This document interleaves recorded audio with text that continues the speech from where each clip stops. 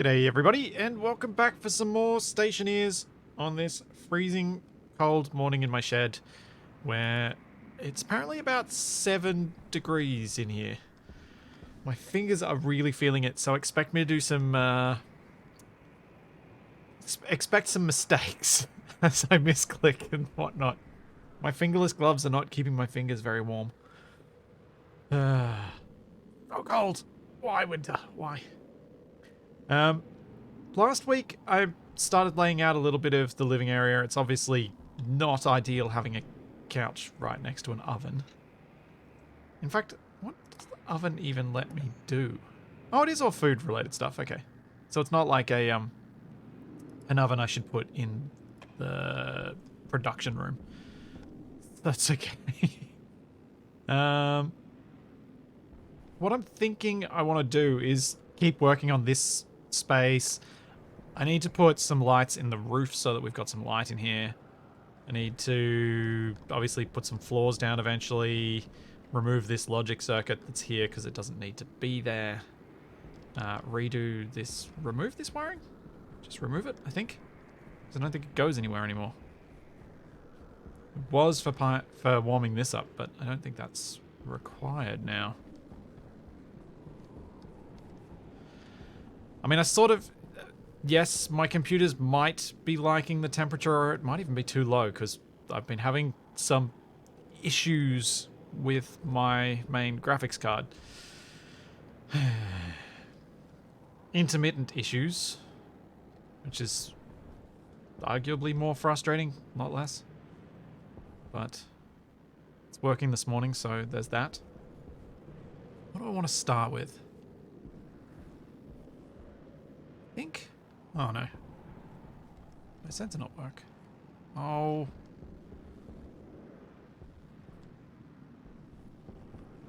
Must have walked through the spot. So my my sensor system works well enough for me, for my uses. For having lighting throughout these two sections of the base. Don't think I want to work on that anymore. I think I'm happy enough with how it works. And I'm trying to think what I want to... What's the best to start with? I think I'll start with the living area.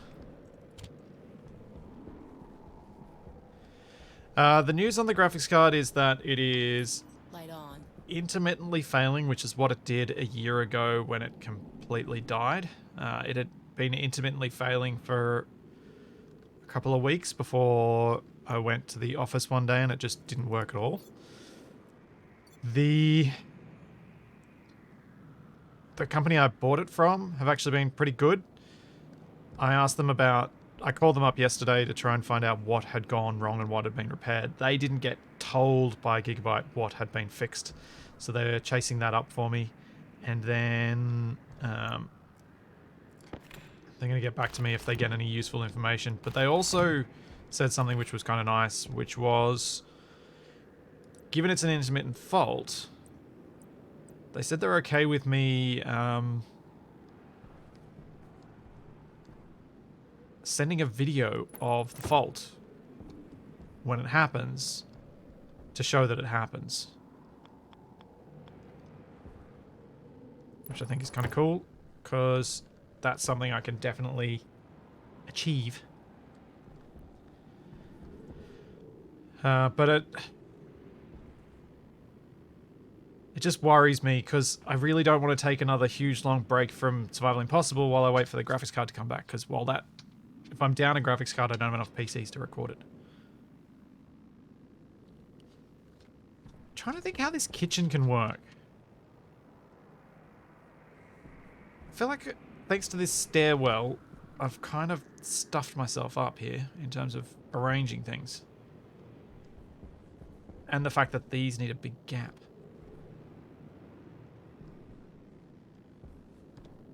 I suppose I could just put a little, like, kitchen table in. That could work. Might do that.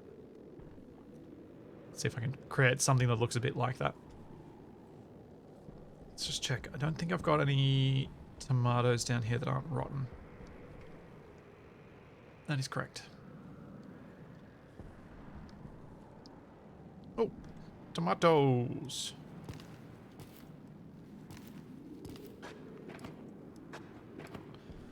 Let's go put these in the fridge. Yeah, I need the auto canner. I need a few other bits and pieces as well for the kitchen. That's a good point. Oh, I do have some tomatoes in the kitchen.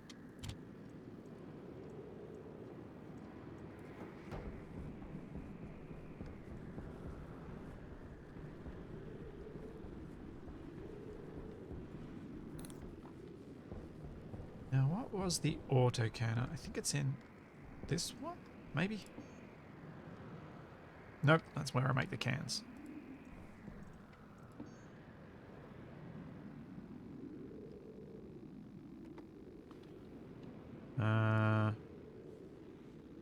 Tools?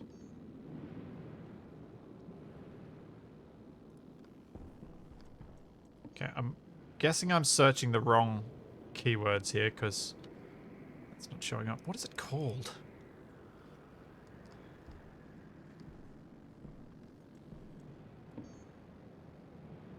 Yeah, Ashdilion, unfortunately, finding a Founders Edition card in Australia is basically impossible.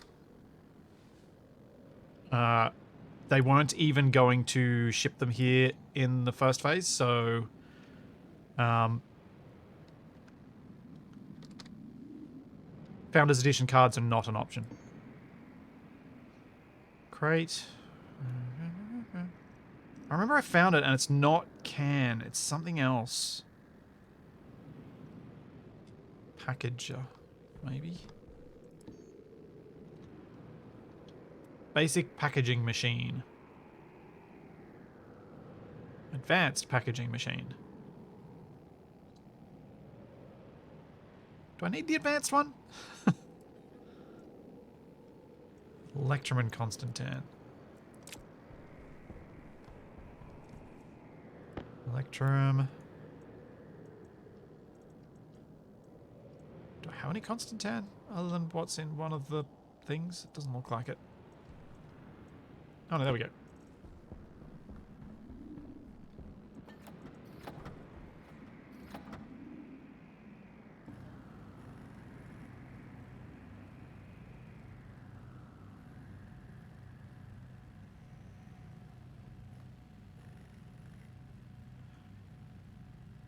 Advanced is a lot better. Okay. Lucky I did go for that.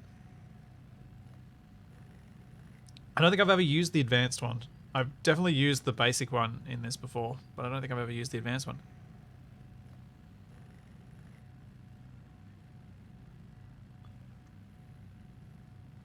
Yeah, you have to have the exact recipes for all the food things in this, which makes it tricky. Because I've definitely been guilty of putting one extra bit of a research. Whoa! This thing's huge! Why does it have to be so big? Oh, do I want to build that up there in the kitchen? Not sure I do. Light on. It also requires support, like the stupid oven.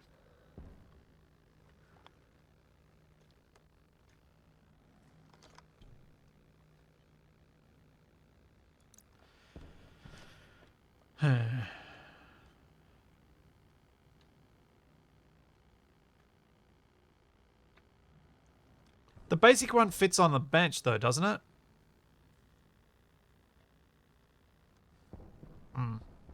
Might put the advanced one down in the production area and I'll make a basic one just for up there, just for looks.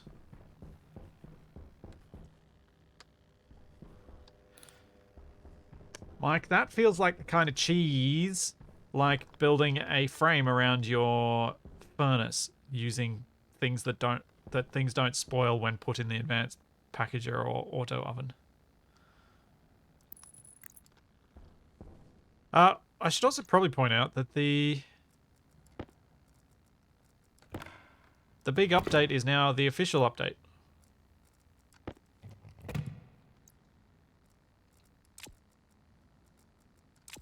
I think I've still left myself on the beta branch, but it is actually the official branch now.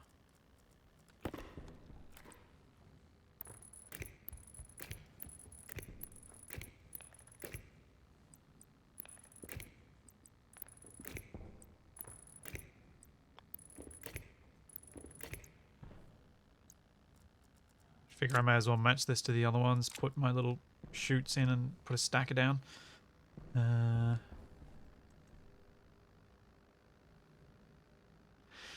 Yeah, I imagine that the stuff doesn't spoil in the machines because tracking it would be suboptimal for the player. Like, it'd be difficult for us to track what's happening in the machines. They'd have to change the interface for the contents. So I imagine that hasn't been patched out or anything like that. Be my guess anyway. Do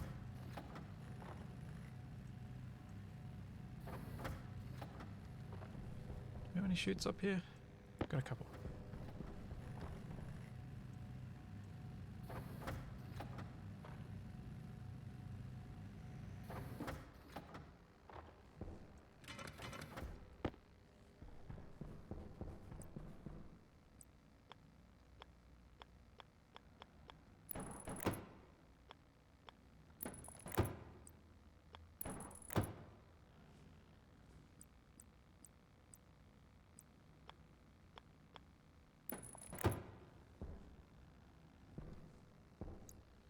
And then a straight section.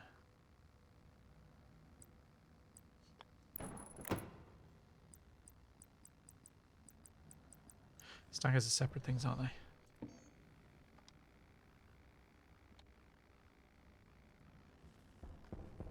Just...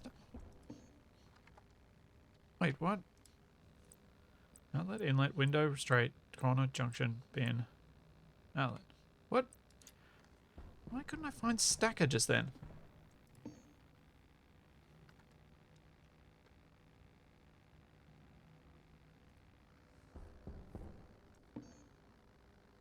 Oh. Went to the wrong machine.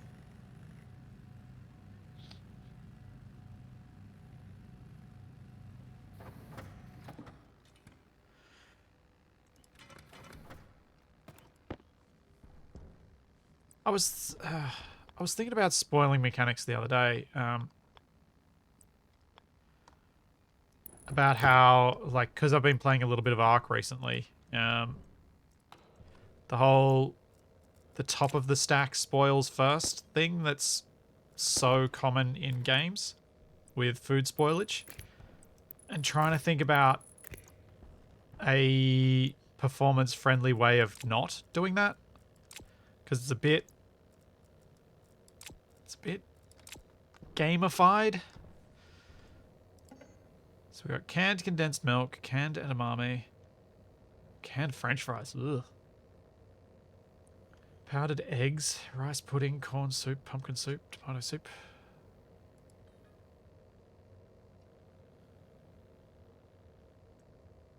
Alright, I'm gonna make another little... I'm gonna make the basic cannery. Basic packager.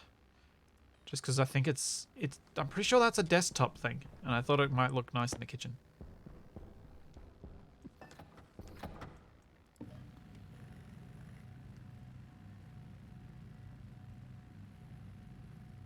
Warframe handles decay, just halving the stack when the timer runs out. Yeah.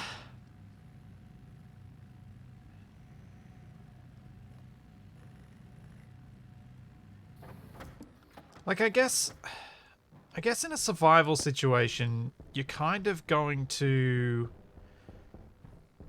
be more willing to eat food that's less ideal.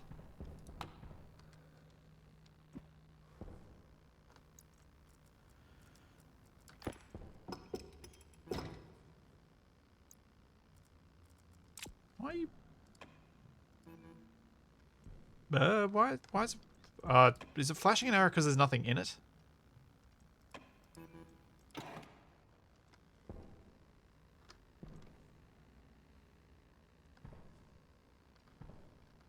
Why are you flashing an error?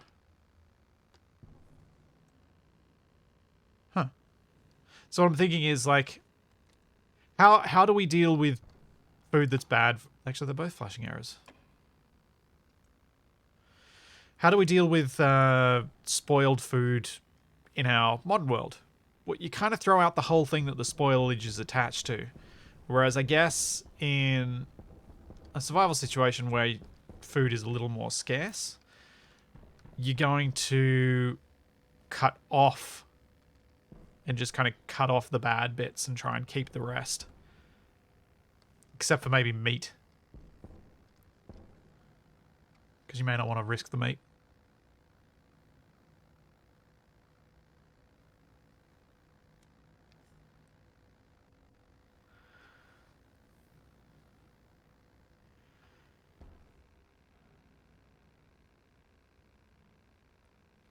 Ooh. I think this could be potentially an annoying way to approach food spoilage, but imagine you have a system where, kind of like what Beer Seeker was saying about Warframe, with spoilage gets rid of half your stack when the spoilage meter gets to a certain point. If you... So I think a system where when you stack your food together, you get the worst spoilage of whatever you've combined, and that will be the timer for when half the food is basically have to be thrown out. If you think about, like, if you've ever bought strawberries or other berries from the supermarket and one of them gets moldy, if that one moldy one isn't removed quickly, you end up with it spreading across all of them really, really fast. So it'll be kind of like that sort of imagined mechanism. And I guess you'd need some way to pick out the bad stuff. So if you do stack stuff up, you can be like, all right, get rid of the bad stuff at this stage, and you'll trim the stack by less than, say, waiting for it to spoil and losing half of it. I wonder if that would be more of an annoying mechanic or an interesting mechanic. Would depend on the game, I guess.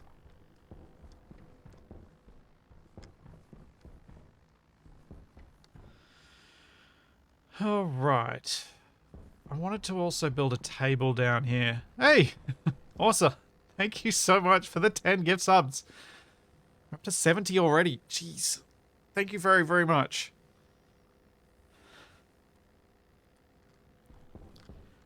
Hey, strawberries, sometimes you look through the punnets at the shops and then you get home and you realize it was the one in the center that had gone bad. You're like, no! They're all touching it. They're all going to spoil faster.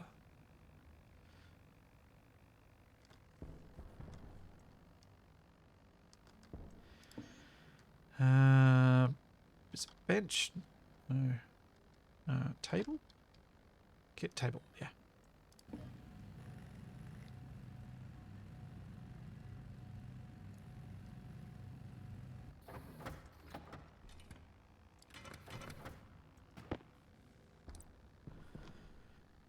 I was thinking I put a powered bench down here.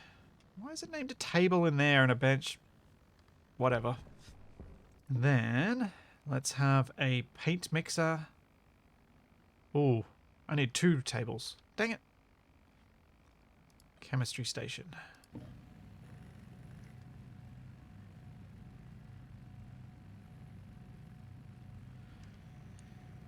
Yib, I would recommend Mars as your first playthrough in Stationeers. It's got options available to you for how to play that aren't there with Moon or other starts.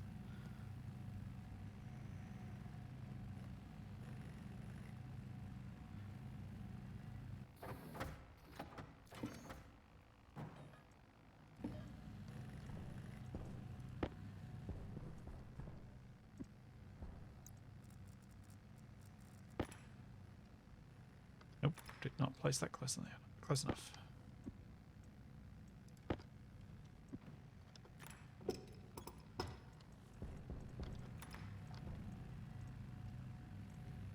Come on. Yeah, Mars is definitely a good beginner start because the atmosphere contains CO2 and not much pollutants, so you can kind of use the atmosphere for a variety of things that you can't elsewhere. The temperature is fairly mild, as you can tell from here, although mine's a bit modded. Yeah, it's definitely what I would recommend as the starter location.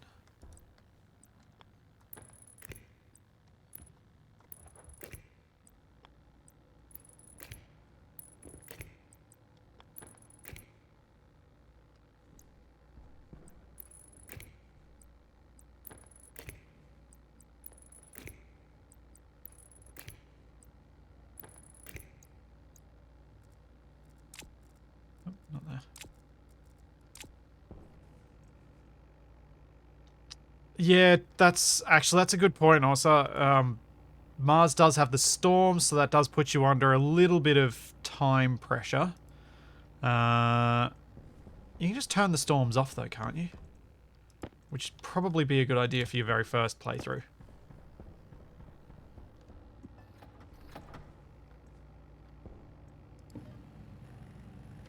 I think.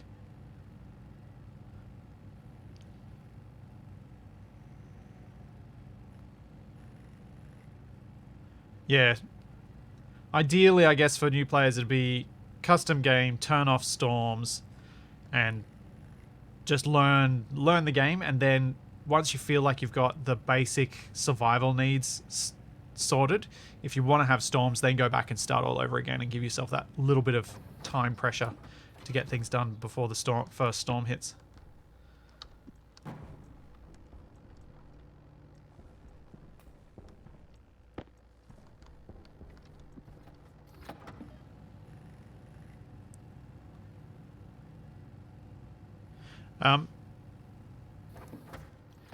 Because the other option is just go with it and just make sure that one of the first things you're looking to do is cover up your solar panels. Although even that's not that big a deal. It's more have a locker with all the stuff from the pod on it, and I think it's easier just to turn them off.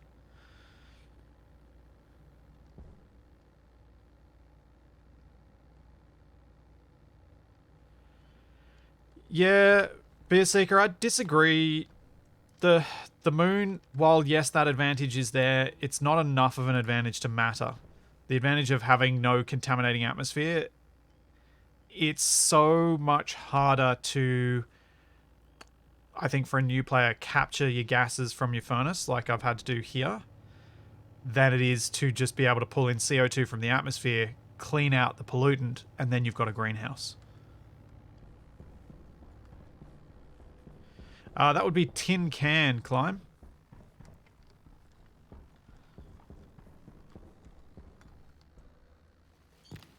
That's the game you're looking for.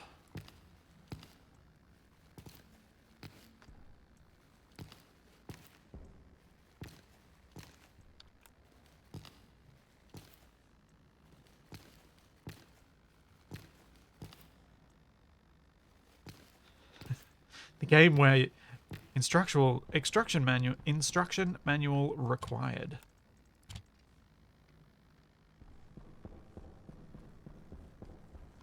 I don't know what the point of the paint mixer is.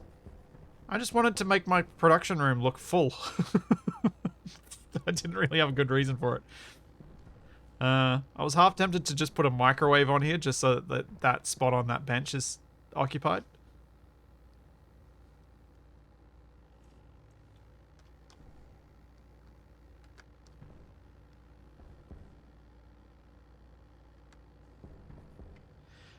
Still disagree with you, Beerseeker. Yes, you can get gases from melted ice, but how do you get the CO2 for your plants? Other than breathing it out yourself, and I don't think you breathe out enough. So, no, completely disagree with you. Moon is not an easier start.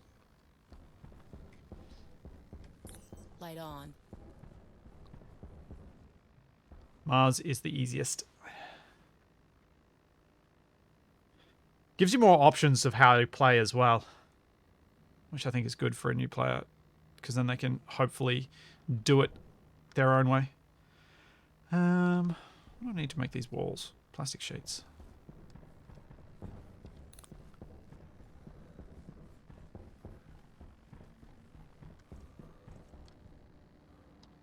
Light on.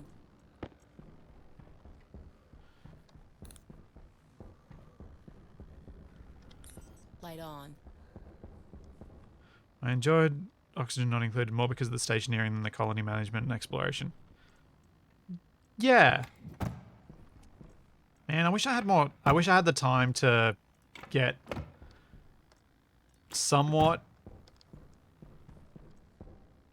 I wish I had the time to play more games like Oxygen Not Included. I enjoy colony management games, I enjoy that style of thing. I played Oxygen Not Included in the very early days of the game, and back then there were a lot of fluid losses, so you couldn't create like self-contained sustained systems. You needed a lot of extra inputs, so your colony was doomed to failure. And because I didn't know that at the outset, it left a bit of a bad taste in my mouth that I was forced to failure. I think if I'd known that at the outset, maybe I'd have had a different perspective on it, but that feeling of despite anything you do, you will fail. It's all about how long until you fail. If you don't know that going into a problem, I think it's very easy to get frustrated by the problem.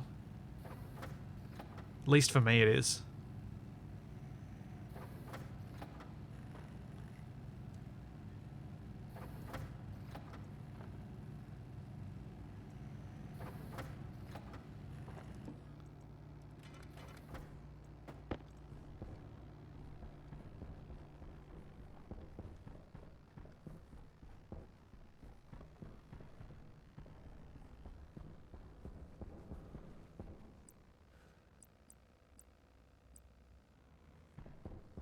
Alright. Jetpack on. How do I want to do the lights in here?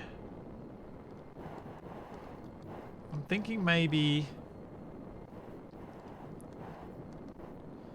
Oh man, I wish there was a long light with a power point that came out one end rather than out of the middle of it.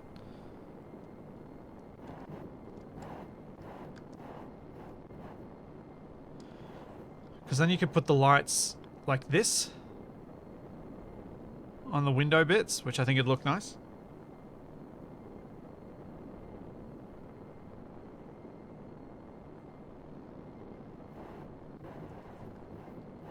I don't know that I honestly don't know which bit you mean might be sounding like my No Man's Sky experience, but I definitely didn't walk away from O&I going, nah, I never want to do this again. I walked away from going, Jetpack low. I think I need to wait till this game's more finished.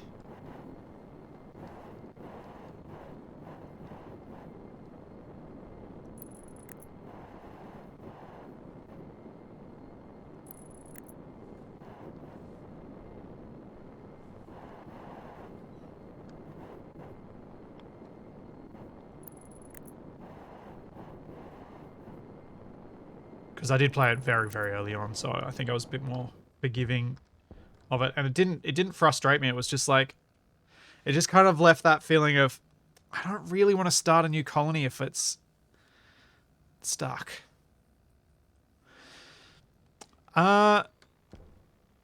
Trust no one. I've got like 170, 180 hours in Empyrion. I want to play it again. I'm just not sure when. It is something I would like to play. I just don't know when I'll find the time to do so. Because I want to do it like with Stationeers. In fact, I may well play Empyrion after I've gotten to a point where I'm satisfied with how this base looks and functions and stuff. Because it's a game I've wanted to play again for a while. Last time I played it co-op with Capac, and we had all these sort of mission issues. So I think I want to play it solo first. And maybe with the, I think it's Eden Reforged Eden or something, scenario. Get a handle on how the game works just solo before eventually dragging Capac back to it to play some multiplayer. Because I generally think that survival games are more fun in multiplayer if you've got someone good to play with. Hey, Fuzzy Walrus.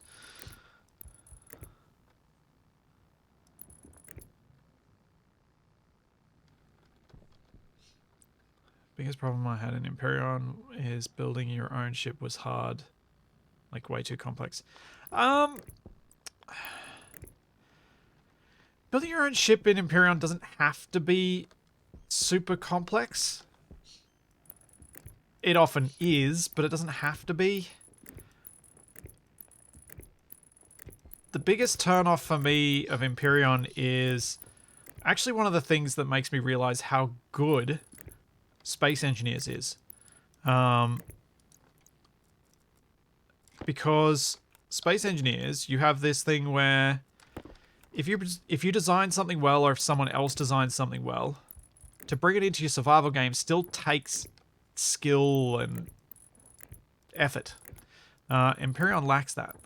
You just get to paste in someone else's work, which is usually something they spent a lot more time on than you ever could, and so will look a lot better than anything you could build. Which I think is sad. And so obviously if I'm going to play it, I'm not going to take advantage of that function because it ruins the game for me.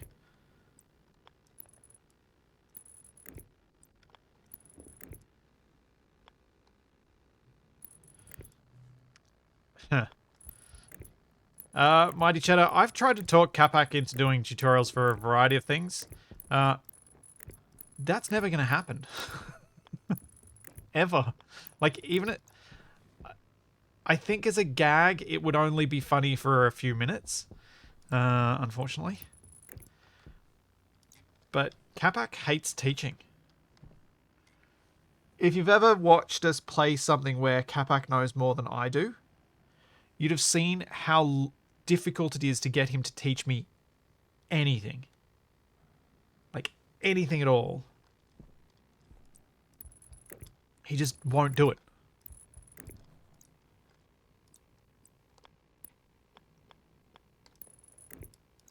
I should go fill up my jetpack. Where'd my air tech? Huh. Yeah, that's what I was meaning, Cheddar. Like, as a gag, I think it would probably not be funny for very long.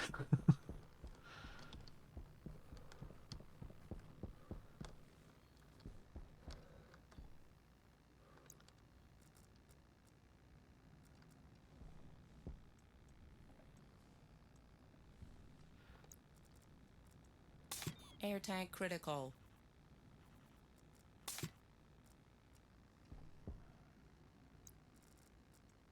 Jetpack critical.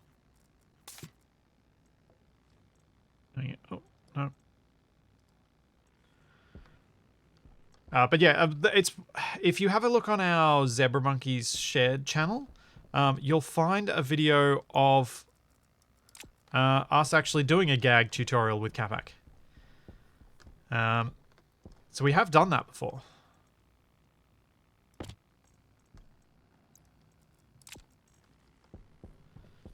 I think it's... Off the top of my head, I think it's actually named... How to save a text file? Jetpack on. I think that's what I called it.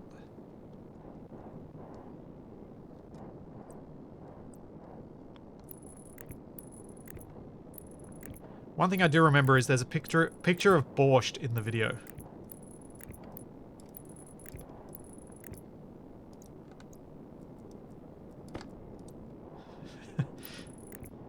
Has a very random teaser for what's in it.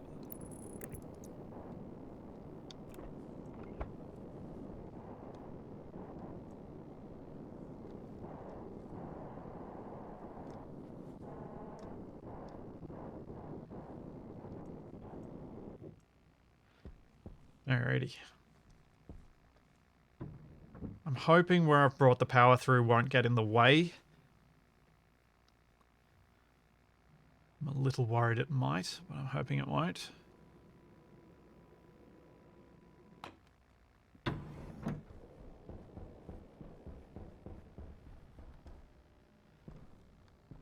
So I'm thinking I bring this round, bring it down the back along here. Although, will that get in the way of any of my medical stuff?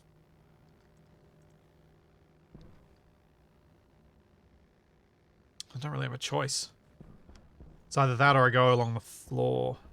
Is it likely to get in the way of anything on the floor? No, not really. So I could go back up the wall. Let's do that.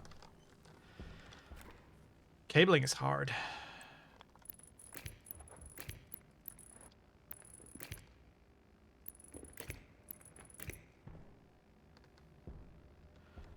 Oh wait, I do want to get up to the ceiling because I would want the lights, for the sake of simplicity, I'd want the lights in here to be the same as the ones on the bit above because I don't want to have too many sections for my sensors and things.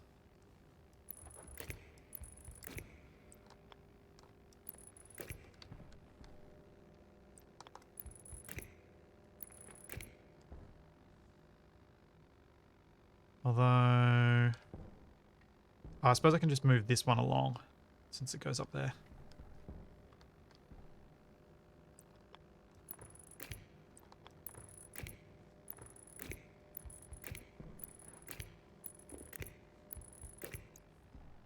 Alright, this is coming together slowly.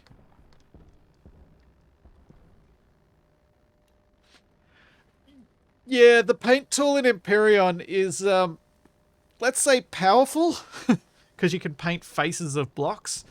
And so it does lead to that possibility of me spending way too long doing something to make it pretty. But I think given the time I spend doing stuff in this, Empyrion might be a good next game after Stationeers. You know what?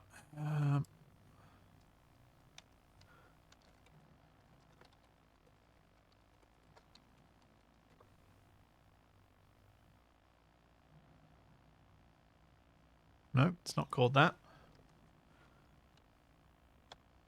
Trying to find that. That video's like only a couple of minutes long.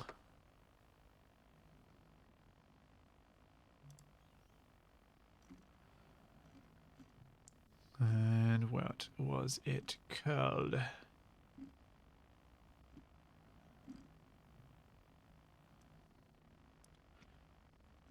It's quite a long time ago. I think it was even in... It might have even been filmed in DirectX 9 Space Engineers.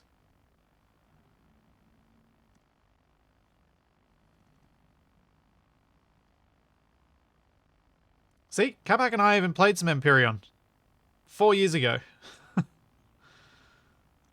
Oh no, that's when we streamed it. We played an edited series even before that.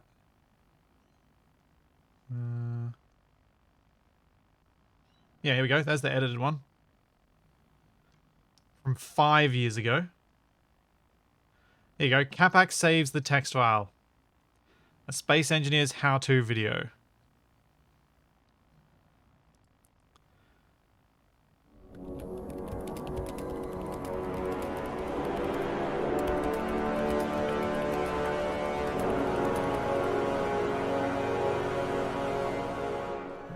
How's work on the computer going? Huh? I thought you were trying to fix it. Oh, that. Yeah. Check out this story I wrote. Oh, no. Is it like your Christmas story? Not at all. There's no orphans in this one. Good. It's all about my exciting adventures. Yeah, so What 2017. adventures? My adventures navigating the perilous graphical user interface. You what? I'll read it for you. It's DirectX 11 at Right. least. We're not shiny. The fell chimes rang and the frozen light bloomed, searing away the darkness of the liquid crystal lattice. Iconographs thrust themselves into view, their meticulous labels scratching out meaning from the sea of marching binary calculations. With a laconic flourish, an abyss opened up before me, demanding a declaration and affirmation of my identity. Reluctantly, I once again prostrated myself before the machine and attempted to apply the alphanumeric string required by the initiatory ritual. Wait. It took you all that to say you logged onto the computer? You're interrupting the story, and I haven't logged on yet. It took me a couple of tries. I might have had some fun with the always such animation a for that struggle falling for you to into log the on. abyss bit. Your logon is ridiculously simple. No one knows my login but me. Username. Capac is great. Password. Yes, he is. Oh no, I've been hacked by the Russians. Only if being hacked by the Russians means leaving post-it notes with your username and password stuck to every terminal. But I wrote it in code. Adding extra apostrophes everywhere is not a code. Hacking, cracking impossible to decipher codes. I think you've been Forgot about brainwashed by the that KGB. Oh, really? Have you been having sudden, uncontrollable cravings for borscht? I don't think so. See, But I borscht. did clear out Told all ya. the vodka in the liquor cabinet. Oh no. If you want to That'll- see the rest of that, it's there on our other channel. Why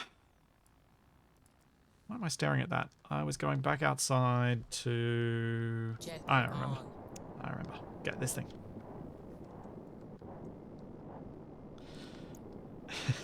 So that's what happens when Capac and I use a script. And very old microphones. As I sounded like I was speaking from within a bathroom stall.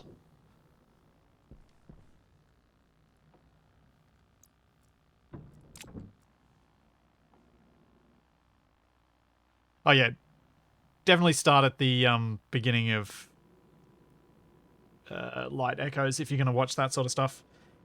It's slow to get started because we were very much learning how to make videos. Our very first video was the very first episode of Light Echoes, so you know there was learning to be had. But I still think there's merit to what we made.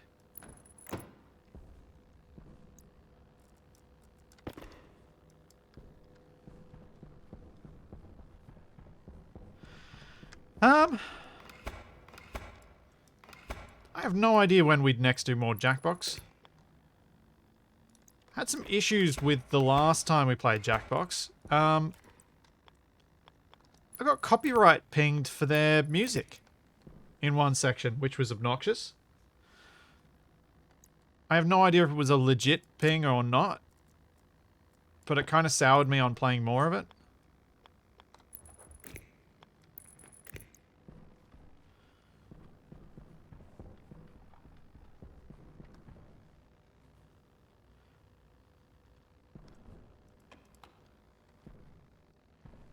I'll be honest.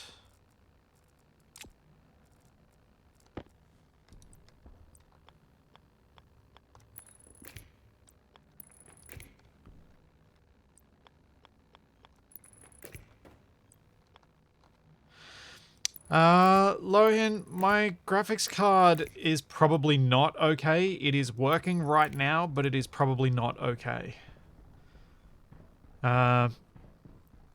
The fault appears to be intermittent at the moment.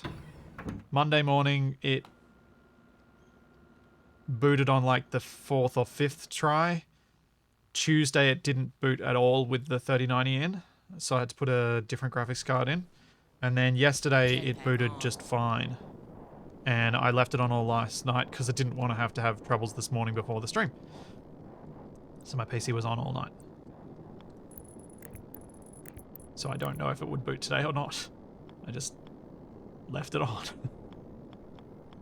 Which is not an option I would consider long term.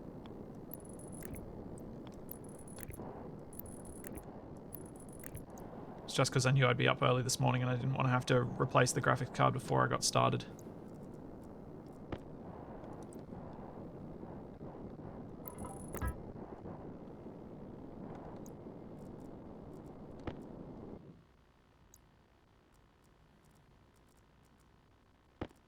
City Skylines died. The multiplayer mod broke and we couldn't keep the save going. Jetpack on. It is dead. We'll let the mod mature a bit more before we try and go back to that one again, I think.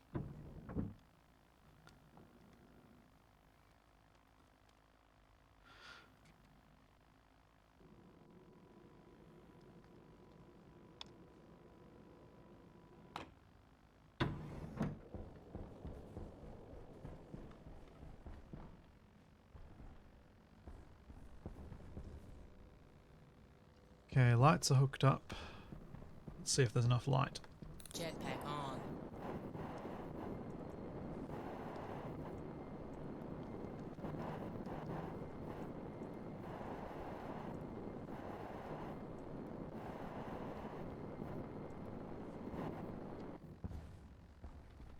Yeah, that feels like it'll probably be alright.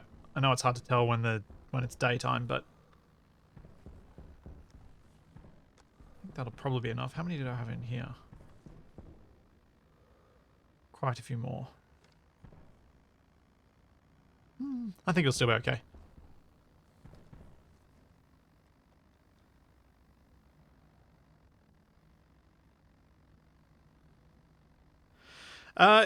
Yeah, Elminster. I'm thinking. I'll be honest. I'm enjoying SnowRunner more than I was Cities Skylines.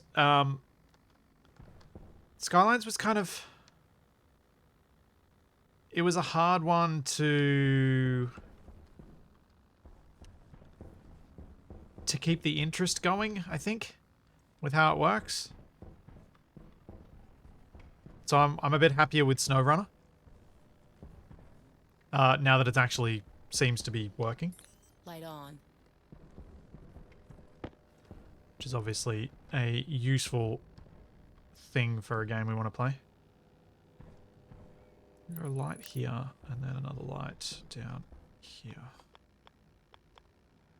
No, turn. Why won't you rotate?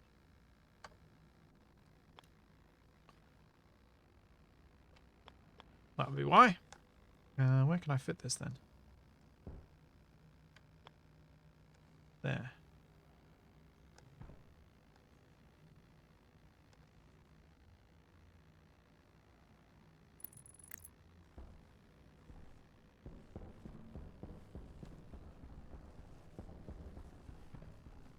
Killed 90.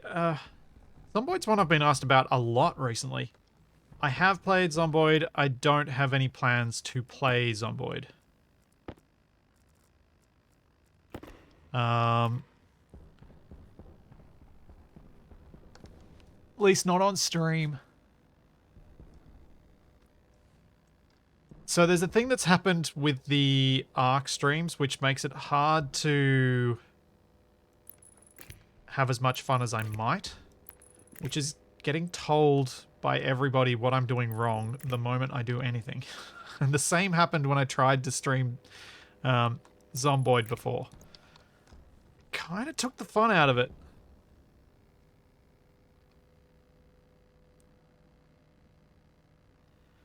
So, I'm not sure about Zomboid.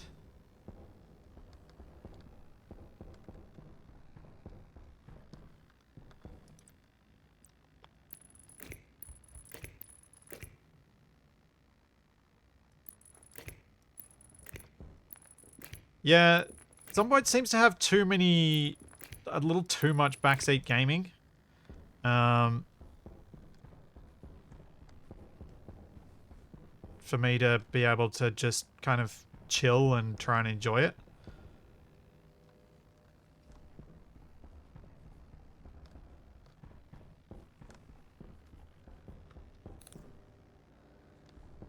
Because I feel like I'd have to play quite a bit of it offline to get myself up to a skill level where I don't feel like that's as big an issue.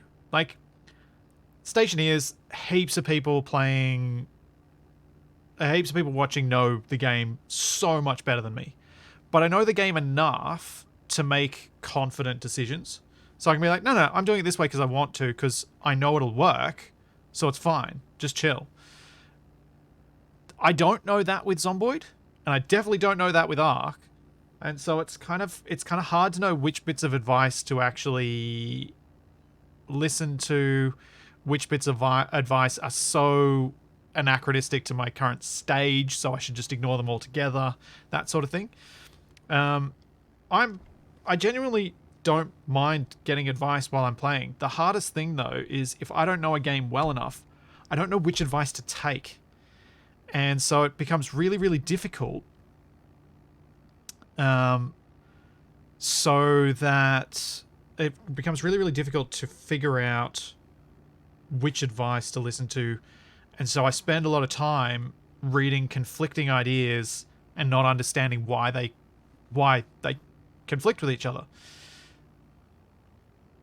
And that's what takes me out of the fun. It's not the getting given advice, it's the not knowing which advice is relevant, good, or even vaguely useful.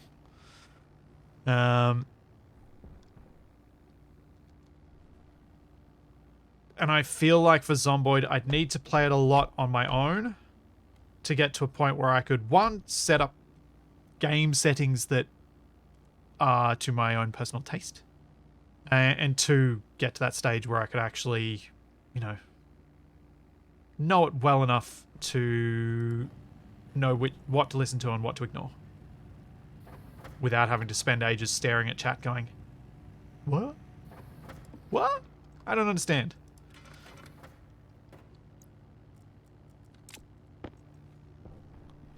Arc was a bit different for me though, because I knew that was going to be a thing with Arc, and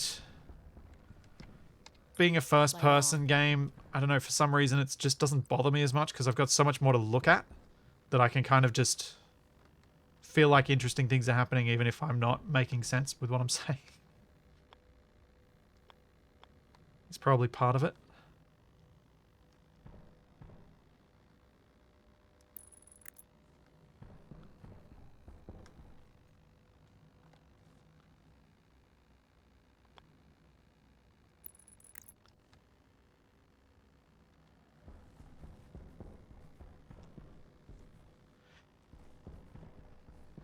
Yeah, I just didn't enjoy myself playing Zomboid that time I tried it on stream.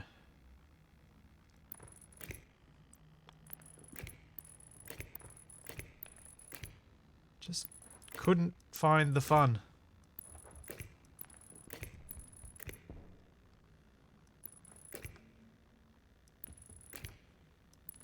Not sure why I did that light that way around. I should change it.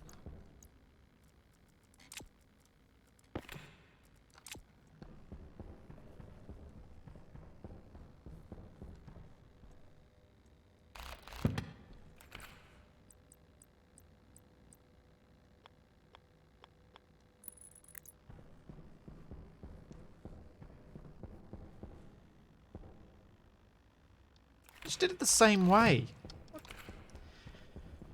Come on, get it together.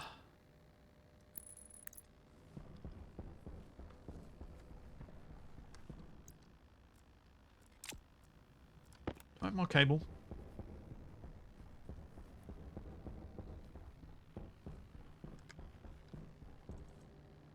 I've got some more outside.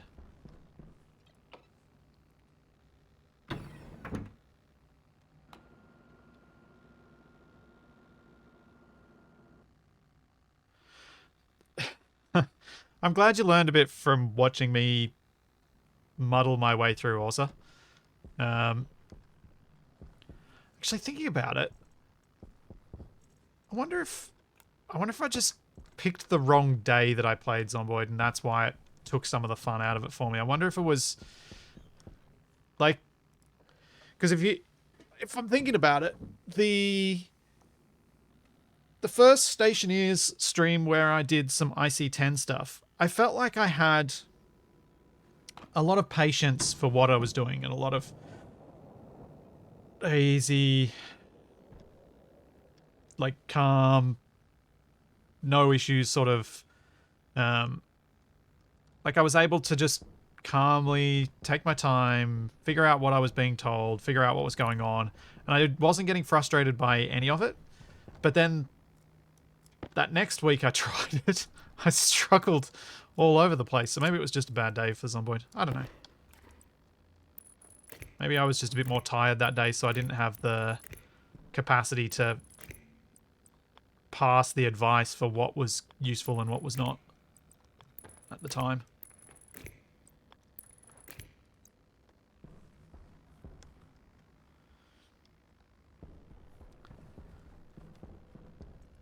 I have never played any proper horror games. Killed 90?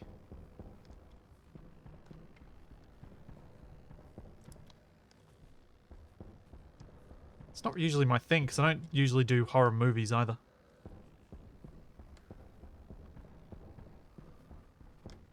No. No! Oh no, now all the lights are on. No! Oh, wait, I can fix it. I can fix it. here. Let me out. Really got to get rid of that chute. That chute is really annoying. If I go... Yep, boop. There we go.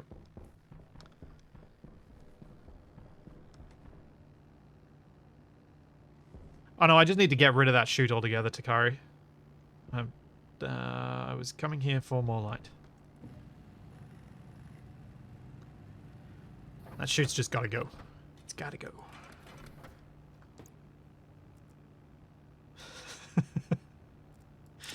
Yeah, Nuki World, that's exactly right. It's Schrodinger's chat. It's both useful and useless at the same time.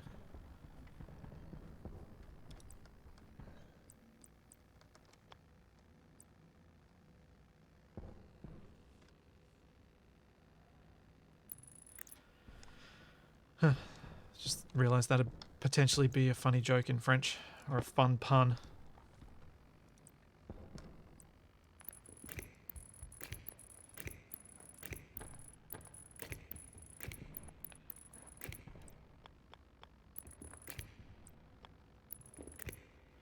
Yeah, the chute was meant to be temporary. But as we all know, the most permanent solution is a temporary one.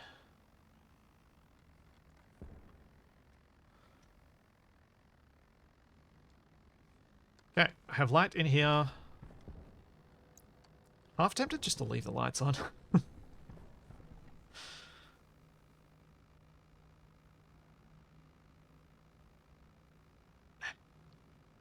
Barnaby, I don't want the sensors on the ceiling because that'd be ugly. The sensors are intentionally down here on the side to be hidden.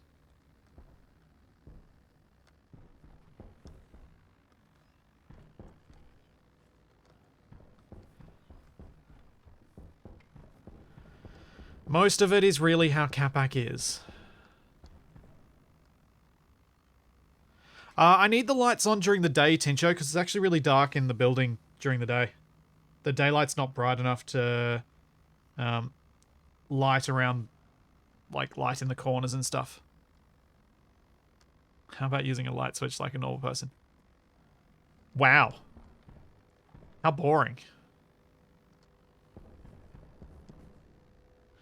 No, Barnaby, they don't reach more than a cube. It's a single cube the sensor works in. That was what annoyed me. I really wish they worked more like Space Engineers sensors. Space Engineers sensors are far more flexible.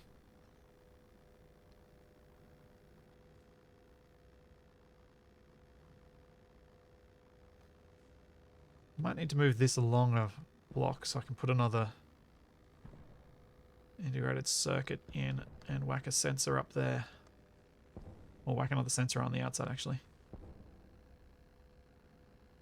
Oh no, we're probably here.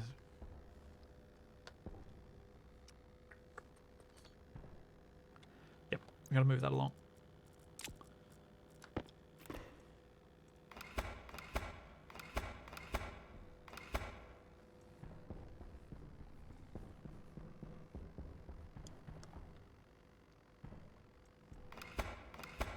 Yeah, I know about the portable light thing. I chose not to do it because it does really janky things with the light. There's flickering and stuff like that that some people, when we played last time, had trouble with. So I chose not to do it this time. Even though it is convenient.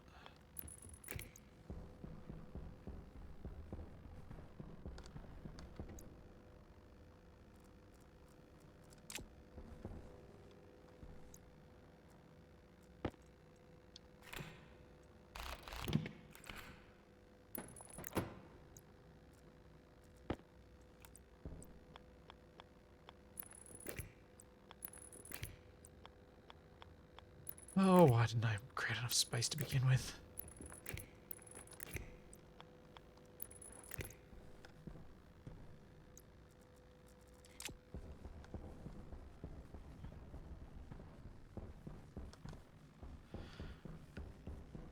I doubt it's fixed with the refactor, to be honest, Because it was a position of the light on the suit, unless they really wanted to change that. I'm not sure.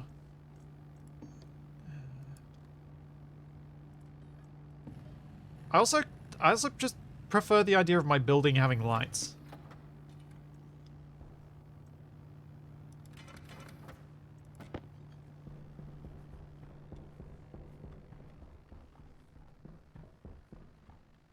Oh, I can happily breathe. The gas makeup in here is perfectly breathable.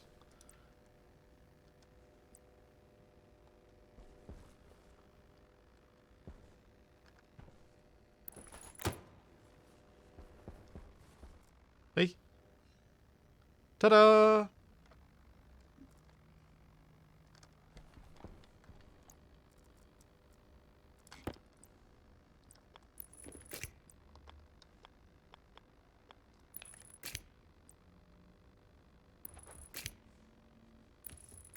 I also think that lights and lighting in this game is kind of part of the challenge of figuring out your circuitry, because it creates an extra element that's quite difficult to integrate without crossing wires.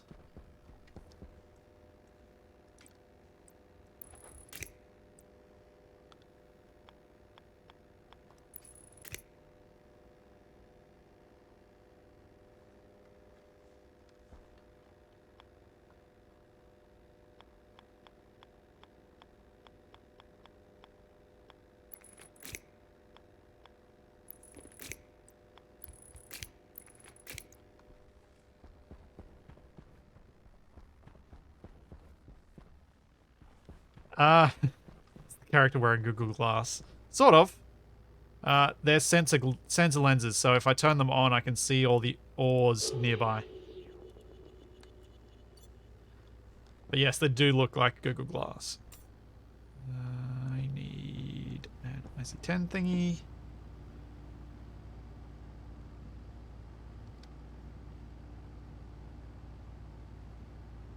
What are the things actually called? Writer housing. I see housing.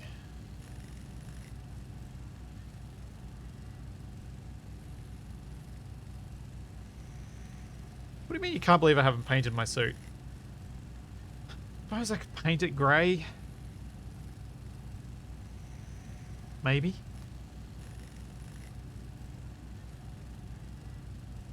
I guess it's because I just don't see my suit much in this. I feel like I see it more in Space Engineers, although I probably don't.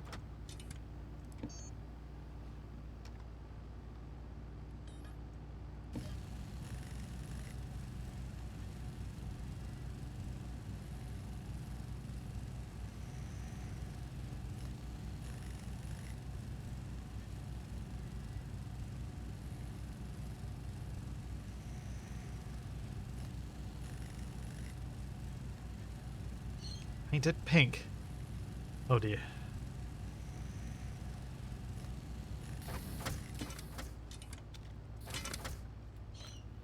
Yes, there's certainly more fun to painting the suit in multiplayer, where you're seeing each other. Okay, that's the carbon dioxide thing. I think I did it on the laptop.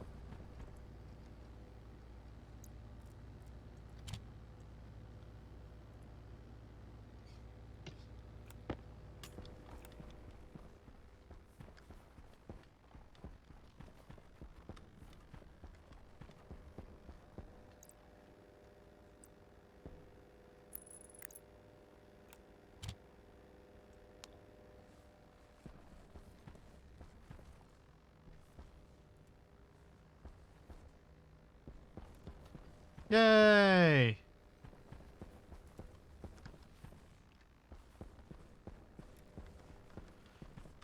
It's as easy as that when you've... Oh, that's... Oh. Oh, that doesn't work. Yeah, that doesn't work.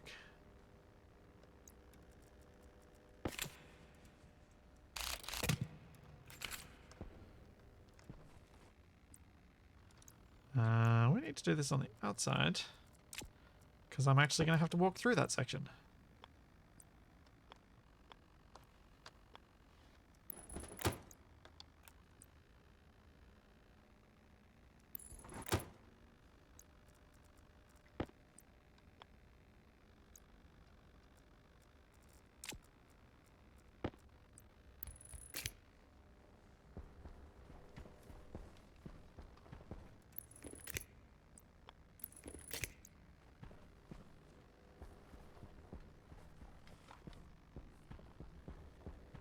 I think that's even better anyway, because this way, like in an ideal world, what I'd probably do is have the sensor for in there on this side, the sensor for in here on the other side. So both lights are on briefly as you do the transition.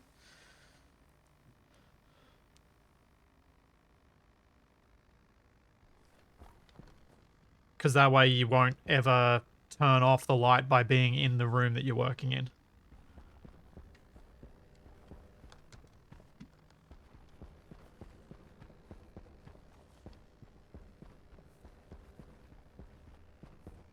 But I'm happy with this. This works. We've got lights in here now. We can actually... I think I've got comfortably enough lights in here too.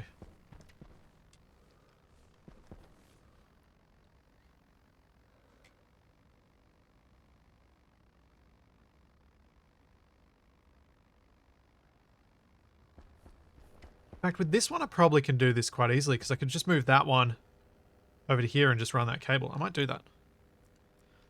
What have I done with the cable above? Let's fix that so that it works.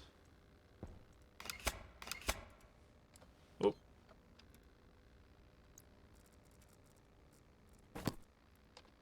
Light on.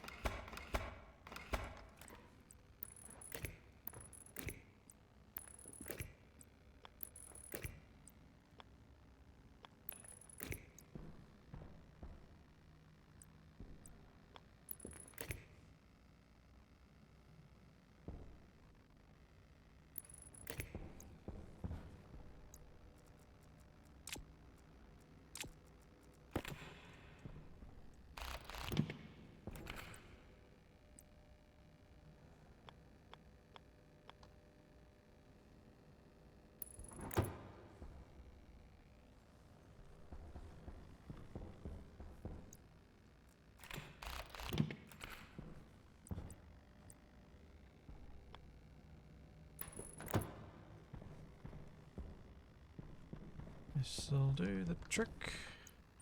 Power low.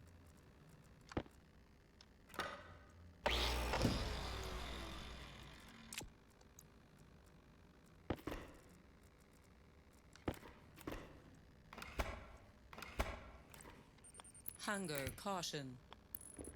Yeah.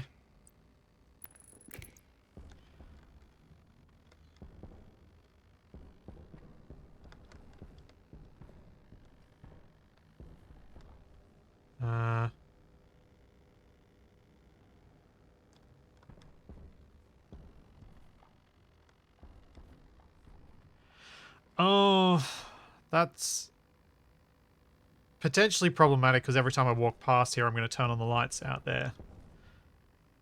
Nah, whatever.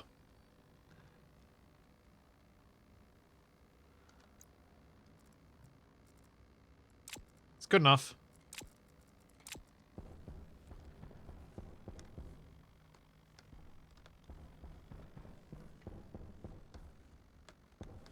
Good enough. Ish. Okay, maybe this is worse. I think I need to put them both back over here. This is worse. This is dramatically worse. This does not work for this particular situation. Because I walk through that spot so much.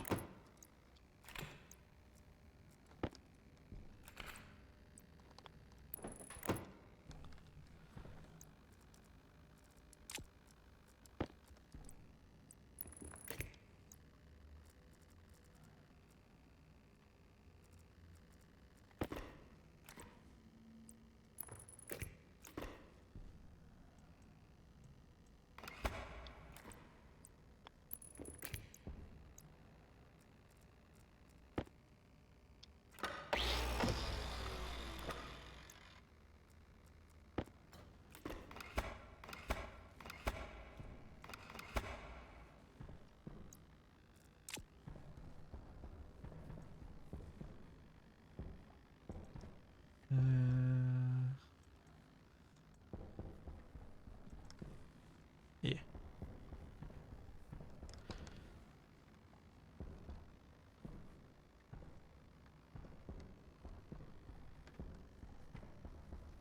Okay, that's Good enough. I'll leave it like that.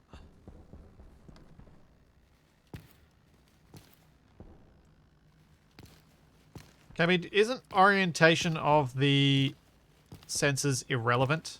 Because it's just detecting the cube. It's not detecting orientation at all.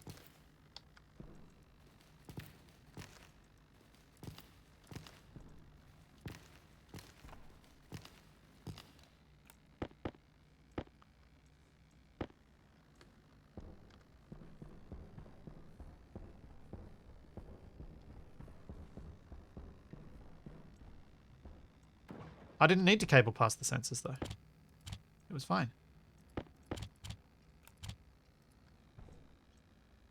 I'm going to make a can. I'm going to can some tomato soup. Turn off my lights now, because I've got lights everywhere.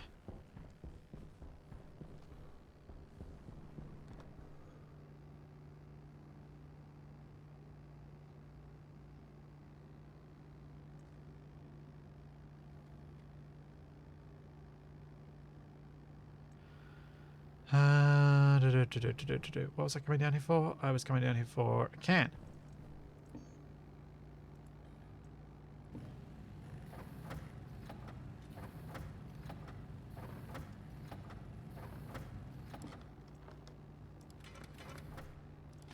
And I know I should use the automated one, but I want to use the manual one this time. Yeah, tried trigger panels. Trigger panels were worse.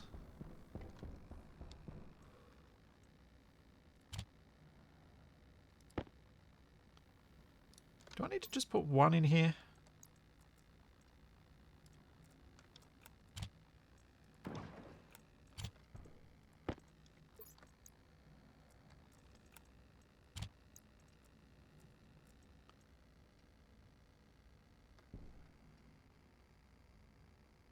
Cooked items.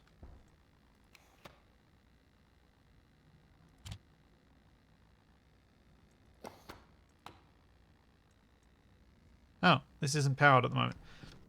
Well, that's not good.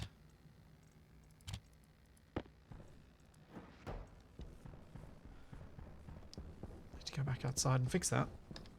Light on.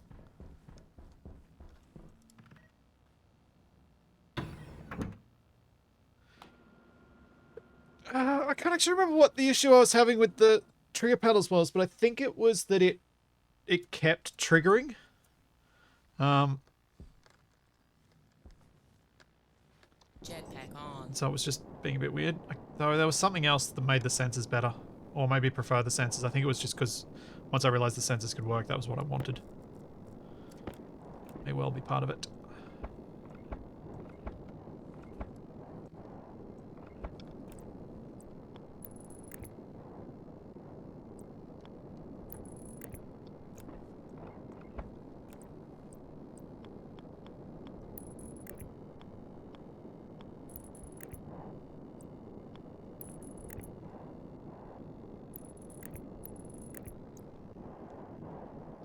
There we go.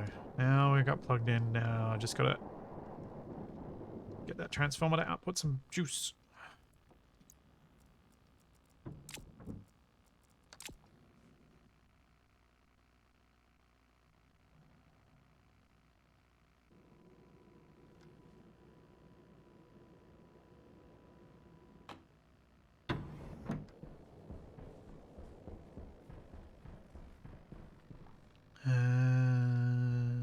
Do.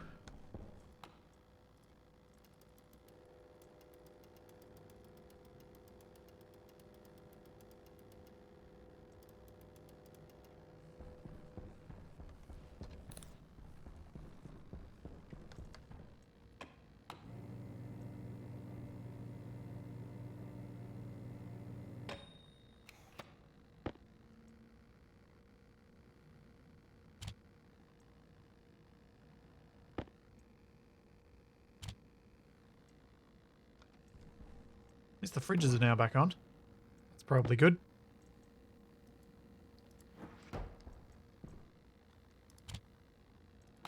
Whoops. I always forget to close this thing. So many steps.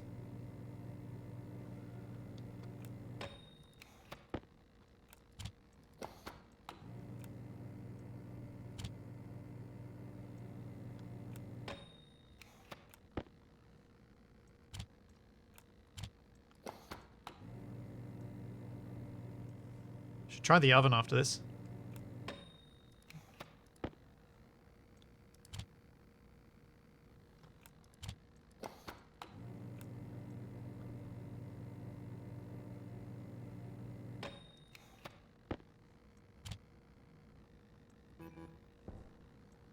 What?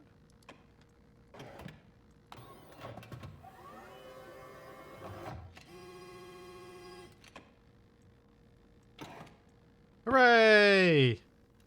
Mmm, crunchy soup.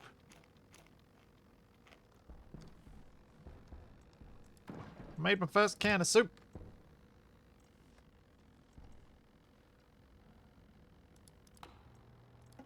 Find recipe. Cooked tomato. Powdered eggs. Cooked rice. I'm gonna grow some other stuff now.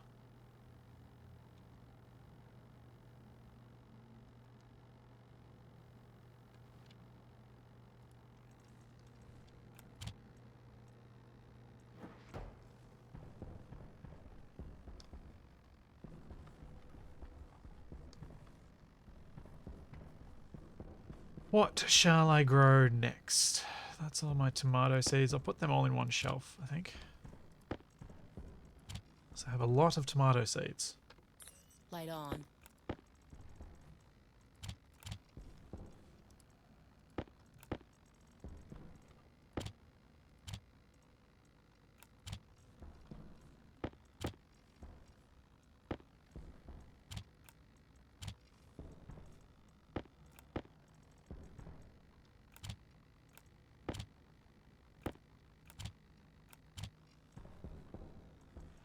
Now let's grow some corn.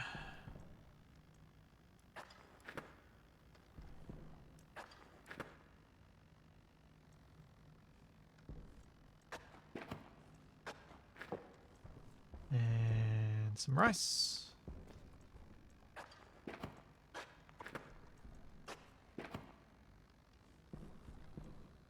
And some soybeans.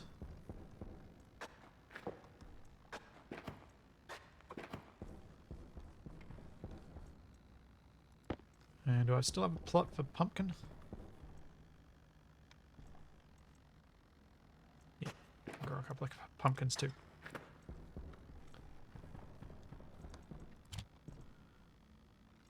Now I've really got to try and pay attention to these so I can grab the seeds from them. This would be good to accumulate some supply of the different seeds.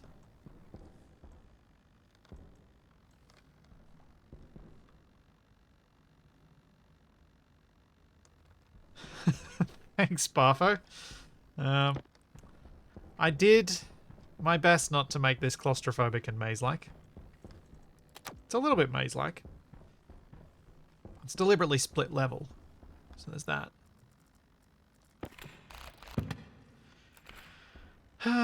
Should I just open up this oxygen tank? I don't really need it. It's somewhat damaged, and it's kind of just sitting in the middle of the floor.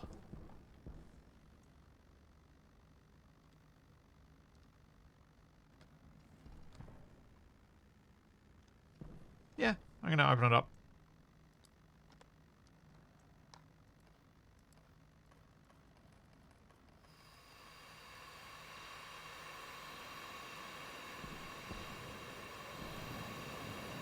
Whee! That is not my jetpack.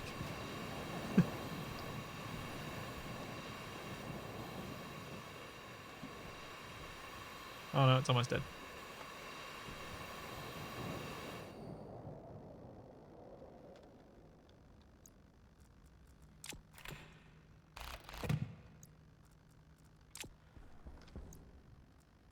Oh yeah, I don't have to worry about my air mix in here. I've got so much gas in here.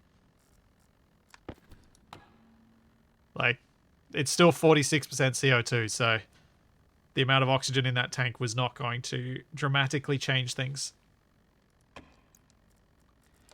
Because my entire base is the same pressure volume. It's everything through the whole space. And that's a big, big volume of gas. Which was intentional, because it acts as a bit of a buffer system, because it means it takes a long time for me to reach a point where it's an issue.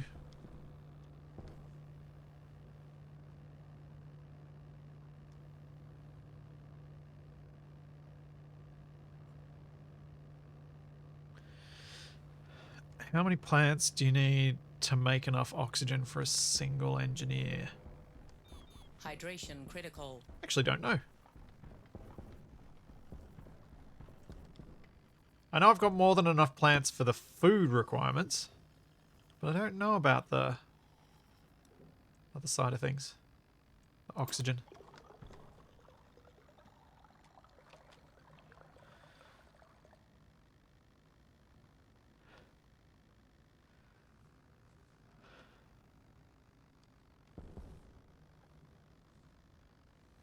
Right, let's rip up this stuff in the floor. Carefully.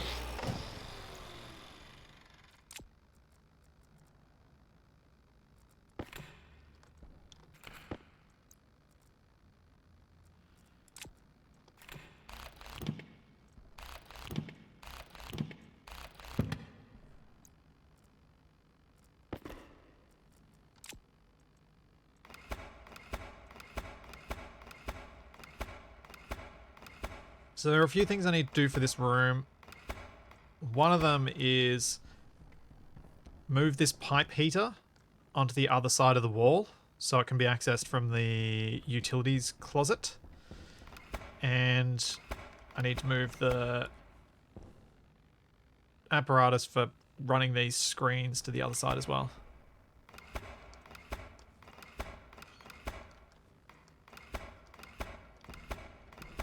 Hey Elu, how's it going?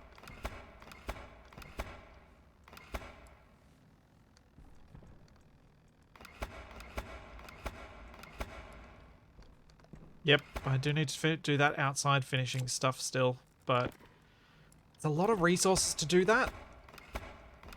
I feel like it can sort of be done at the end. The 3090 is working for now.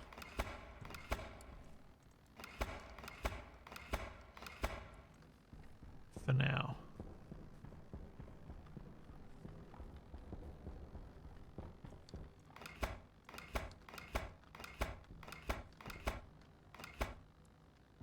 Oh, whoops. Should probably leave that one there.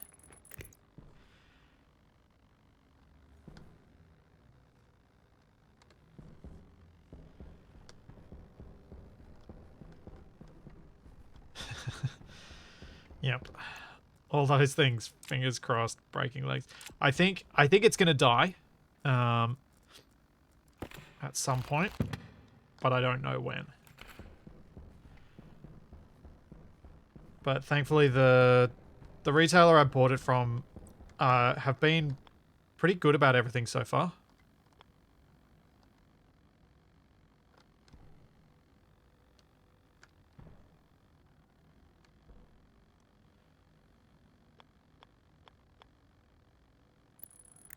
And they were good about the previous repair too.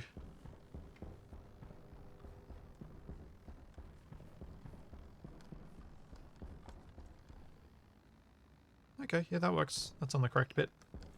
Sticks out the wall a little bit, but that's alright. That happens.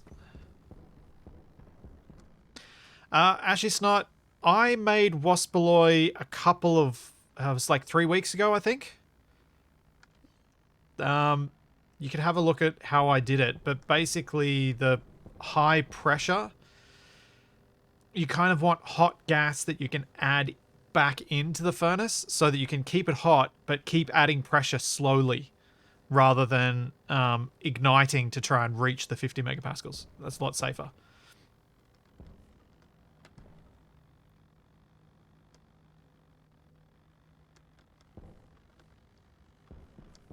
Get another transformer for this gear here. But what I also wanted to do...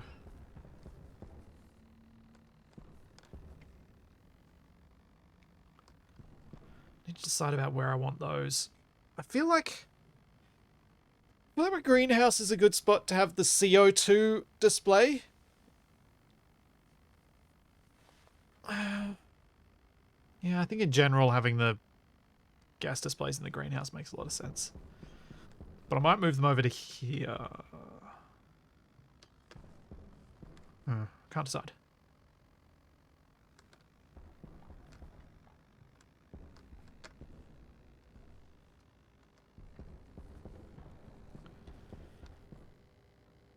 Also need to get some water pipes and move that water refill because it's at a really awkward position. Just trying to think of where I want to do that as well.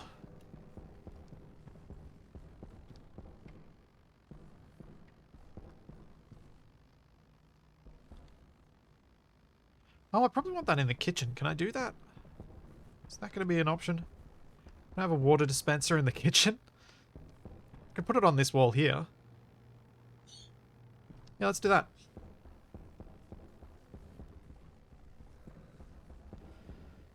Need some water pipes.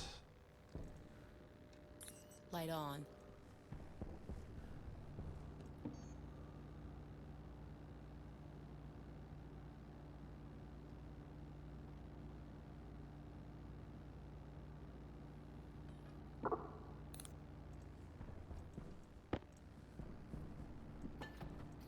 There you go. The water heater hasn't been on for a very long time. The water in the pipes for the plants is at a very comfortable temperature for them.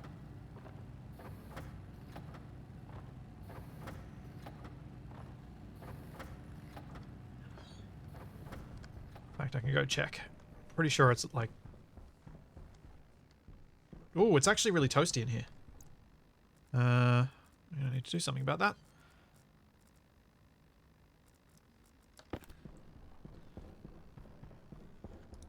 Yeah, the water temperature is 40 degrees.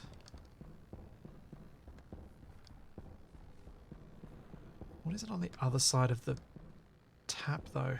I don't have access to the other side of the tap from inside. Dang it. Kind of want to know that before I mix them, because I've set up the exterior to be able to get really cold. I don't want to freeze the plants that I've just planted because some of them have my only seeds of those plants.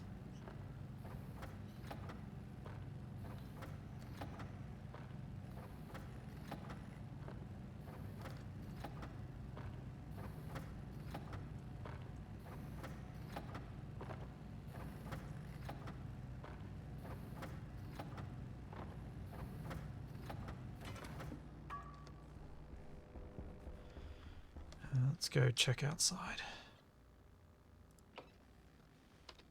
Light on.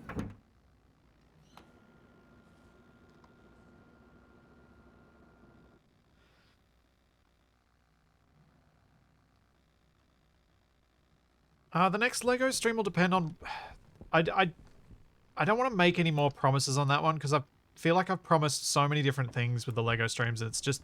I've never managed to achieve what I've promised, so I don't want to make another promise that I'm not going to keep.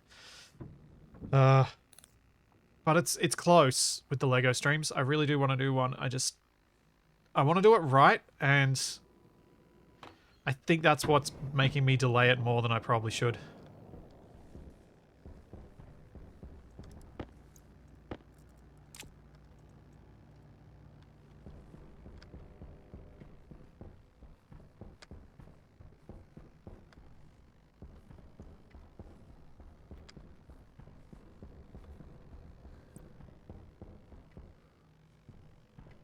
Let's get up on the... Start from the kitchen end, actually, I reckon.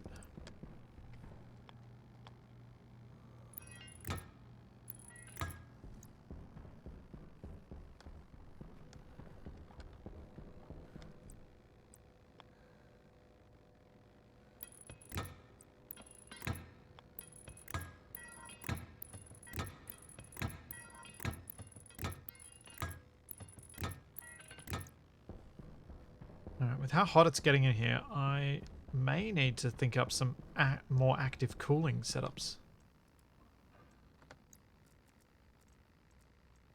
This will go some way to cooling it, though. Ooh, or not. Maybe I'll just leave that open for a bit. I'll just leave that valve open and let it cool down from outside for a while. So I think that might be required.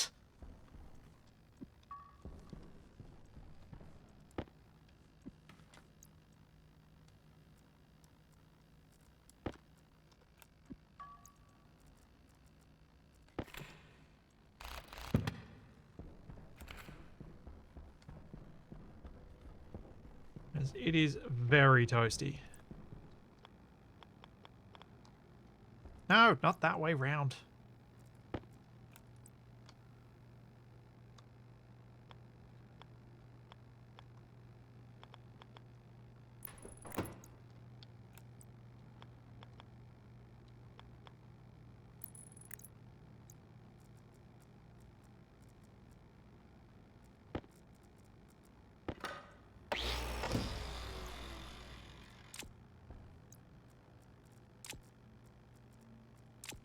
That's a much more sensible place for the water dispenser to be.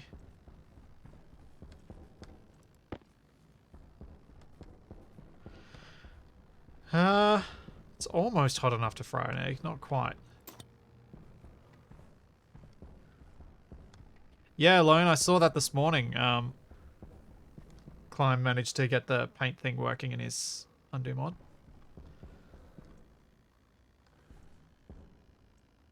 Oh, rice seeds. Oh, no. The timing of all the seeds is going to be different, isn't it?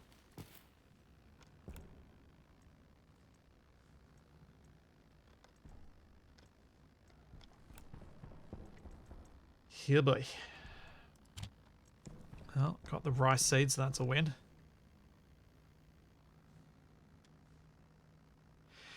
Yeah, true. The windows do provide a lot of thermal gain.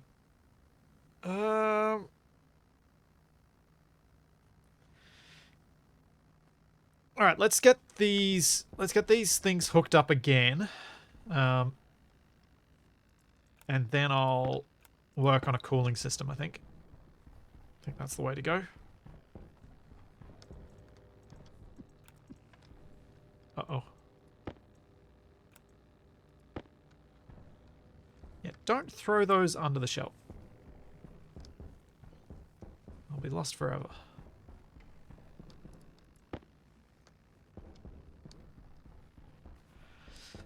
I don't know whether I'll go active or whether I'll go like active air conditioning or whether I'll go passive but automatic. Not sure which way I want to go with that.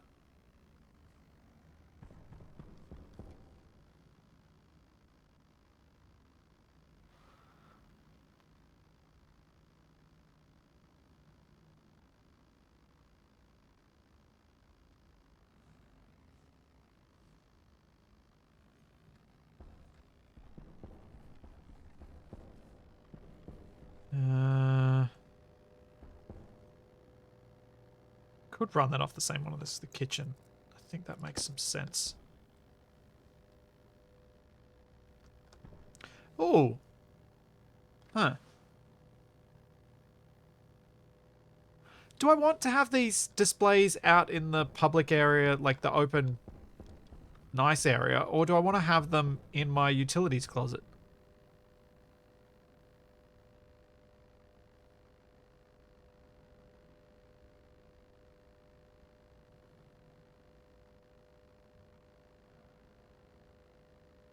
Dedicated control room. I don't think I'm going to build another room. Yeah, next to the plants is why I put them where they are currently. I figured it made sense to me at the time.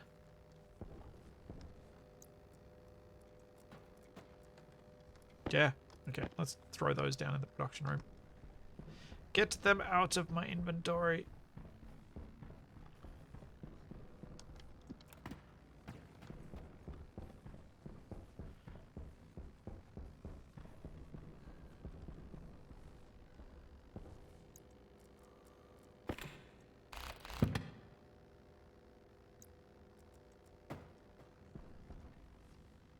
Alright, the displays need to have glass removed first.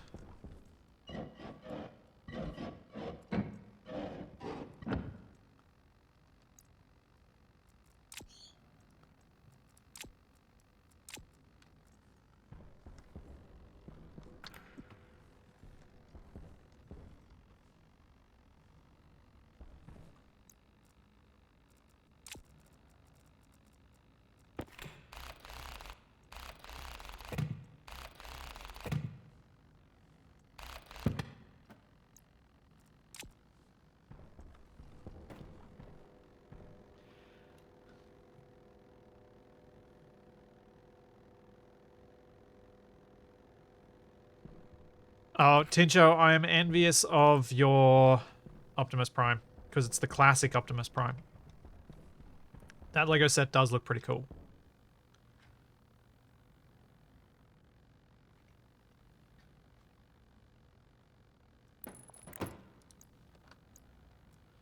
So I'll have gas display. I don't actually need the two of these because there was supposed to be a graph on one of them, but the graph display didn't work and the secondary console wasn't really relevant.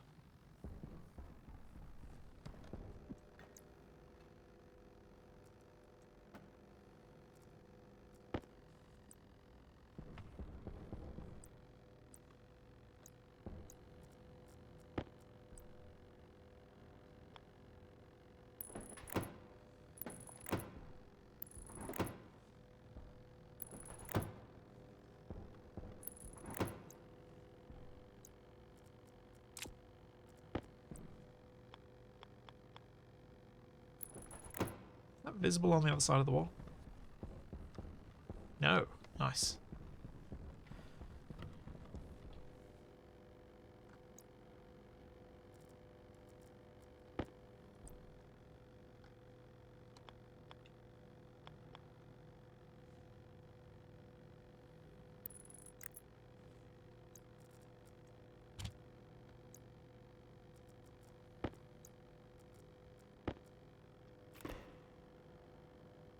No, the graph display just doesn't work the way I wanted it to, apparently. So... it's just sad and annoying.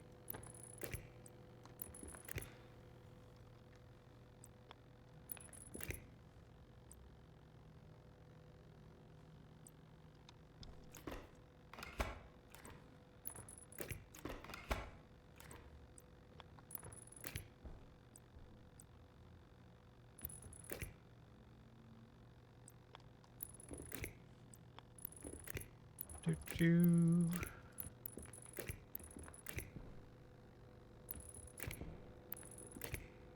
Should have done that from the sensor. That would have been neat.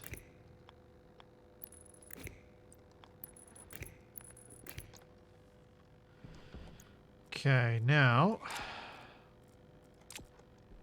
to try and remember what I did with this circuit, to which device has to be attached to which device.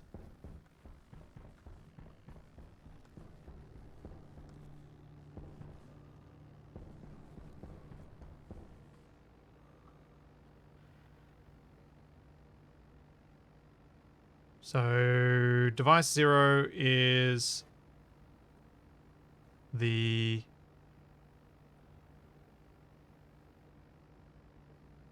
sensor, I think.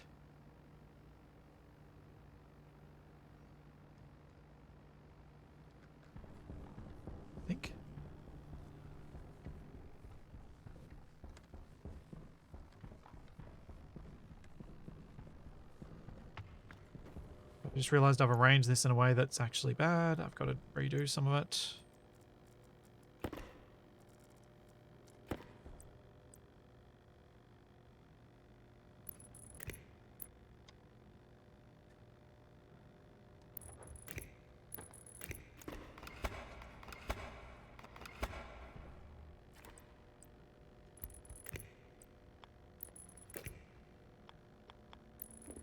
Go this way, because I wanted to have my little LED display. And the other bit, which is...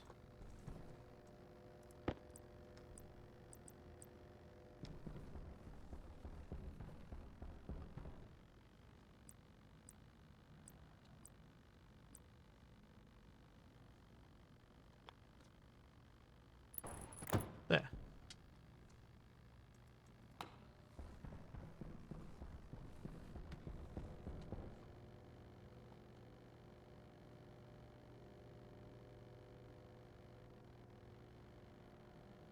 Barnaby, this code here was the very first thing I wrote, so no, I did not use aliases.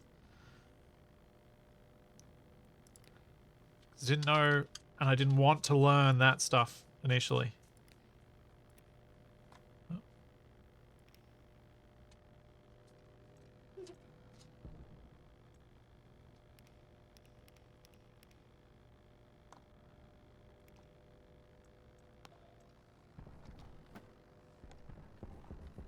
There we go.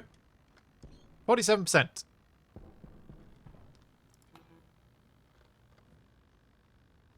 Oh, the console was set up with the... Dog, you are getting very good at pressing that button. Alright, I'm going to let her out. One sec. Sorry, guys. Charlie's learned how to press my button on my electronic lock on my door. Okay.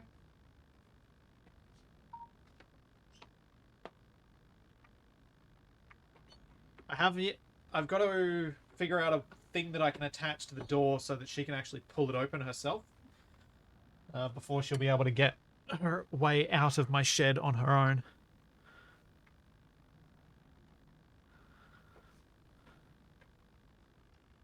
This was all the...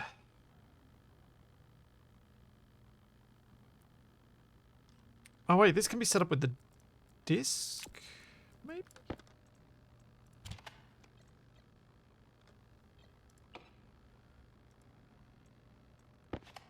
Yeah. I didn't need any special setup. So 47% CO2 and 69 kilopascals.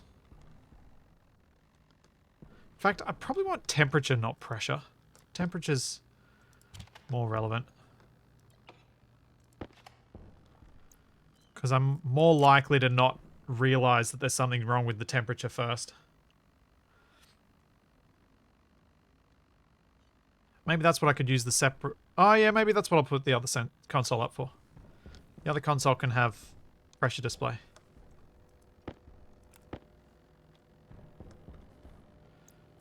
So let's move this along one.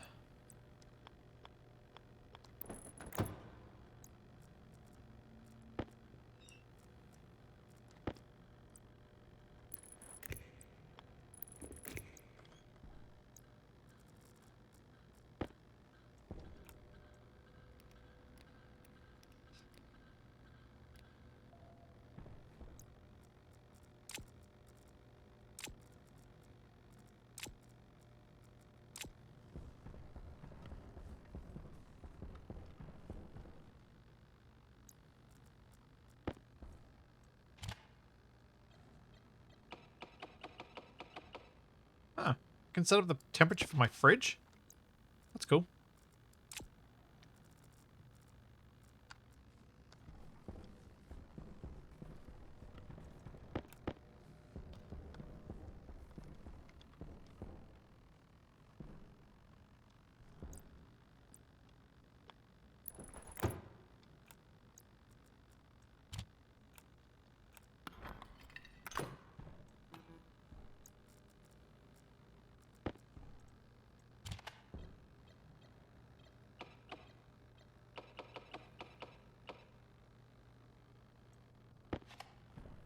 Yay!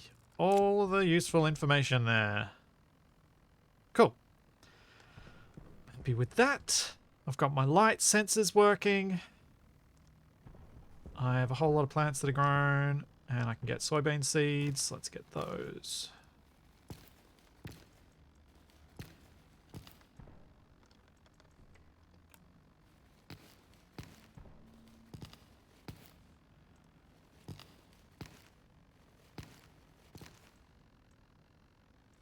And I can harvest some rice.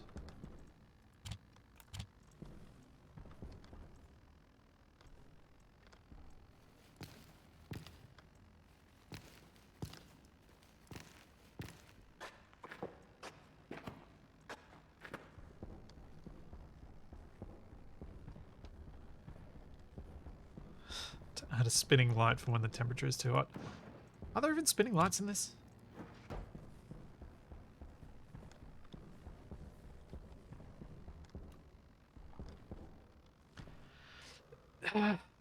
Yeah, Cardian, I would also like to have more interesting greenhouse mechanics in a game like Space Engineers.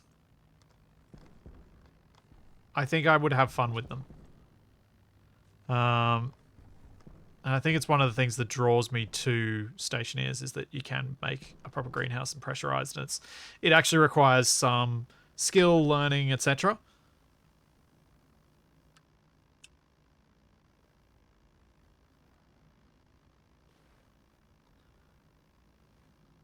Oh, are they the cherry lights? Oh, right, so there are spinning lights. Yeah, yeah. I really want to put a light in that's going to point at those shelves. It annoys me that I can't see them without my suit lights. So, what sort of cooling system shall I set up? So the options I've got is using an air conditioner. Well, there's a flashing light kit.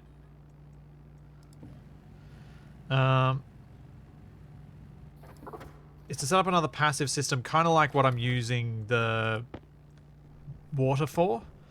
Where I've got a high volume of a material in the line with a connection to an exterior space that is cold.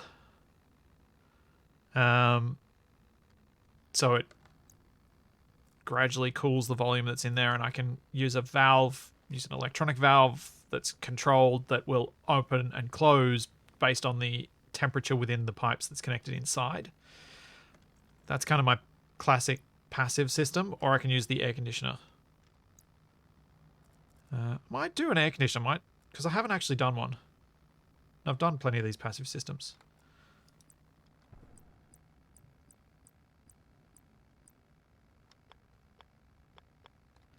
I'm wondering if a light here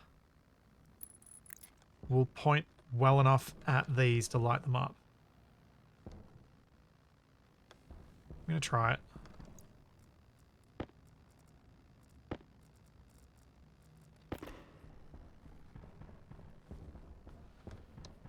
Light on.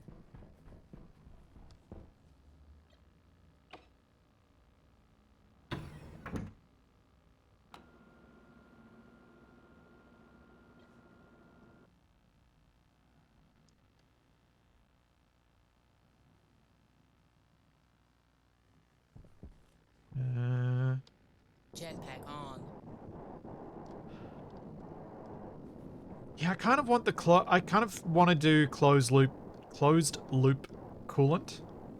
I like that style of setup.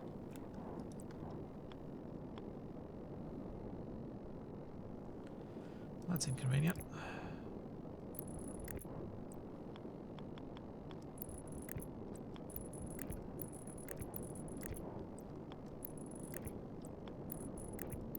But I'm going to need some sort of way to actively cool the... Like, I want some way to actively cool the coolant rather than passively cool it, because all of the systems that I've set up to this point have been active. I mean passive, sorry.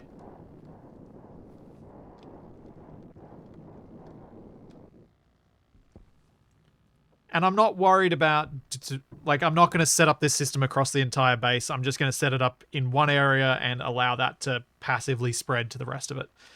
Or maybe two areas, maybe the production and greenhouse or living space. That'd be it.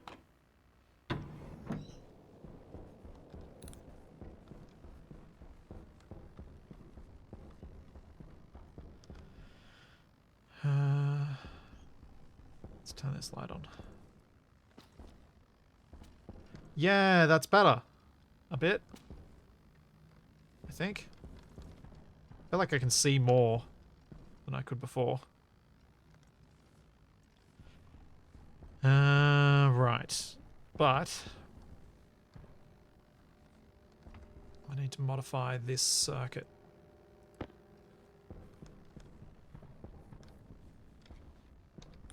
Light on. Ah, can't see.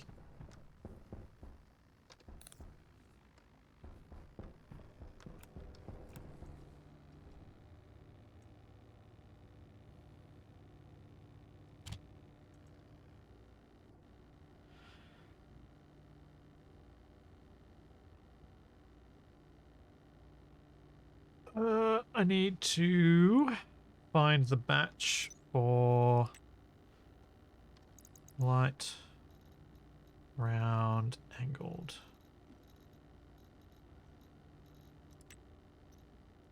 The hash, sorry.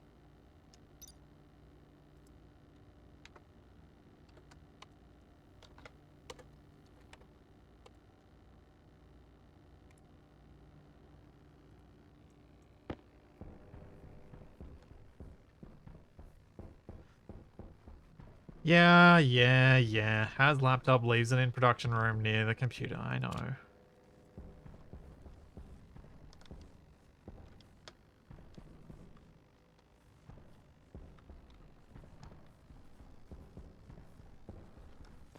Don't even remember why I took it back down there. Either way, wherever I left the laptop, it would be inconvenient. I know that. It's just how life goes.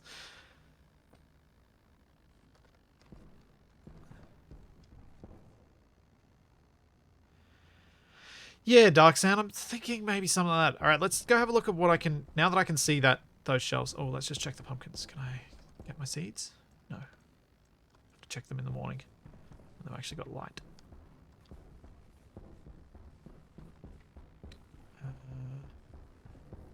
What options do I have for cooling? Large extendable radiator. Huh. That could be a useful passive cooler if I put it underground so it doesn't get exposed to the sun. Because it'd be cooler. Passively.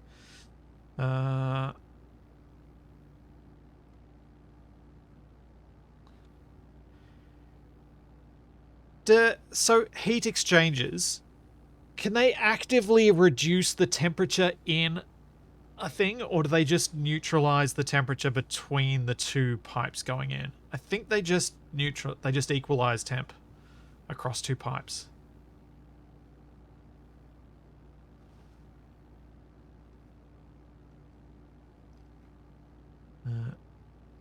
I know there's a air conditioner version of this. I'm wondering if that's the only way I can do this.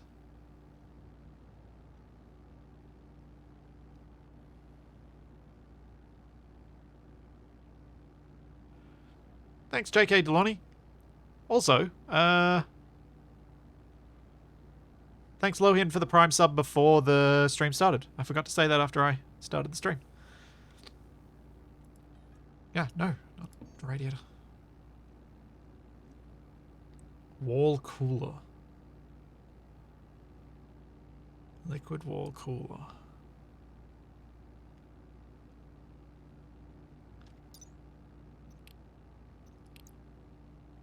Does this give me any advice? Freezy Boy wall cooler. Drawing heat from the surrounding atmosphere and adding that heat to the pipe in its network.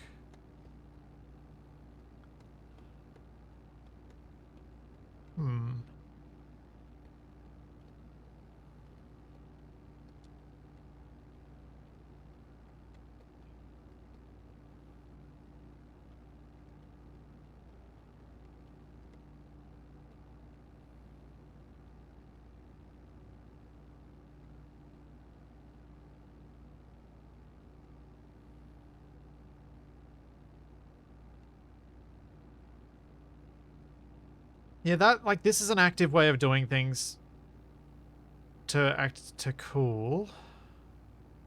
Kind of wanted to create my own system, though. Let's...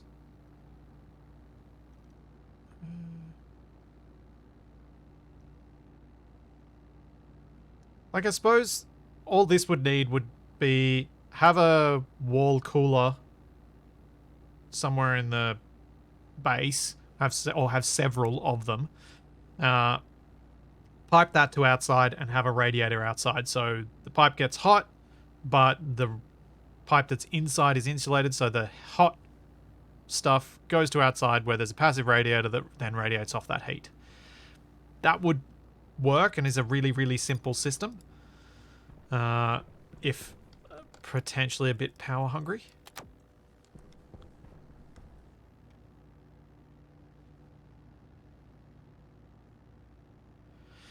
Yeah, I know wall coolers are like AC. I think I've got. Let's have a look here. I think I've got a couple of atmospherics kits here. Light on. Did I end up using it up? Maybe I used them for something.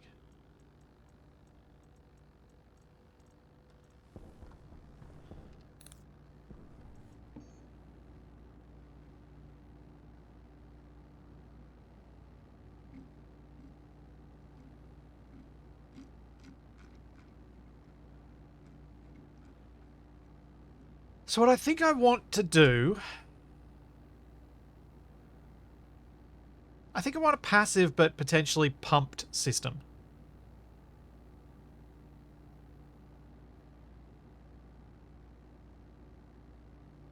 Maybe?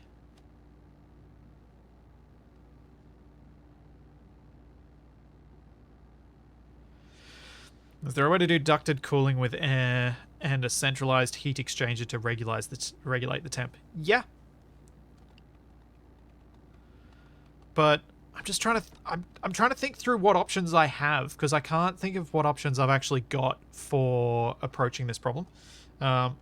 So the way I can think about it is we've got the wall coolers, which are actively sucking in heat into whatever's in their pipes, whether that's liquid or gas, which doesn't seem particularly beneficial versus having a passive radiator that equalizes temp between the gases and whatever's the atmosphere that I've got around me and what's in the pipe, especially when I can set those radiators across a reasonable area.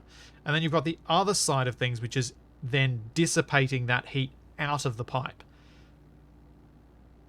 which is done by using an active heater on that end to heat the gases outside, or using some sort of radiator there. But that's all very passive.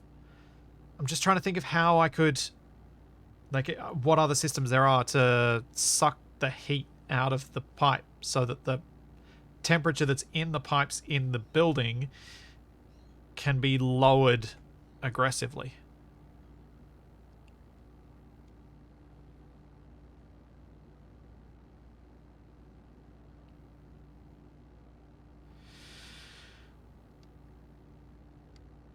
So I'm thinking one of the options I've got is modulating the pressure and pumping higher pressure stuff,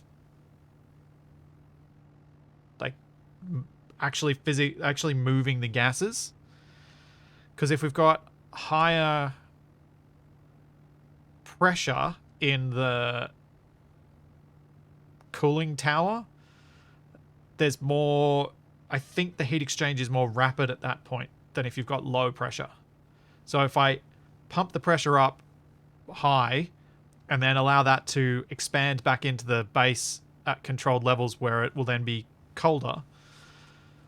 But yeah, I don't know if that helps. Let's have a look at the air conditioner atmospheric kit. I haven't looked at it in ages.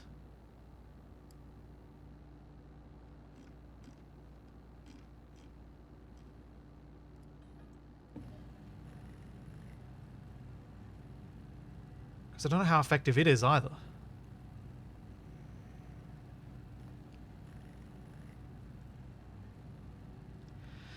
I kind of would want to try and design something that's a reverse cycle air conditioner. I'm struggling to... I feel like I'm missing a piece of what I should be doing.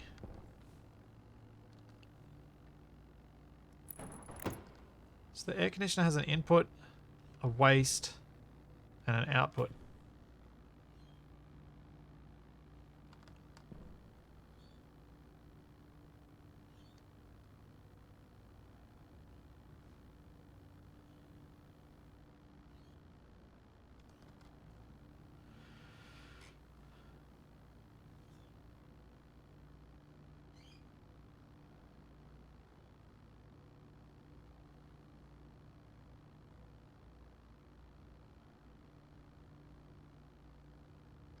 How does that work?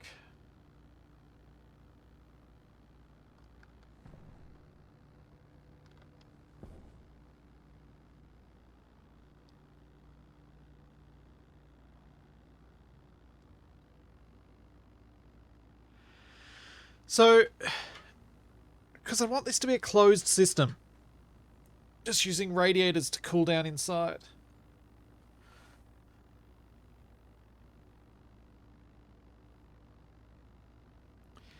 It takes air into the input, extracts the heat, or puts it in from/to the waistline, and the output is your controlled air.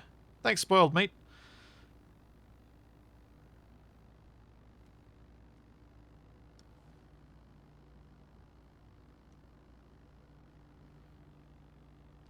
I'm gonna have to play with this outside. Just because I'm wondering if... I'm wondering what's going to happen if I do things. I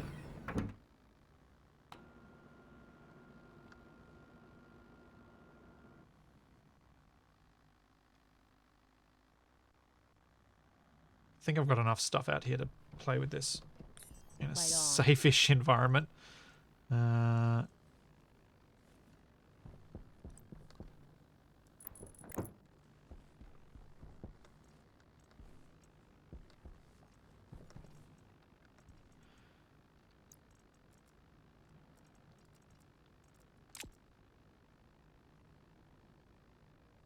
So let's start with active vent.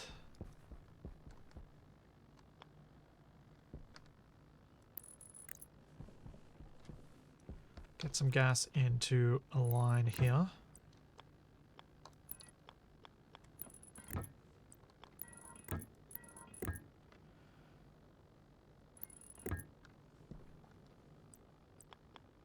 Because what I'm thinking is this going to work? Oh, whoops. No, that's not going to work because that's going to block my power.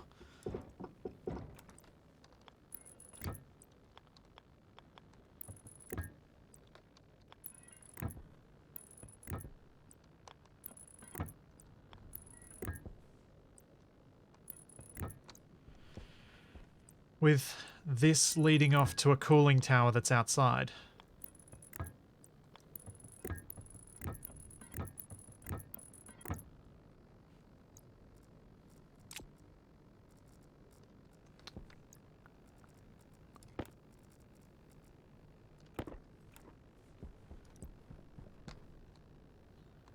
Just as a kind of... This is sort of just to make sure I've got my head around the systems correctly first. Before I attempt to build it inside where it could cause damage to things that I actually value.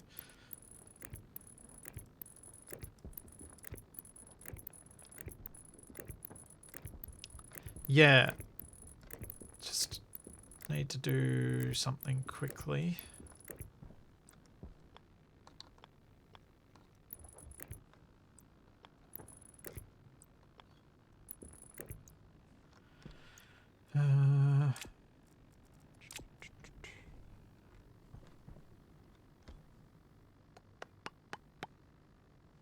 Oh, wait.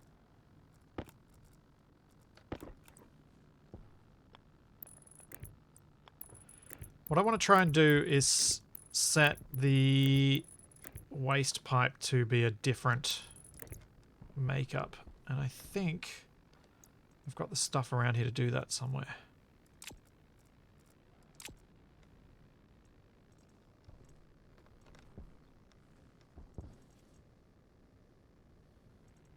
Or maybe I don't. Maybe I did. Nuts. My canister might be inside.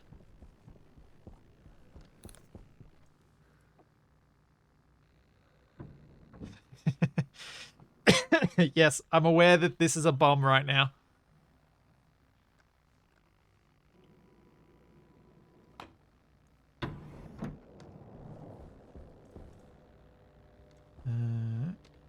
Light on.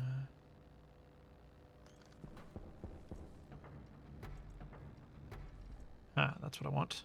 I want that.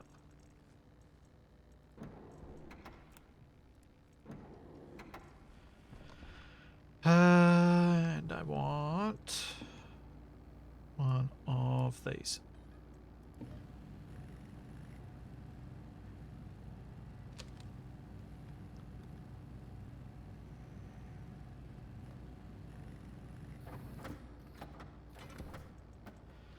The bomb at the moment is because I have 0 gas in a line, or I have very minimal gas in a line. I will probably overpressure that line, the waste line, because there's not enough thermal capacitance there for it.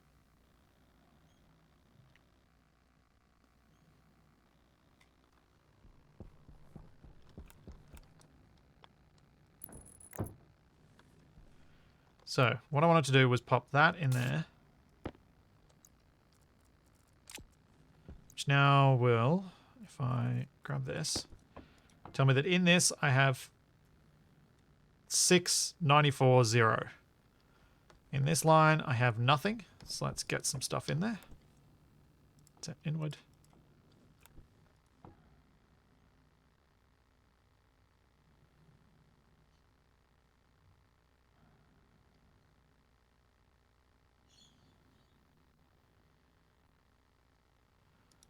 That'll do.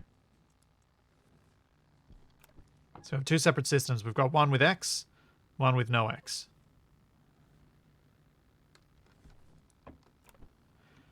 So if I were to set this on at the moment, it should try and transfer the heat from this pipe, which has a temperature of 42 degrees, into this pipe.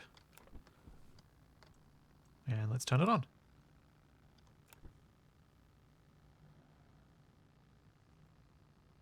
Or no, it won't.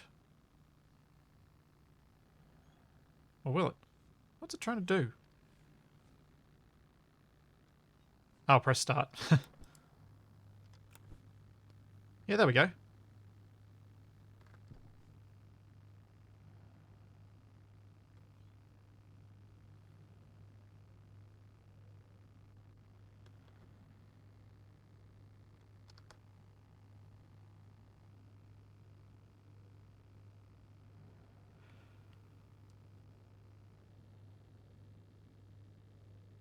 Huh.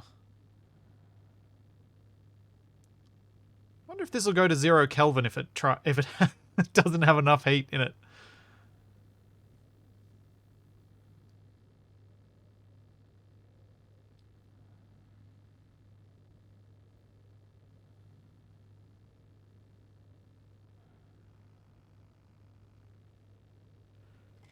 Because it is getting very, very, very cold.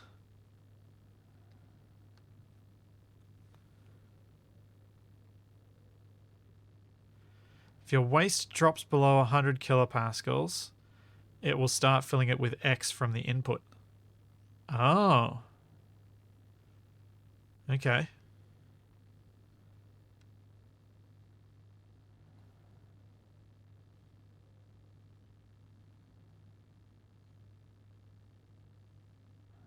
Yeah, it is reverse cycle in a box.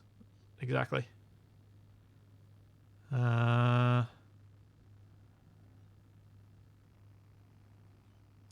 Cool.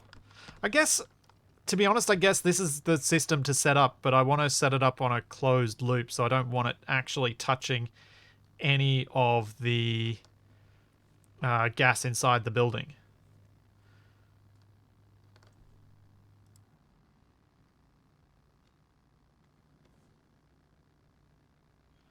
So I'm thinking, where do I want to set it up? And do I want these units outside?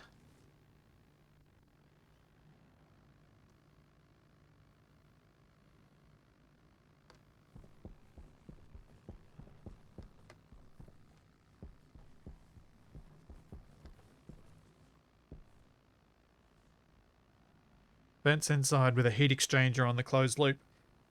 Yeah, something like that. Could work, I guess.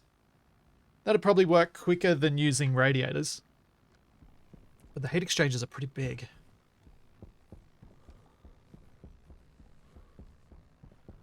I can't even remember why I put a heat exchanger on these 2 pipes. But Oh, I think I know why. I think I know why.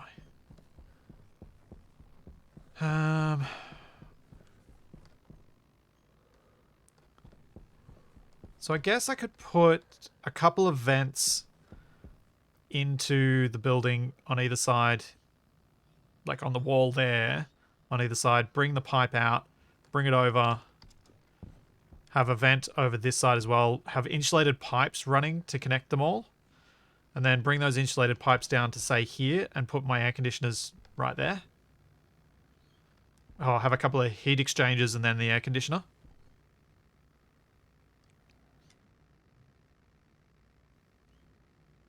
Oh, let's make them the same temp so they don't mix wrong. That's right. I remember now. Thank you. I remember that.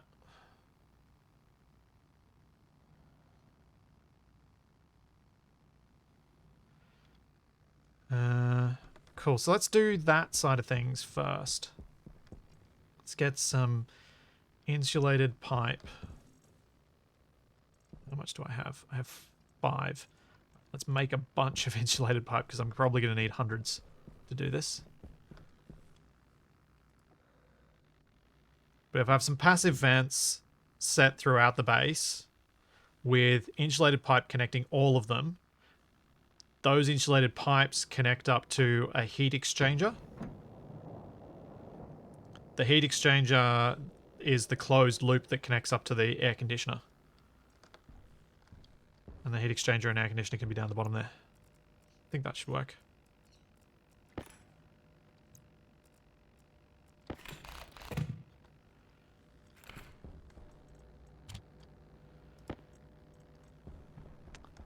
And for my air conditioner, what color pipe should I use?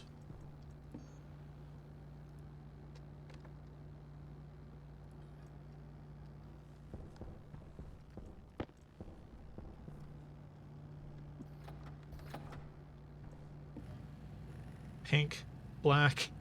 No, it can't be pink, because pink is already in use.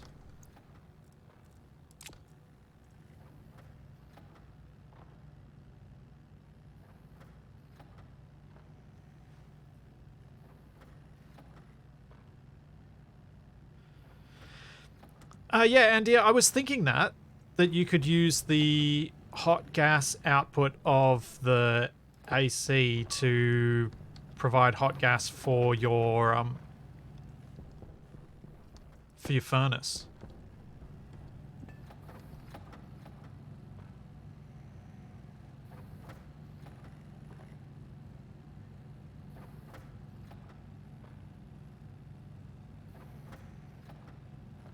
Yeah, I should probably go with white for the open vented pipes because that's what my oxygen color is.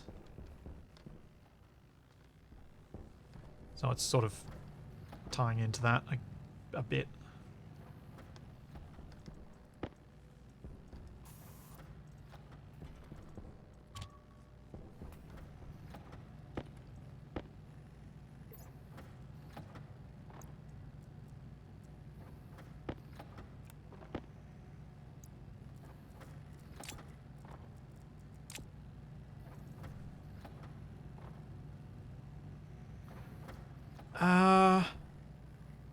I know it won't just be O2, but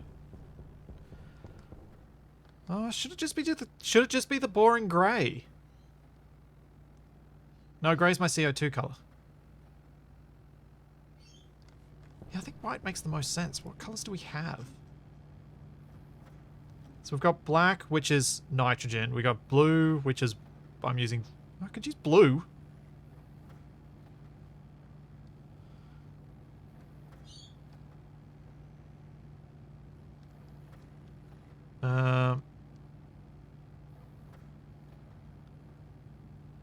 Or purple? I don't have purple anything. Purple does seem rather dramatic, though. Yellow? What's yellow? I think yellow is better for my coolant color. Purple for the coolant. But grey is my CO2 color. I don't know. They're all All the colors are in use. I'm going to stick with white. I'm going to stick with white. How much more is there? Yeah. Let's go out and start laying this thing. Oh, actually, let's start on the inside. Where are some passive vents?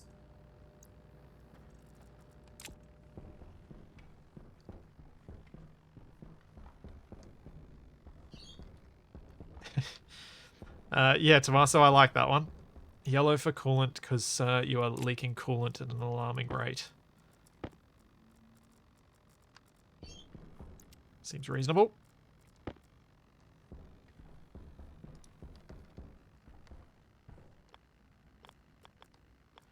So I'm thinking what I'll do is just have...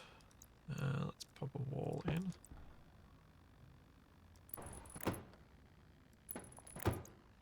Jetpack on. A vent on this side. So we can go vent and vent.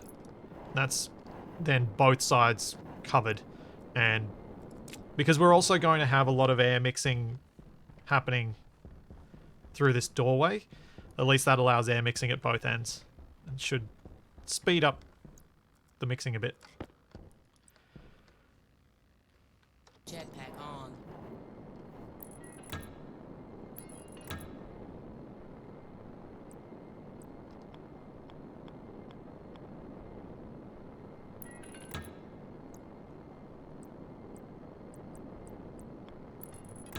Right, let's go outside.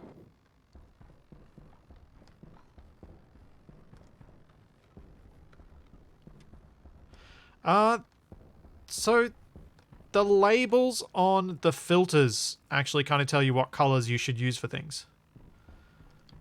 And I think O2 is white on those labels. No, Zuna, these aren't outputs. These are passive. These are just going to be passive vents so that I've got the atmosphere shared into a pipe system that I can then use a heat exchanger on. Jetpack on.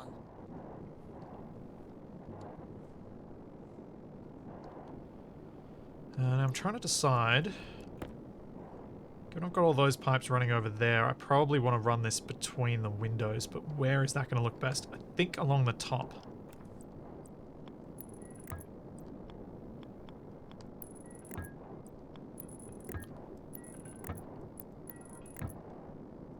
Yeah, this is just ducting.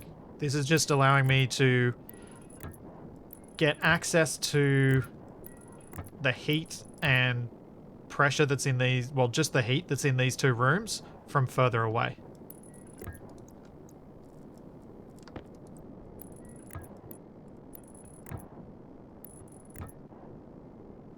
No, the active vent, I turned it off.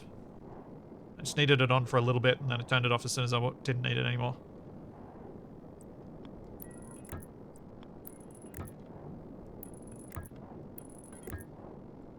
Oh. That's inconvenient.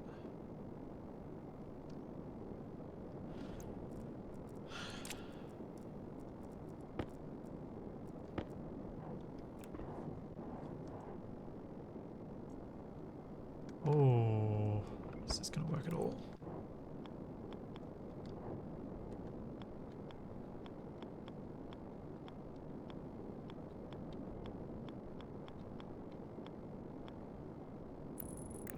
Will it let me do this? Yes. Okay.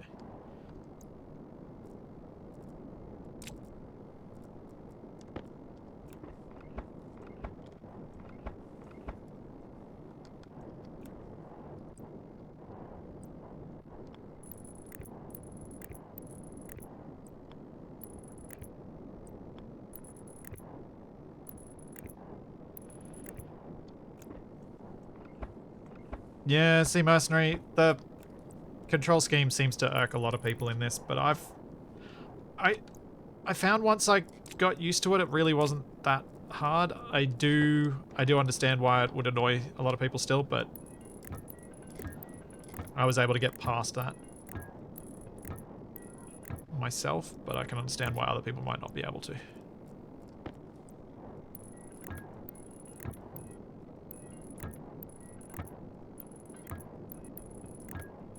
It is a very different way to control things in a game.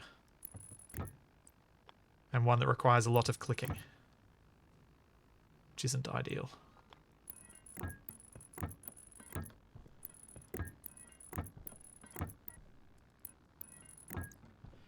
Alright.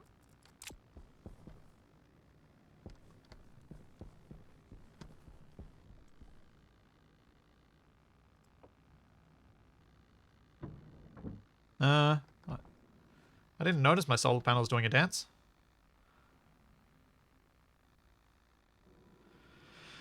Zero Shadow, the air...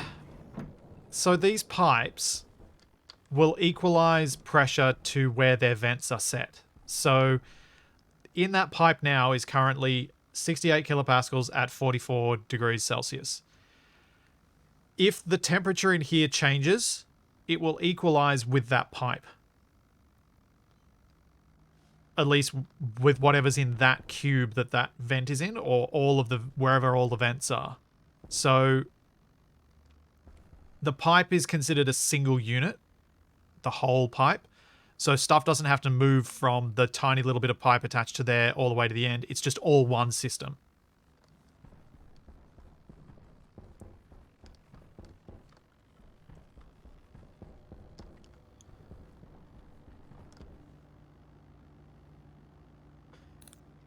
The joys of trying to get your friends to play complex games in general. Like, took me a long time before I even got Capac to play a little bit of Space Engineers back in the day. I can very much appreciate the challenge to getting friends to play stuff like that, Mercenary.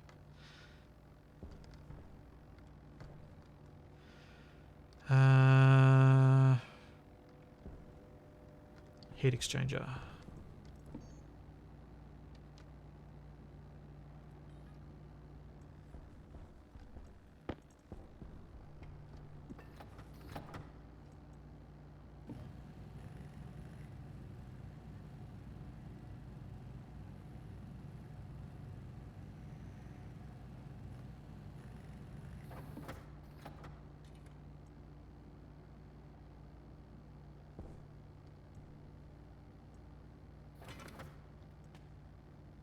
I'll just stick... A single heat exchanger should be adequate, I think. So I'm just going to go outside and start... Oh, hang on. Since I'm doing this properly now, I'll put a transformer on it. Doesn't look like I need it, but... I will anyway. So put them on all my things.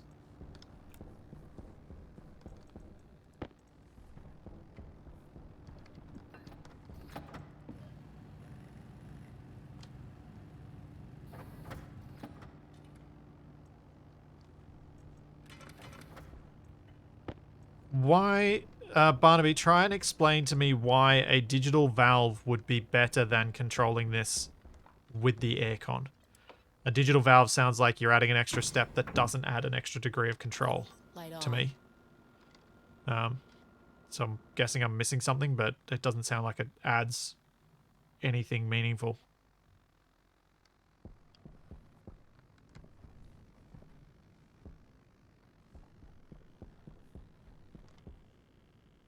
Whoa. Okay. Apparently that air conditioner used a lot of power.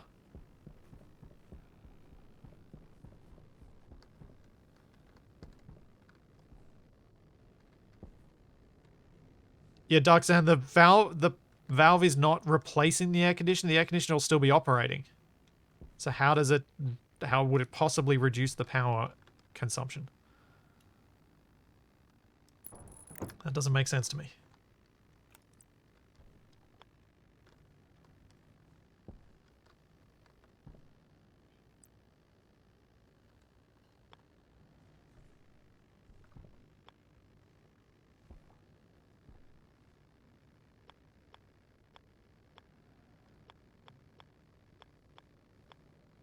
Which way do I want this?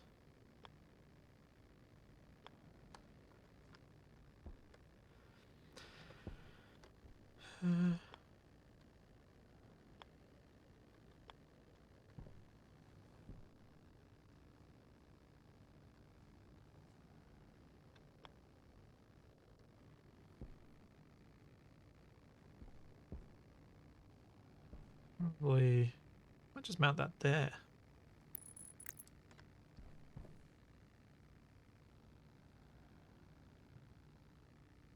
Input, output, input, output. Yeah.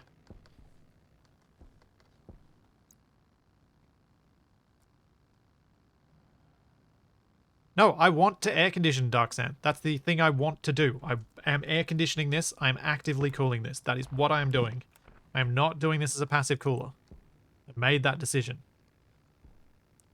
So this has to have an air conditioner on it, and so I don't understand why a pipe valve makes any difference. I am having the air conditioner. That is not an optional thing.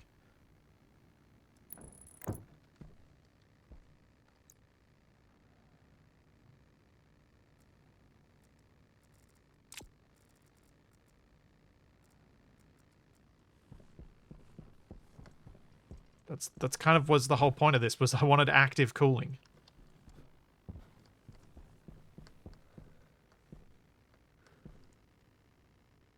Right. Now, I need to go back and get some cables from inside because I didn't bring any out with me.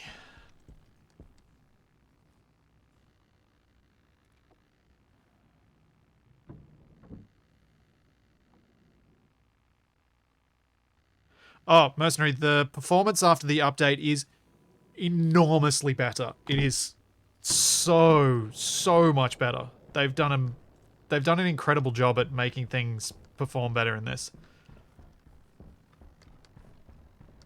Like a base half this size and I would have seen performance issues previously.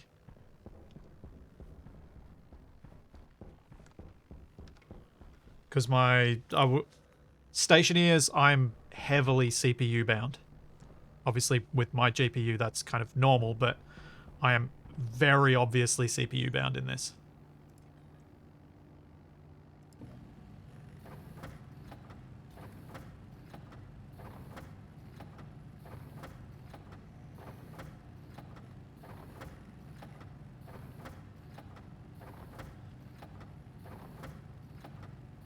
You are making super cooled coolant so that the amount of cold built up in your coolant is sufficient to cool the much larger volume of the rooms/ducts. If you set the AC to 20 with X amount of volume of coolant, your room of 100 times volume will equalize way higher than 20 because the room's constantly adding more heat than you can pull out. I'm going to set the system up the way that I'm imagining it, and then I think we can talk about it, because I think at this point I'm not doing a good job of explaining what I'm trying to do. And I'm also almost certainly doing things that are unnecessary. I'm pretty confident. But I'm doing them anyway.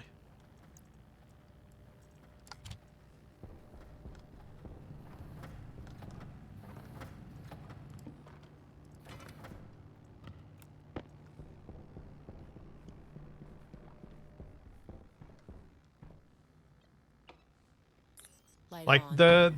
how smoothly this is running compared to what it had in the past. Oh, so nice.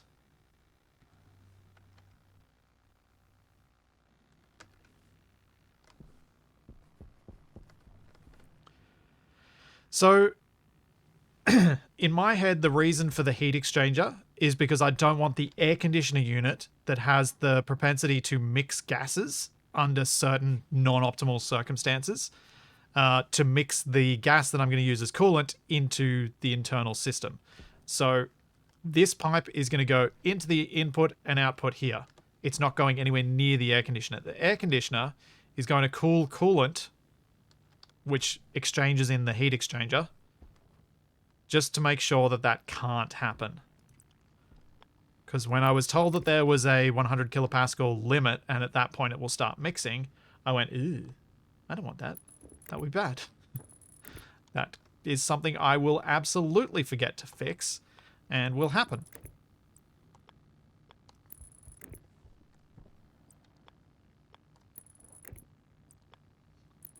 Hey, thanks so much, Mercenary. Thanks for the 500 bits.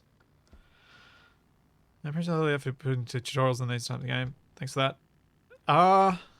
Mercenary, I do this full-time now. That's not been for very long, but it is my actual job now, which is incredibly awesome.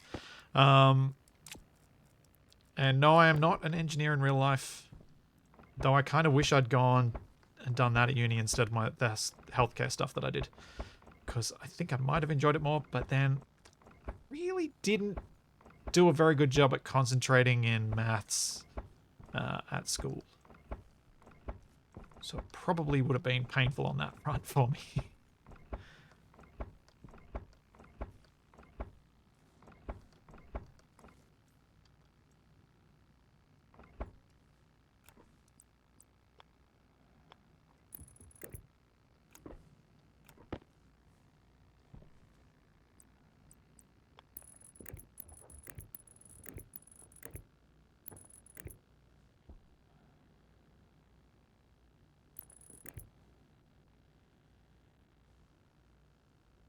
Hey, Crooked Tube.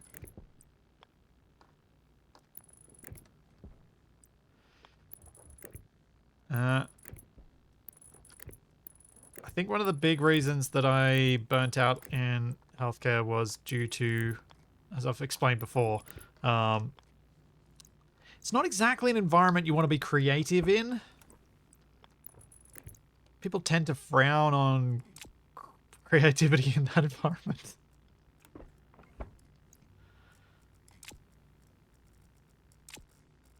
You kind of want the person who's going to do what is known to work, not the person who goes, oh, let's try this new thing. I was wondering whether it did anything.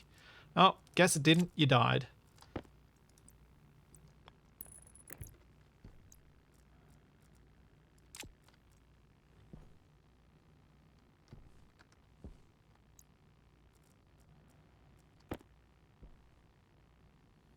Oh, Tommaso, that's hard work.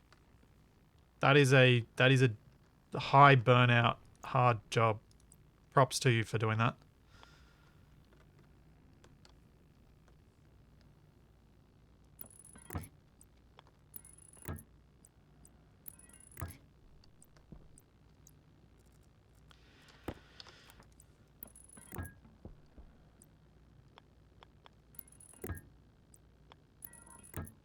Yeah. Plastic surgery would be one of the few areas where creativity is a positive. Because you do want someone who's able to understand aesthetics and that sort of thing. And come up with creative ways of achieving those aesthetics. But that's potentially also due to the relative infancy of the field.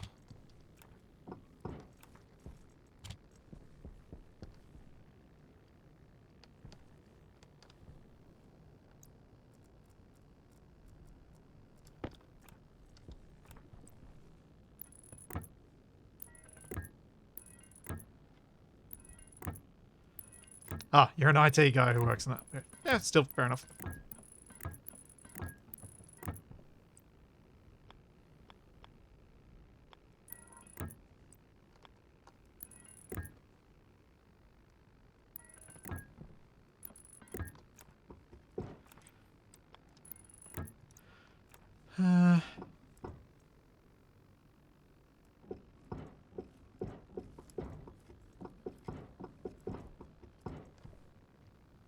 Where will I put this vent? Probably over on this wall. Jetpack on.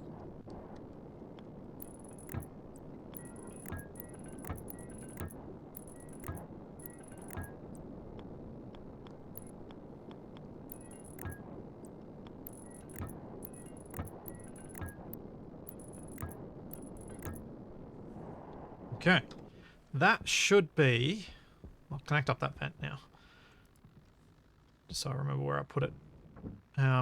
Once I put the passive vent there, that's connected all three major rooms to this pipe network.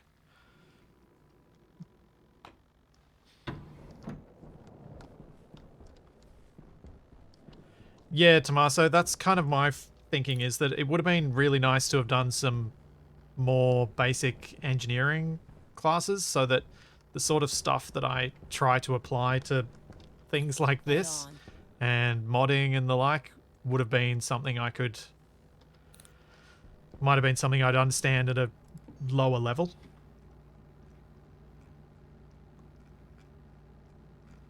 Or have a more rapid or easier grasp of, perhaps. I don't know. Maybe it wouldn't have made any difference. So maybe I wouldn't have paid any attention. Jetpack on. Though I still remember a fair bit from my first years at uni. Even though they were totally unrelated to what I ended up doing. And I don't mean this. Light on.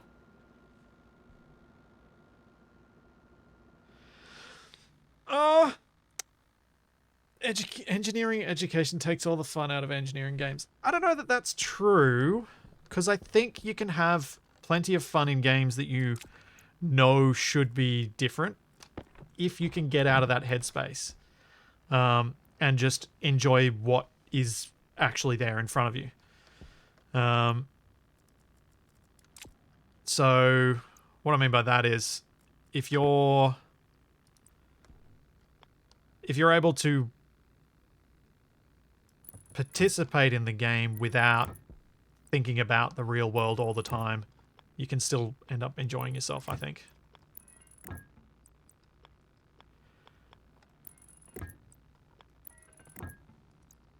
And I think I want that attached to the input and output. Yes, I do.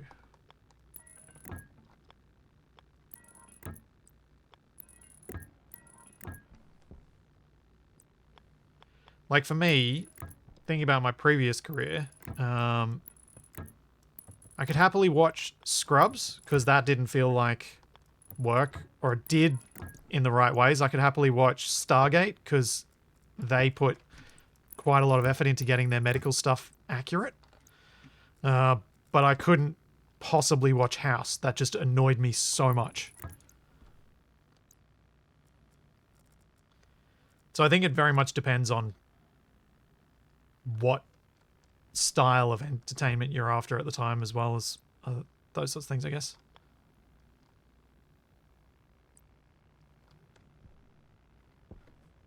It's how much you're distracted from the things that should work differently.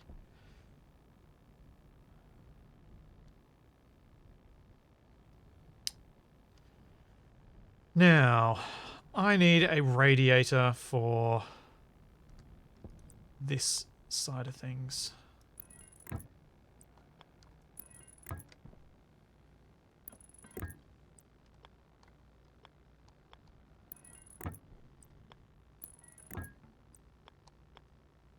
In fact, I shouldn't make this with insulated pipe. So it doesn't need to be.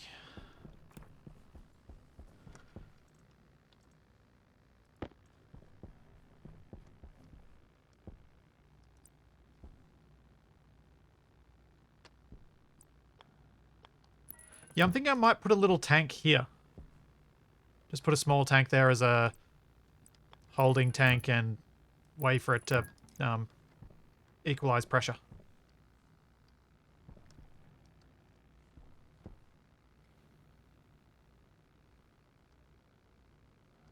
Yeah, I don't want a vent. I want it contained. I want to put... so I'm thinking a tank, and then I'll use my active vent to pressurize both of these systems. In fact, I should probably start... I'll do it in a bit. Yeah,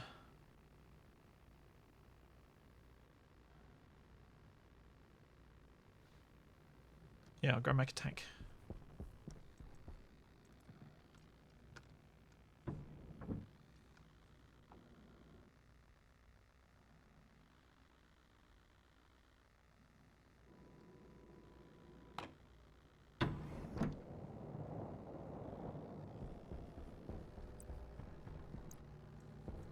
Tank, tank, tank, tank, tank.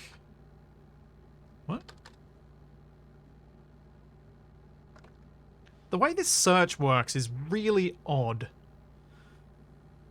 I could use the portable tank I've already got and just connect it up with a tank connector, but I think I'll make a proper tank.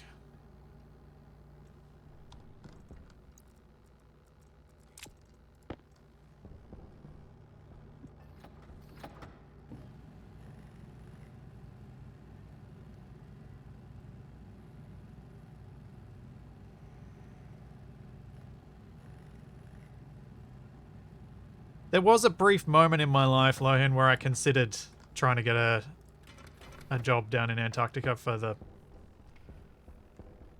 experience, but I never did it. I still have my appendix, which is how I can prove that I never did it.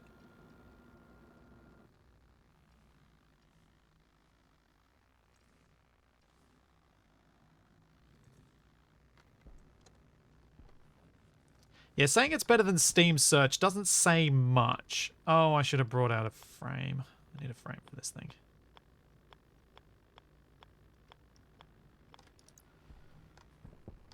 Do I have any frames? Maybe I do. Don't think I do here, actually. No, I don't. I don't. Let's go get a couple of steel frames. Dang it! Actually, I'll be back in just a second. I need to take a quick bio break.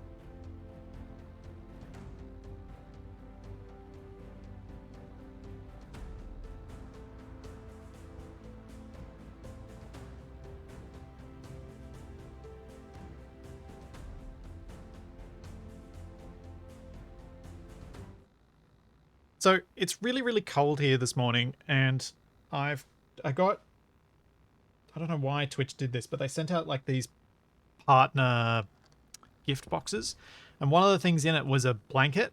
I really like the thickness of the blanket, but it's just this tiny little bit too small to wrap up my legs in. So I just get cold. I really need to do something about my shed getting air conditioning, but I keep putting it off.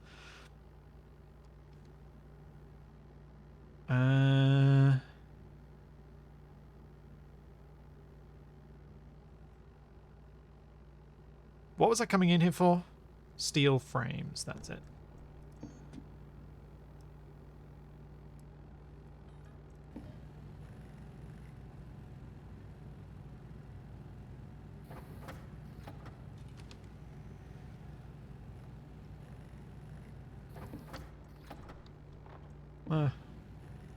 Let's just fill the hole. And then, yeah, I think with this air conditioner being a thing, I'm going to need to substantially improve my power generation capacity.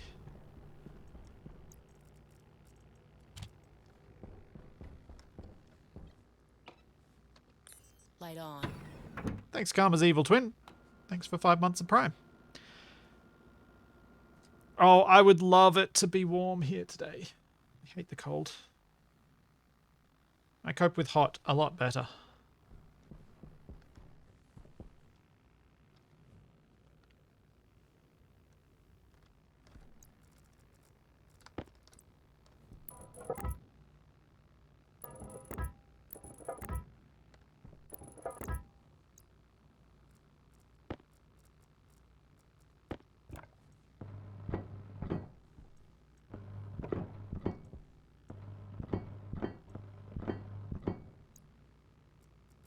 Should really replace that battery when I next go inside.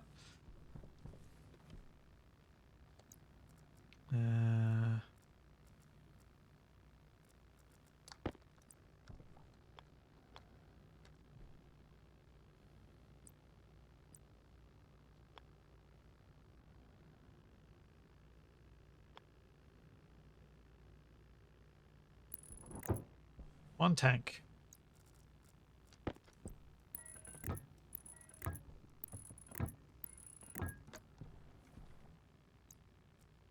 Alright, just because I'm extra nervous about this. That is my interior gas, and that is empty. Cool. So the twain shall never meet.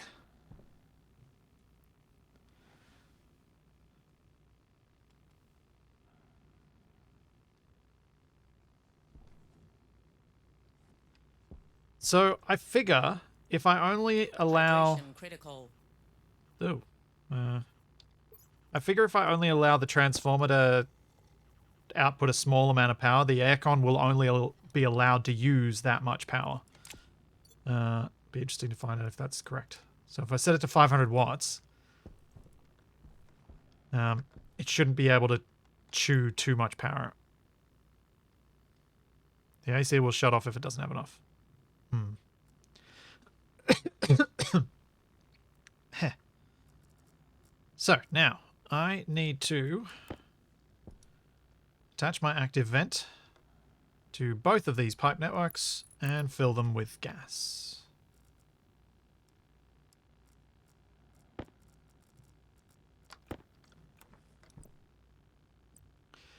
Which can be done at the same time.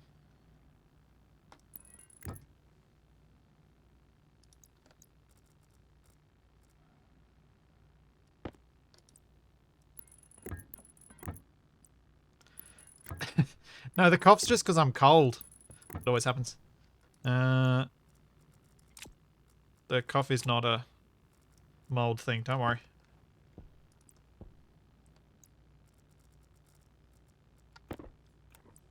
It's just me clearing my throat as much as anything. Do not have a persistent cough.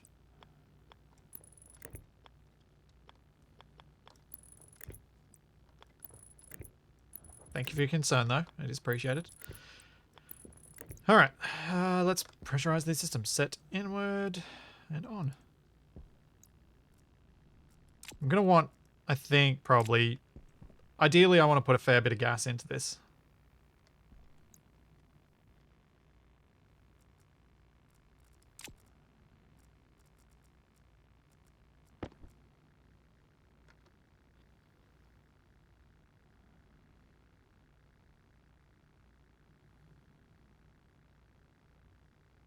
Yeah, the more gas, the better is kind of what I was thinking. If I pressurize this up to, say, a couple of megapascals, or maybe just 1 megapascal, just because it's not particularly hot right now, I probably want to put some sort of radiator on this part of the system, but we'll see. I'll just watch it for a little bit at the start.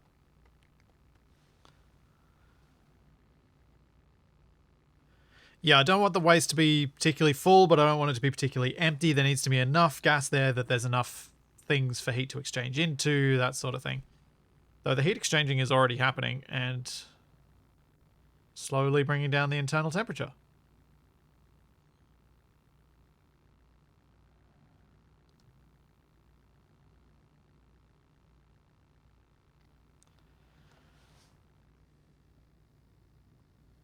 It's kind of cool. It is slowly working anyway, massively.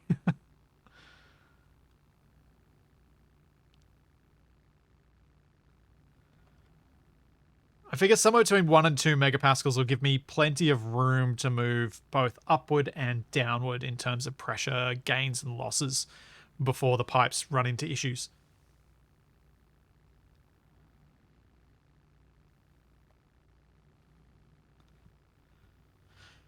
Yeah, I'm almost tempted to try and set this tank up to be an input for the furnace if needed, but I don't think I'm going to bother. I think it's something worthwhile considering if I play this again with Capac to try and do that, but I think for this system I'm not going to bother. Yes, compressing gases makes them hotter. Higher pressure equals hotter. I'm pretty sure it does. Seems to.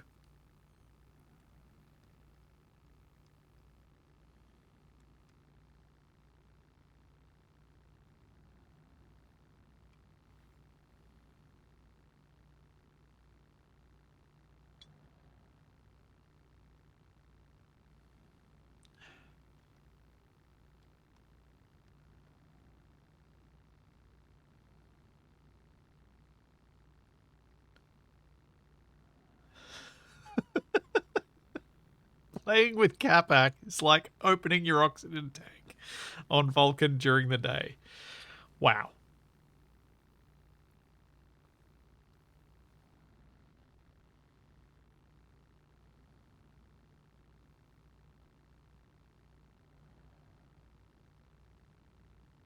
I'm not bypassing the heat exchanger. Nothing's bypassing the heat exchanger. These being connected, it's... Even if things didn't work the way they do in Stationeers, where this whole pipe network is considered one unit, this would still work. So the heat exchanger is not being bypassed. All that is happening is there is a connection between the two. Hot gas, so there's hot gas in the white pipe, which means the heat exchanger will be making the gas warmer in the orange pipe where the exchanger is. So that warmer gas will propagate throughout the pipe network, even in the real world. Whether this connection is there or not is mostly irrelevant. It just allows for mixing more rapidly between the two sides. There is no flow in the game, but even in real world, this would still generate flow. It may not be optimally efficient, but it will still work.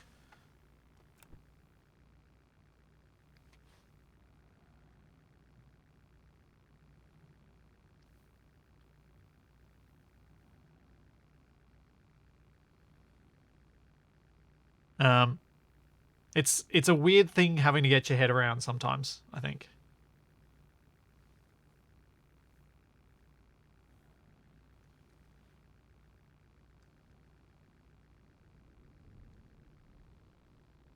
No, my room temp's fine. It's 40 degrees.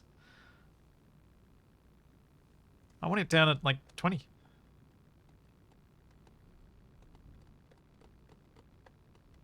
Yeah, think of the pipes like a single magic long tank. That is a good description, Andia.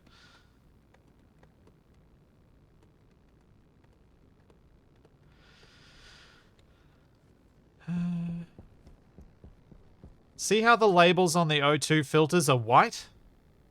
That's why the pipes are white. See how the labels on the filters for the thing are red? That's not why this is pink. This is pink because the stuff I put in it is pink. That's the only one that I didn't follow. O2 follows, nitrogen follows, CO2 follows, and pollutant follows. I just decided on white for this because it's breathable.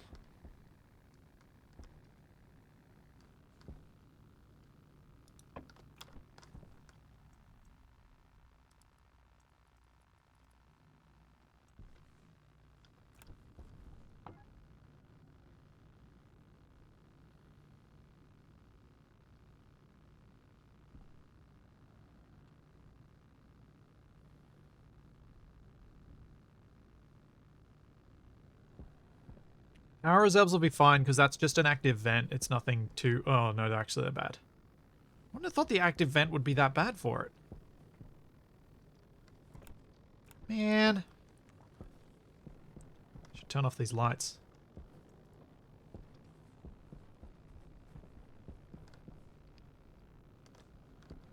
Alright. I'm going to have to make some more solar panels. Yeah, I don't know what's burning my power.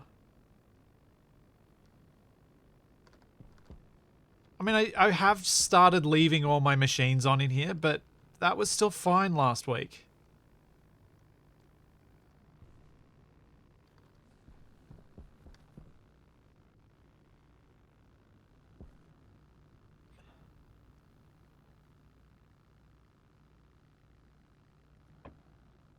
I do have fridges on, that's true. My solar tracking was on the beta, so it is still working, because I am actually still on the beta. I didn't bother changing over to the main branch.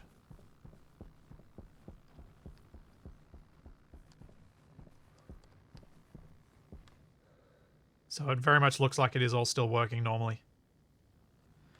But I could add another, you know, bunch of solar panels. That would probably be good.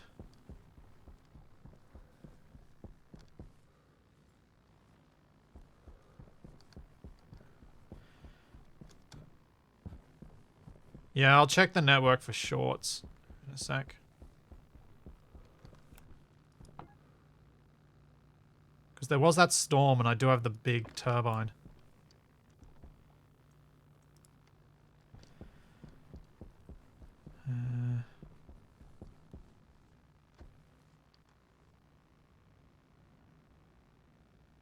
That's all fine into the batteries.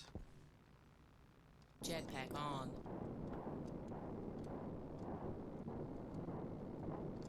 No, there's no short there.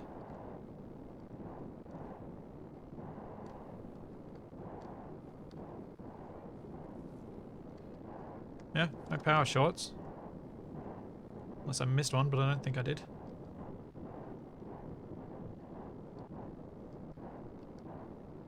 Well, an open... What? No, so the broken cable happens because of a short. Was there a short? Does that make you happier?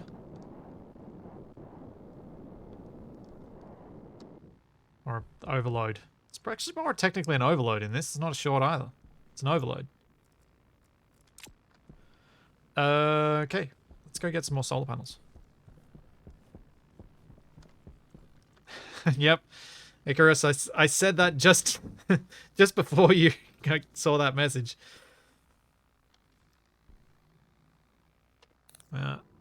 Time to get tons of solar panels.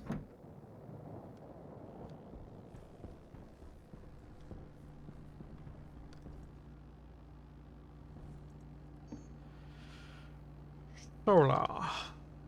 Solar panel heavy. Astraloy.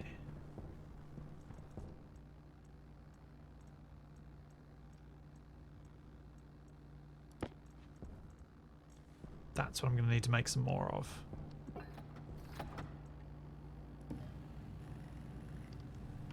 Grab some steel too.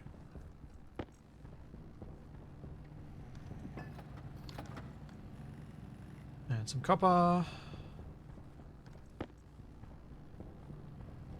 These things are so expensive. So that should let me build 2. Yay! Then I need to make more astraloy, get more copper, and yeah, it's really just the astraloy and copper.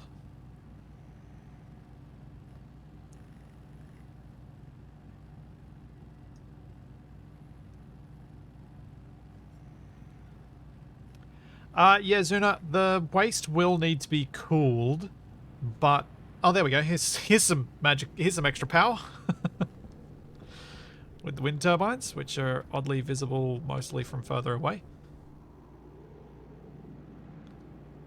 So now the wind turbines are going, I should my battery should be a bit healthier.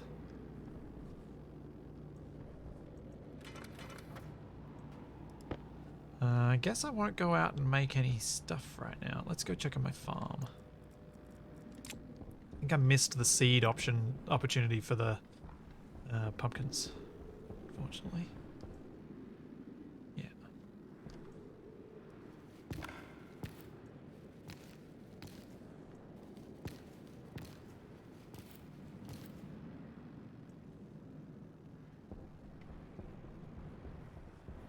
And pumpkins.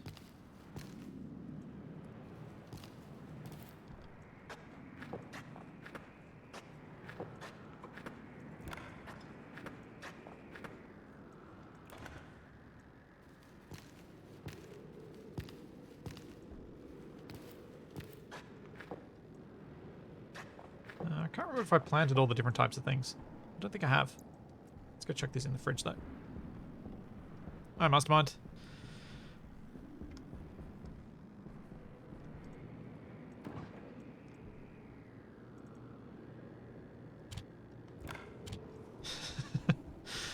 Splitsy makes faster airlock, still has to wait in the airlock for lights to come on. Yep. Yep.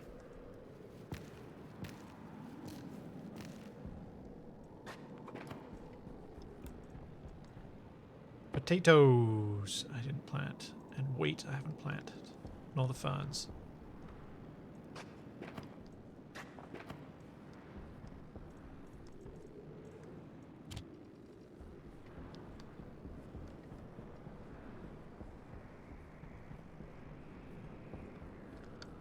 Yeah, I've made some good... I feel like I've made some good progress on this place. It's, I can turn off.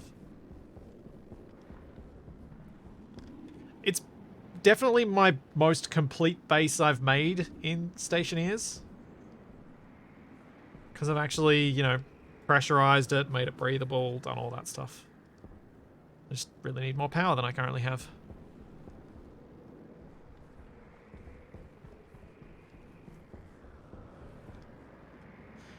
Yes, my base is quite large. By my standards. I don't know if it's large by normal standards, but it feels quite large. Certainly the living space is. Just need this storm to go past so I can actually do the stuff to get... what do I need for astraloy? I think I might need to go out and do some mining.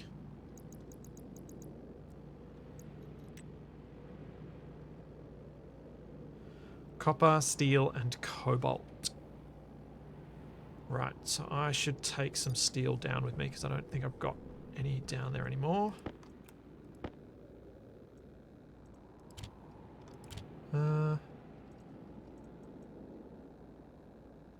Yeah, I should.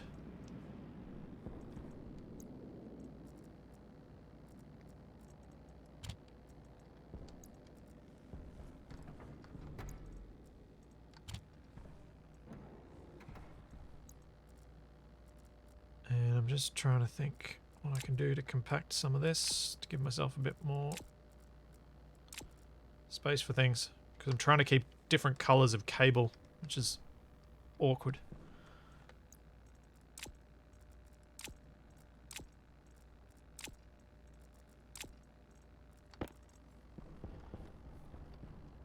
So if astraloy requires half steel, 300, yeah, that should be a decent start, I think.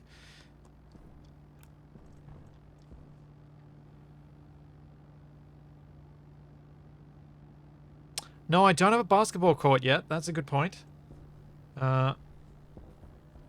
Let's go and... yeah, I'm going to have to go mine.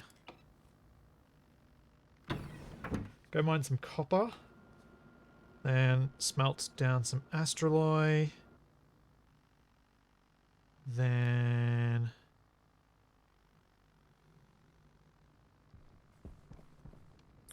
smelt some copper as well.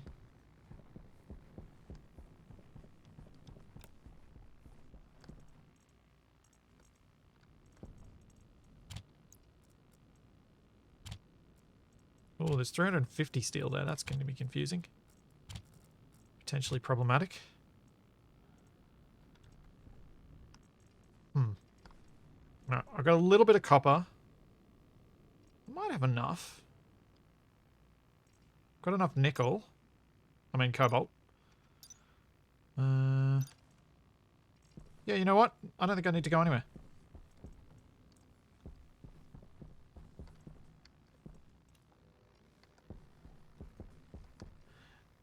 No, I can't see a point to...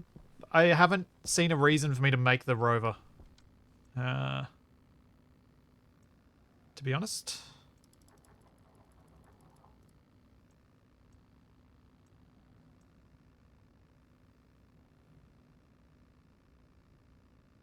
There have been more... things I've found more fun to build, because once you build the rover, you've just got a rover that you have to charge. I'm having more fun building a base instead. Okey-dokey. Let's get... oh, this is going to be annoying. I have any chutes down here? Light on. I just want to break the loop for a minute. To get a little bit of extra steel come out down here.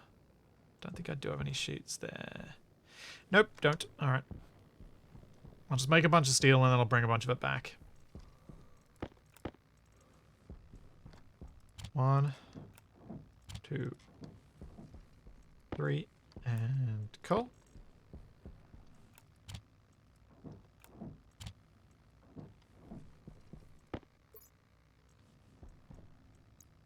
One, 2, 3, and another coal.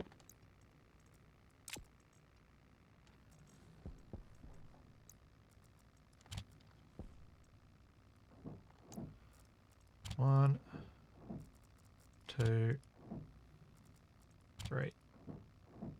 Nope, I can't fit it. All right. Let's get some gases in here. Hear some sirens going off in the background.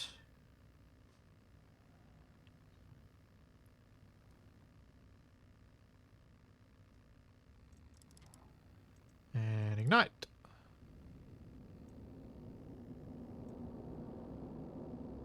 I think I probably should have put more gas in there.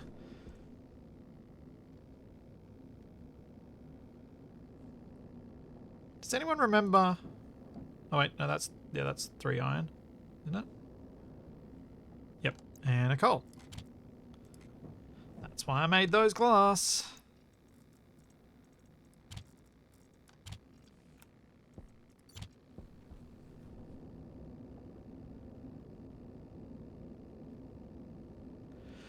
Yeah, Warscar, if you're going to play with rovers, Space Engineers is the way to go, because it's more about mechanical engineering and playing with that side of things. Stationeers isn't so great on that front.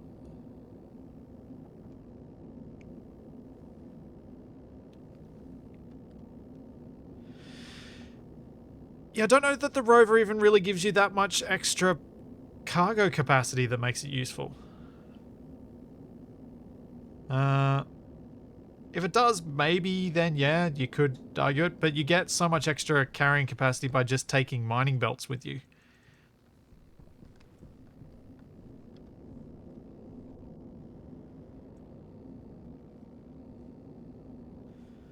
Alright, I need... I'm gonna have to empty this out, because that just chewed through so much heat. I did not put enough gas in to begin with.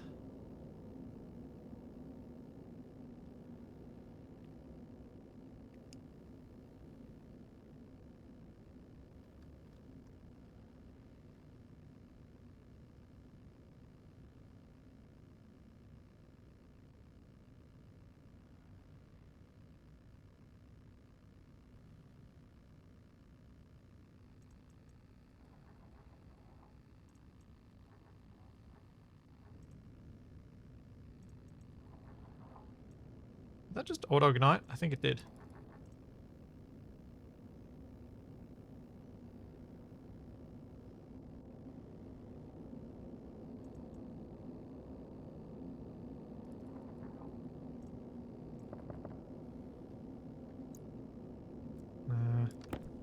What's the makeup in there? 11 hydrogen. Just a little bit more and it'll auto-ignite the last bit. Yep, there we go. Okay, so we got 500 grams of steel. 600 grams of steel. So that's all going to go back into the base. Now, let's get this astraloy, the astraloy components in. So, let's start with the steel. Wait. Ah.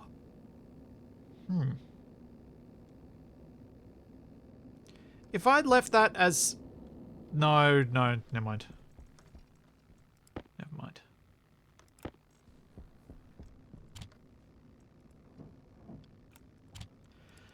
It didn't say it was steel in here.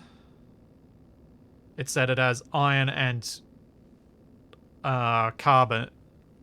iron and hydrocarbon instead of writing steel where that purple steel font is. So it wouldn't have counted as steel for the purposes of making astraloy.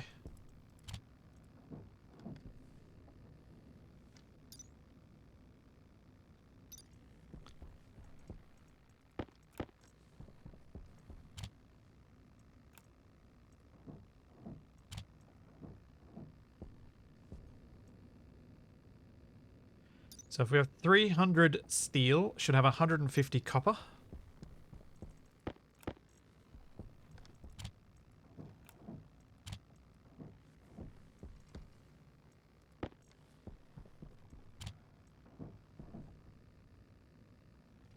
And 150 nickel. Cobalt. Why do I keep saying nickel?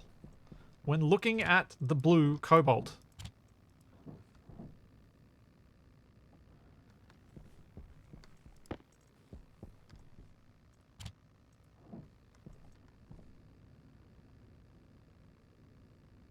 And what is 30 to 40 megapascals and above 1000 Kelvin? Okay. So we are way too low pressure. And way too low temperature, but it's all smelted down now, so it's a lot easier to reach those values now. Wonder if I can do that by just adding gas, or if I should empty it out again. Might empty it out again a bit.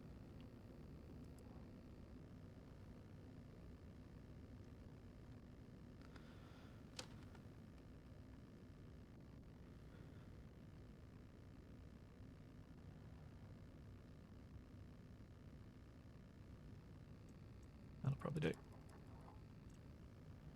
Actually, I'm going to empty it right out.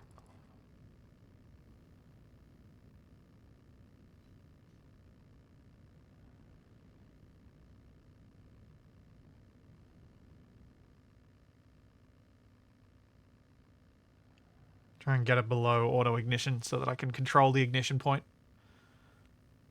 So I'm worried it'll keep stacking little bits and not quite get there.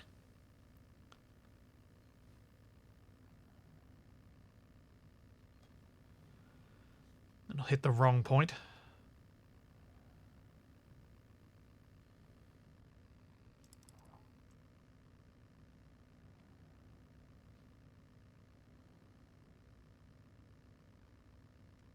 I haven't exploded this furnace unintentionally yet, so, you know, I feel confident that I won't, maybe, hopefully.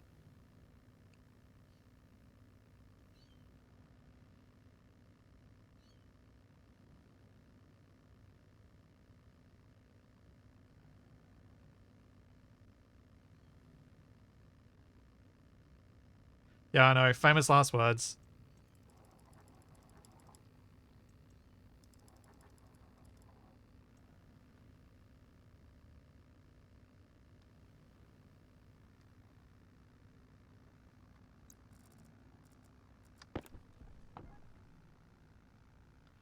Oh, I need to mix some more fuel.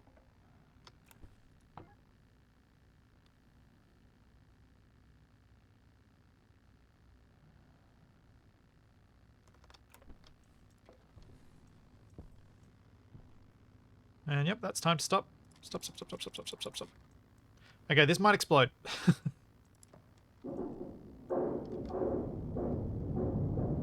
Close.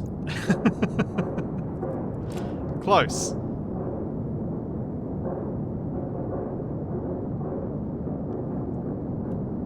What was the temperature I needed? So it can be any temperature, just need to get down to the pressure. Okay, easy.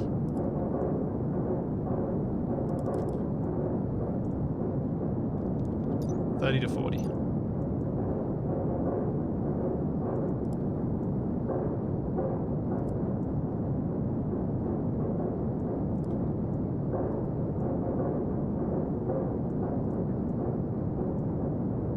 And we have 150 grams of astraloy. Perfect. Let's get some copper.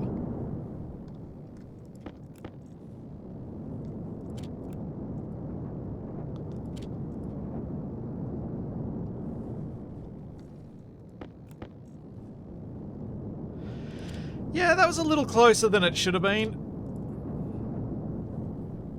Figured for the amusement factor I had to go for it anyway, though.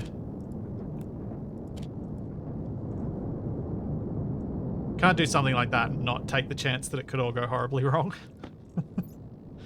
I think you guys would be disappointed in me.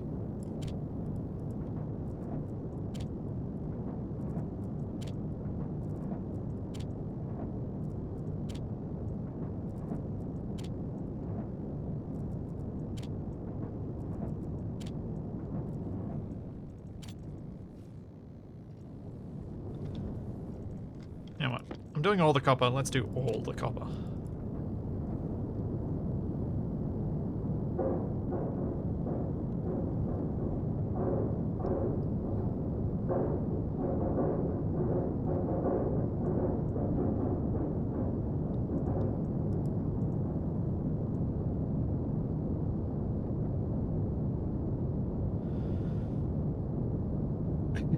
Yeah, the needle whipped quite quickly. That was that was certainly a little bit nerve-wracking for me. I was a bit worried about that one.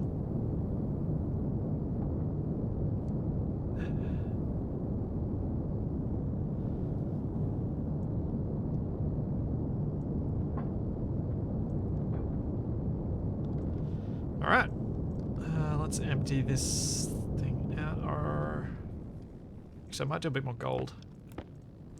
A little low on the old gold, I think.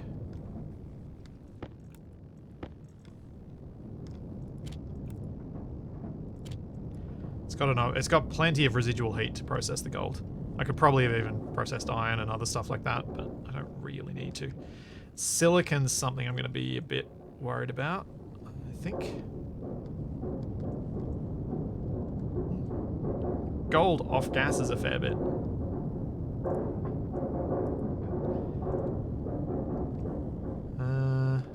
Yeah, I don't have any silicon.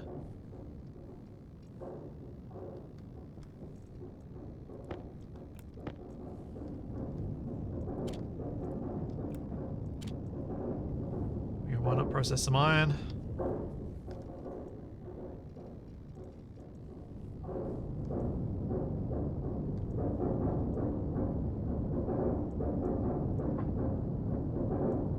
Alright, that'll do. Let's empty this out. Don't like the idea of leaving it there going clank.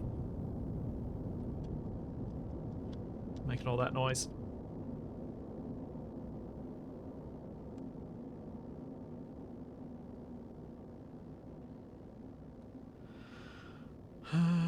Need to find some glass. Do I have some glass over here? Yeah, got heaps.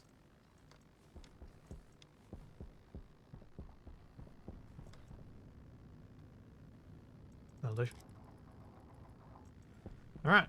Build these 2 solar panels, then see how many more I can get with the astraloy I made. I think it was 15 grams of astraloy per. So I might have made enough for 10 solar panels. Maybe.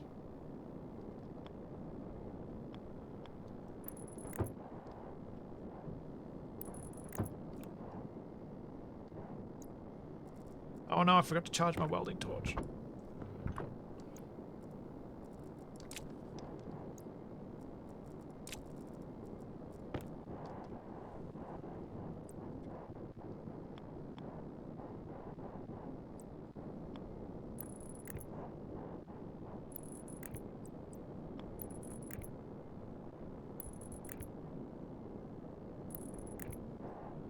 No, there's not supposed to be a Mars shattering kaboom, at least not when I'm doing things normally. Sometimes at the end of a stream there'll be a deliberate one. And sometimes we'll be trying to do one and the game will refuse to let me because the portable AC is just too safe now.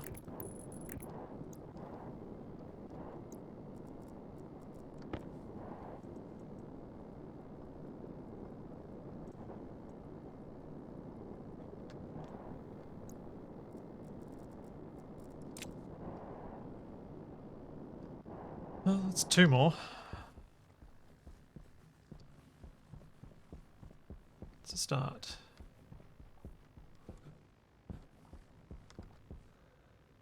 Oof.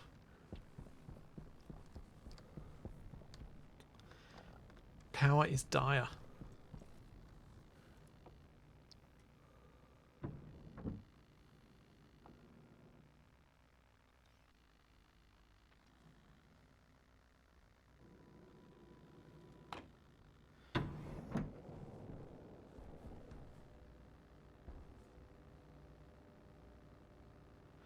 I think there's a way to see power usage on a cable, but I don't know that I understand the way it displays it.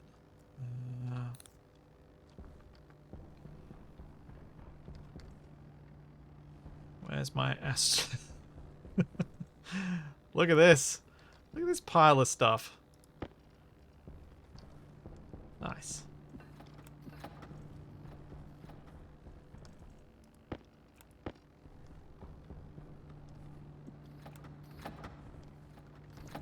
Right. So I'm gonna need... So it is enough for 10 solar panels. That's good. So I need to make sure there's 100 grams of steel in there, which means another... Probably put both of these in there just to make sure. So that's enough steel. Need more copper.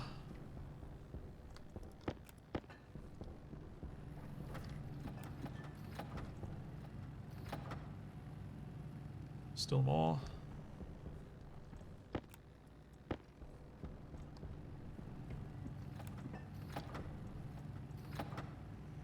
And electrum, I have enough. Alright.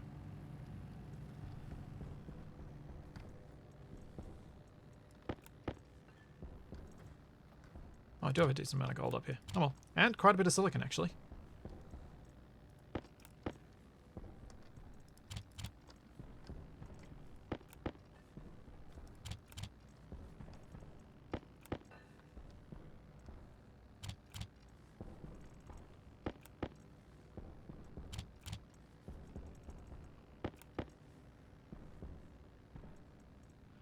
Yeah, I'll need a lot of glass. I think I've actually got a fair amount of glass downstairs, outside, because I had the old greenhouse and I took it down. But I'm not sure exactly how much. I should probably make a little bit while I'm here, just to make it less likely I run out.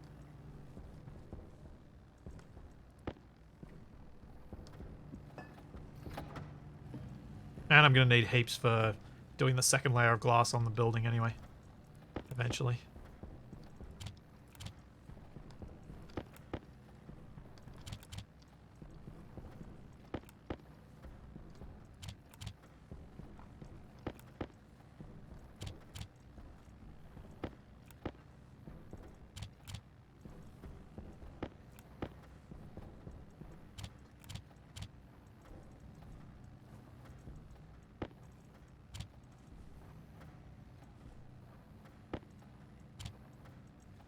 Okay.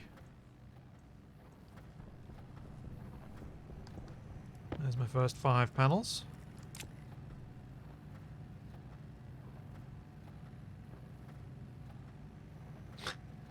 Can you add a button/lever so ingots will fall when you want them? So you can have an ingot shower. I think so. I'm not sure how. I think there might... Like, I guess if I put the stacker here instead of down at the furnace, so then I could turn the stacker on and then have everything pop out while I'm watching it. I probably should have done that. It would have been a bit of fun.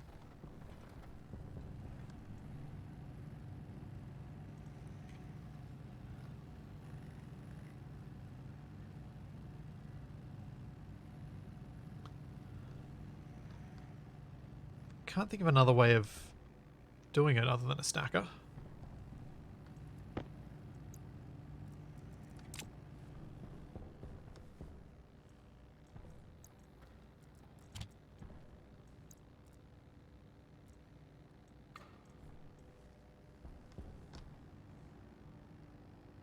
You can even attach it to a pressure plate for even more fun on-demand showers.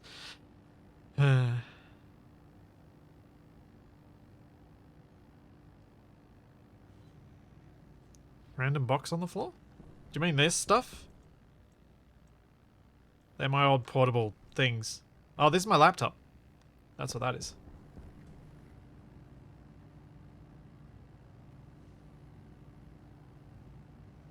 The hopper has a version with an open-close data option. Oh yeah, that could work. Bring a hopper there.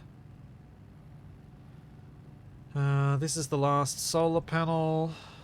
And I can go outside and build them.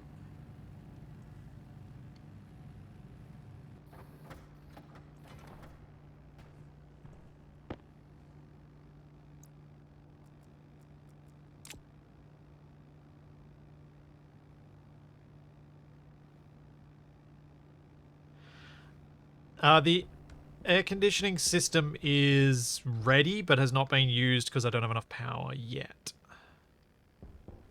At least I don't think I've got enough power. I would like to get the power increased before I start chewing through it, because I seem to be running out of power without the AC even being on. Which is disconcerting. In fact, I only need to have one of the fridges on, so I'm going to turn one off.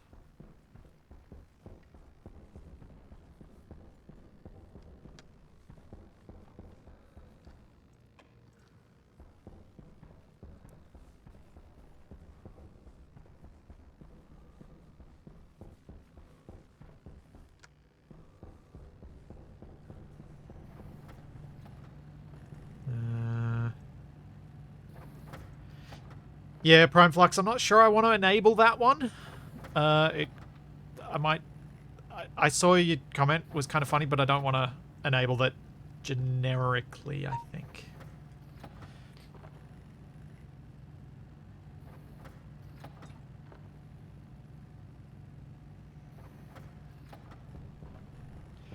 Have the nuclear batteries are not recent. I've had them for a while.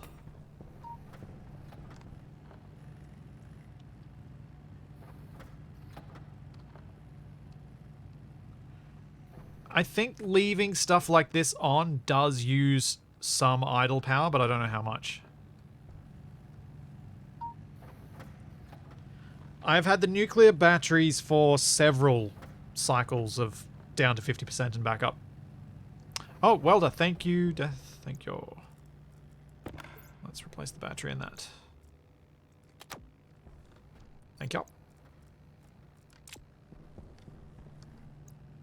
Where is my network card? I don't even know where my network card Light is. on. There it is.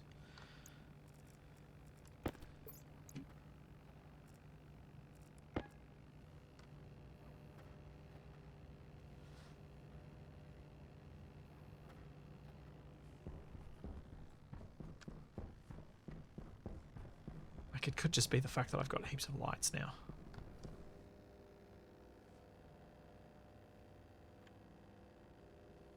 So that's using 50 watts when it's not in use.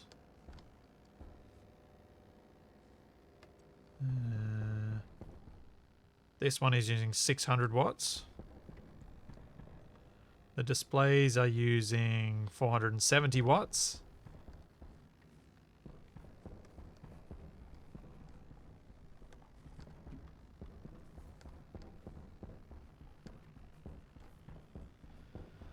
Yeah, I think it's just slow accumulation of stuff. Like, having all this stuff on in here is chewing through, 1.5 kilowatts of power.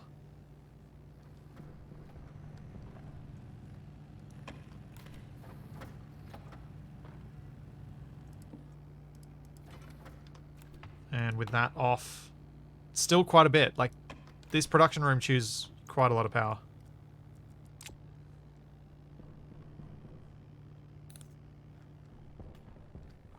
I have not put up a monitor to show power usage, etc.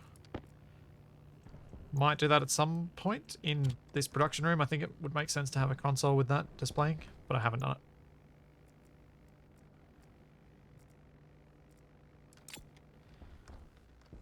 Yeah, I just turned off one of my fridges, so... Though I didn't actually check how much the fridge side of things... Let's just get the power things in place for tomorrow, because that's an extra... Don't! I didn't bring frames. I don't have enough frames for all of my solar panels.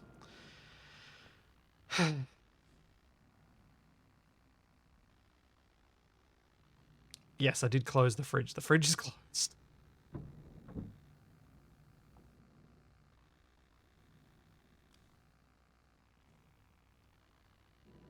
Add more power items that show the amount of power use that requires power to operate.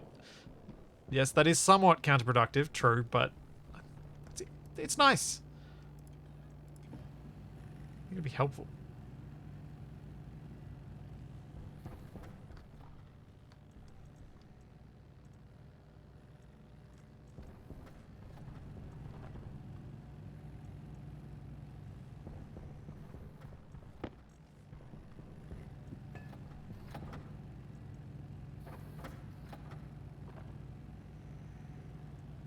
What do we got? Let's bring out like 8 just in case. And then I've got to start thinking about, because I don't want this just to be one long, ridiculous line of solar panels. I'd like it to be a bit more compact than that. That'll do. Let's get some steel sheets.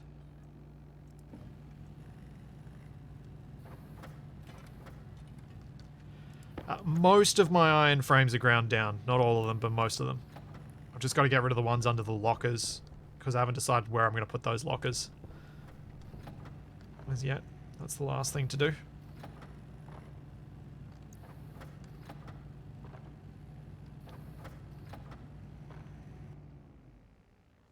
Well, poop.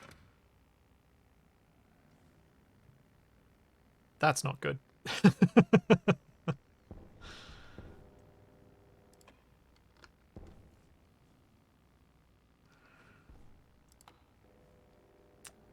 Nuts. Can I reduce power usage enough with the... No, let's just go out and build what I can build. I can't... I want to get the steel plate out of there. If I turn off the rest of these, am I just barely going to get enough power from the wind turbines to turn that on?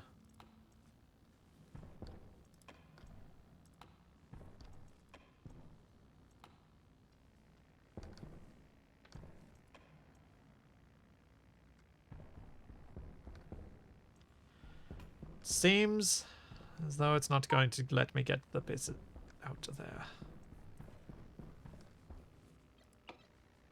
Why the... Didn't I turn those lights off?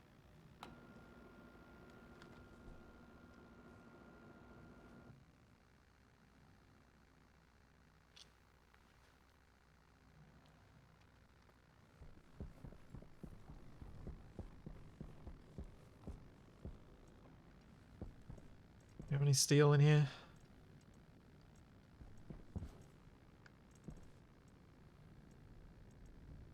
It's a whole lot of iron sheets. Don't think we do. That's... Well, that's just annoying. I'll put out what solar panels I can then. Don't want to miss out on the power for today.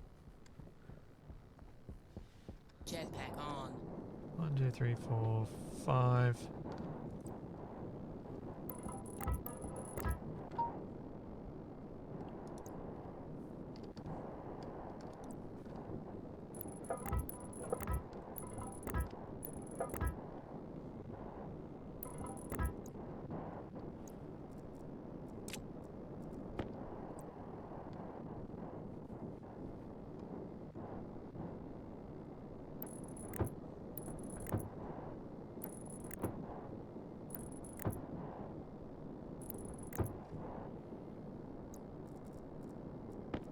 I've already got some on top of that. No, the habitat module's not going to get any. No. Don't want them up there.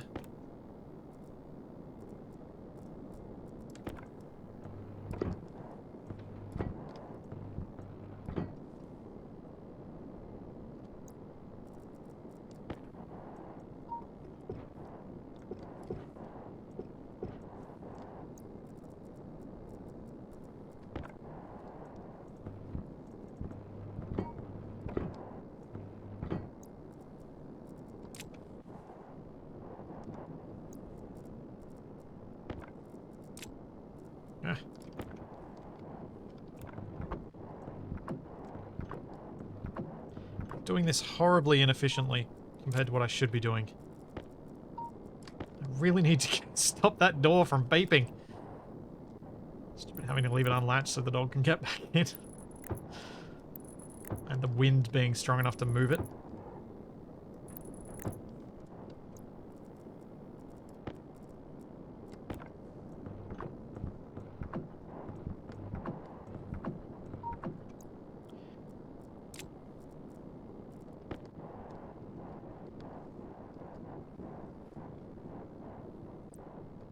Yeah, it was pretty reasonable timing for the power to have run out. You're right. Just before sunup is not so bad. Could have been a lot worse.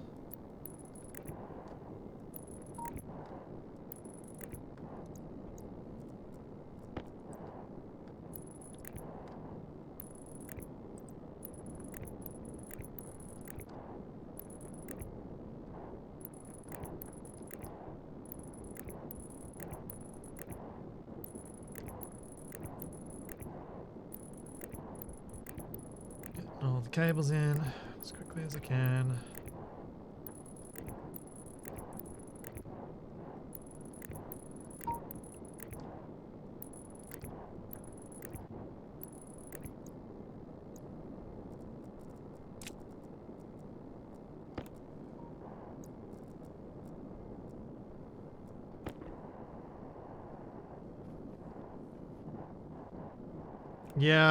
Yeah, I know it's chewed through power ridiculously quickly considering I did have the storm power just before. But I don't think I got all that much from the storm. I think I need to really maximize what I've got from the storm. I'm gonna need more turbines and things.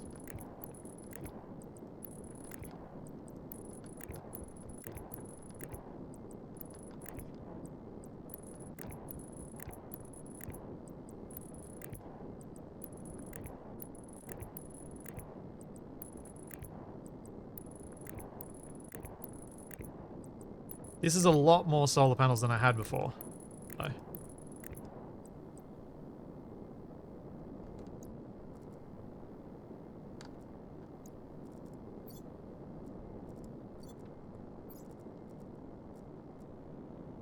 No! Well, that's annoying. I was trying to save the white, and I should have just stacked it. It's the first time I've seen stuff fall through the world.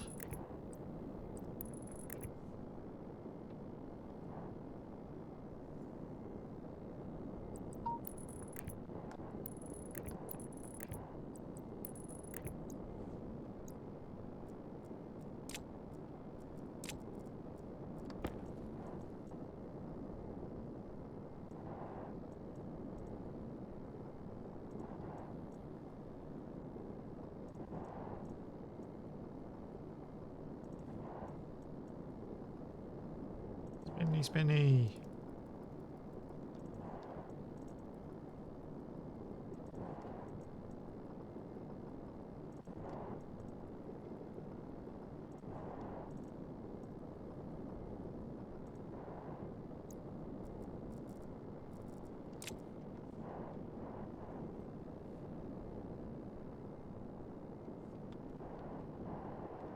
So what? How many did I have before? I've put on an extra 12 today? I had 1, 2, 3, 4, 5, 6, 7, 8, 9. 17, 18, 19, 20, 21, 22, 23, 24, 25, 26. So I've almost doubled my solar output with what I've added just today.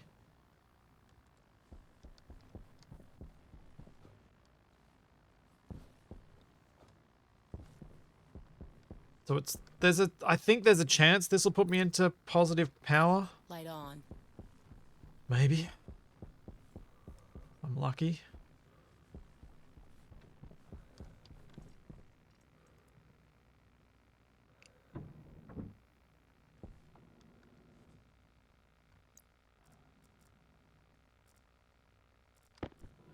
Yeah, I took the thing out of the tablet, put the app analyzer back in, so I couldn't check it outside. Let's turn all the things back on in here that we're on.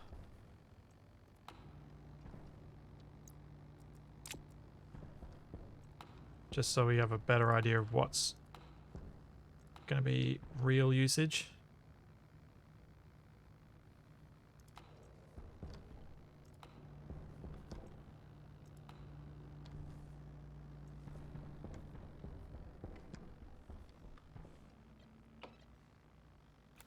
I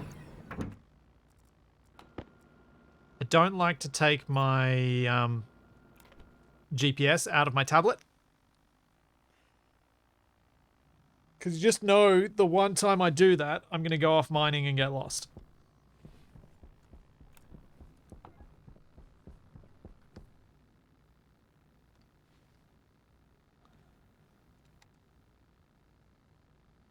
That certainly seems like a lot more is going in than going out.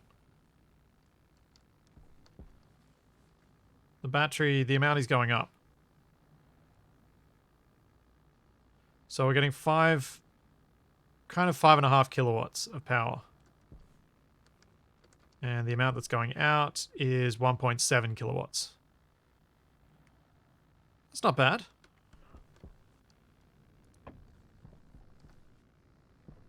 That might end up net positive.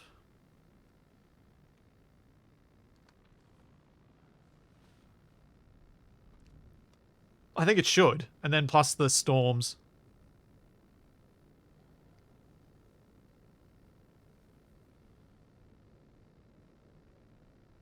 Probably. It's probably about right.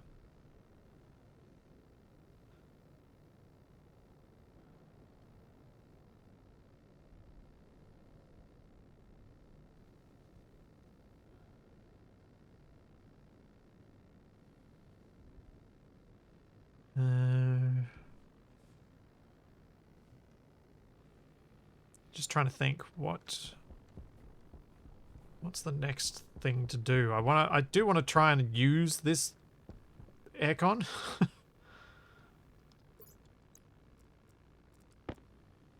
Because it is still quite hot inside.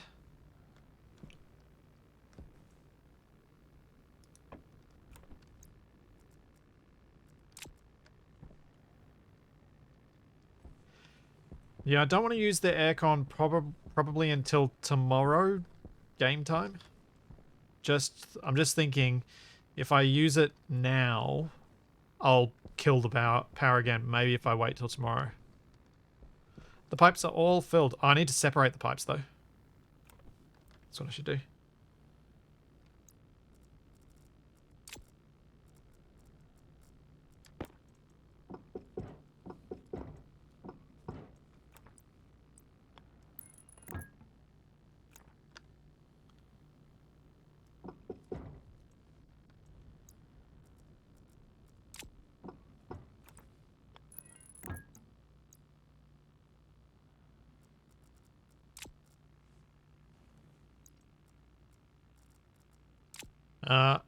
I don't think the aircon uses 100 kilowatts. Maybe 100 watts left on, but not 100 kilowatts. That would be more than my power production at all. What does it say? No, it's not using anything. Because I've actually got the switch off. If I turn the switch on, it uses 5 watts. That's not really a problem. If 5 watts is a problem, there are issues. No. As I was just saying before, Beerseeker, I'm not turning it on until tomorrow. Because I want to make sure that I don't... Because I think in a few seconds I'll chew through what little power I have.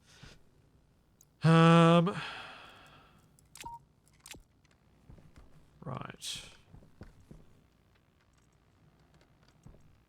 What's going to happen if I do this?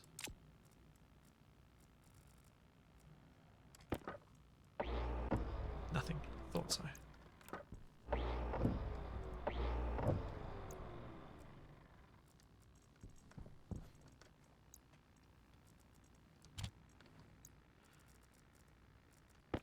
We're going to at least get rid of these horrible iron frames that were here. Go back to steel.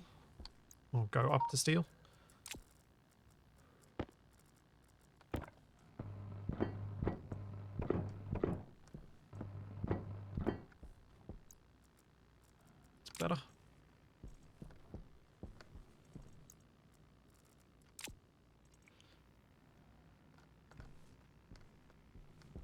Set the temp to the same or near your pipe temp.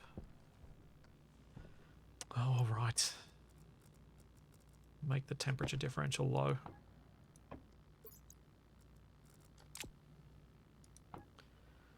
So 41.79.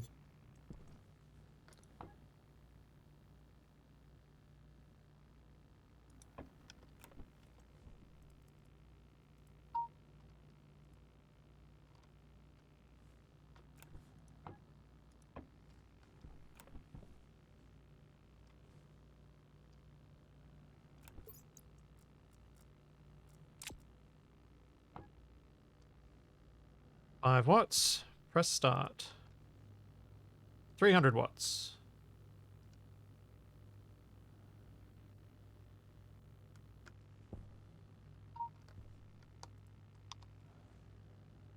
Still 300 watts.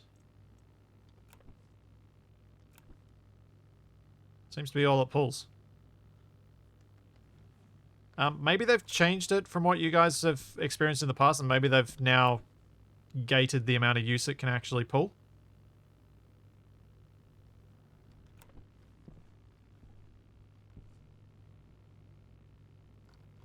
So if we set it to 30, it's still only pulling 300 watts. So I think there's a maximum. I think what you guys might have been remembering from saying this could pull everything, maybe it can't do that anymore. Because it's not even pushing up to the Transformers limit. The Transformers limit's 1,000, and it's only pulling up to 300. So I suspect they've made that have a safety now. Just like the, whatchamacallit thing does. Is it changing the temp in the pipes? Slowly. But it is changing it. This one's going up, and this one's coming down.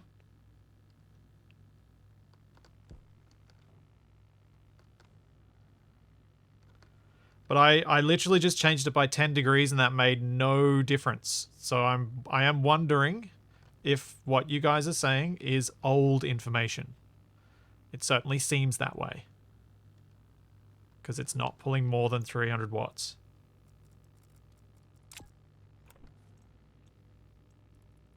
If I crank this, let's test.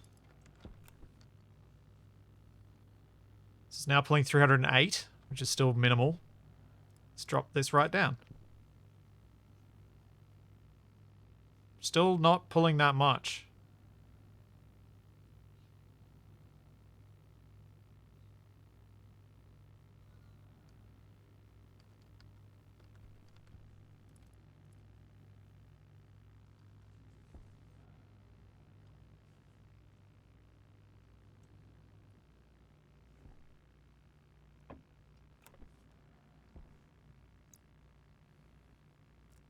This is on cooling, Depenger.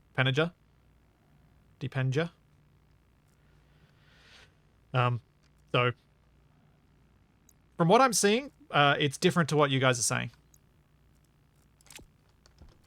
In chat.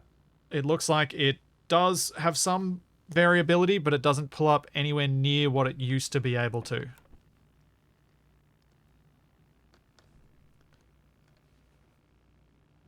From all accounts.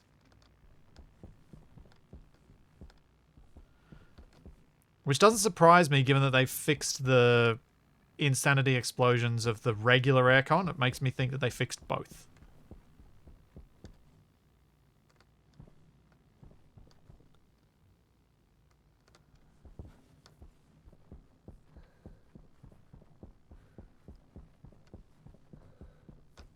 Or maybe maybe 40 degrees isn't enough, but if it's not even pulling 500 watts at 40 degrees difference, unless that's a very aggressive logarithmic scale where it like peaks at something and just starts ramping up stupidly at some point.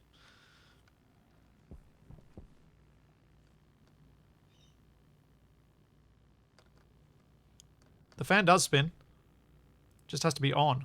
See? Spinny fan. Fan stops. Spinny fan.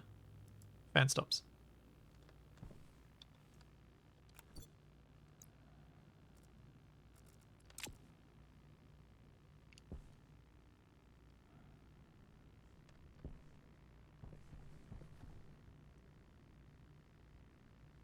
No, Zuna, there's a big difference. It's the power it's the temperature difference that it's trying to set, isn't it? Temperature, as in the temperature it's trying to achieve versus the temperature that's currently in the pipe. Not the temperature that's here versus here.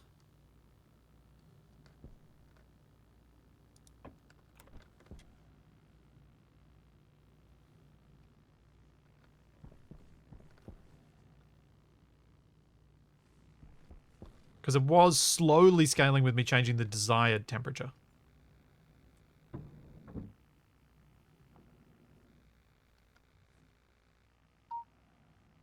Slowly. Very slowly.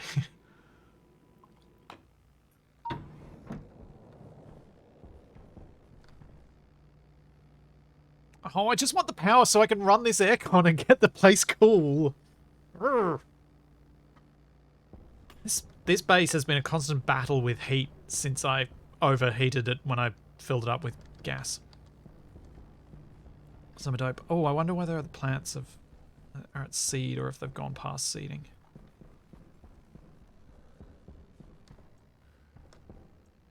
Yay, pumpkin seeds. I timed it right. For them, at least.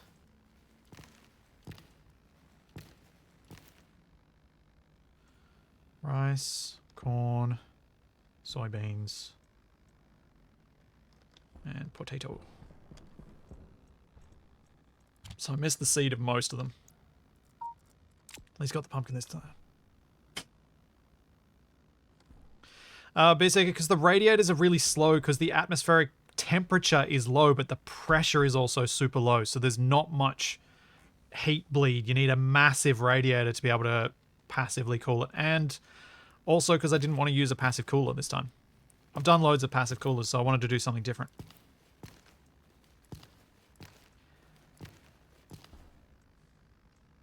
It's mostly to do something different because I wanted to.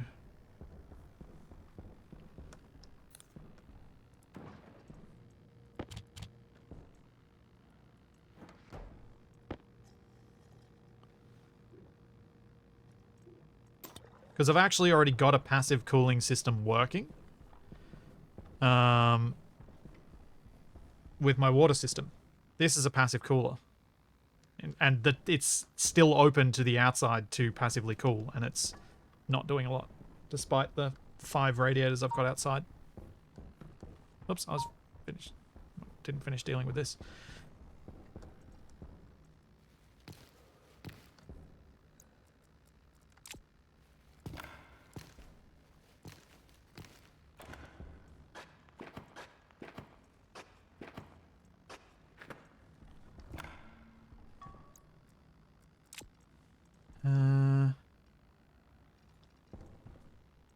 Fern seeds.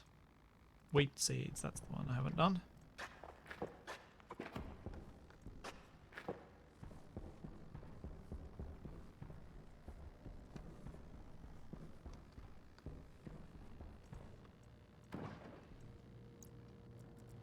Soybeans.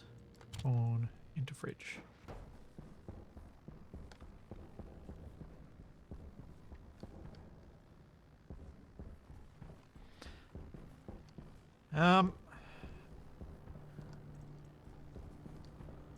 Aren't the Stirling engine things enormous?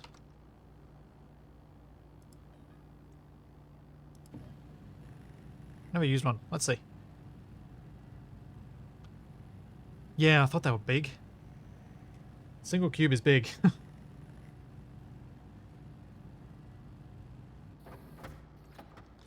What the heck? It's something different. Let's use it.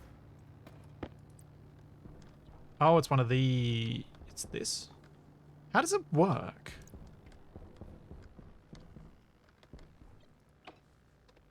Light on.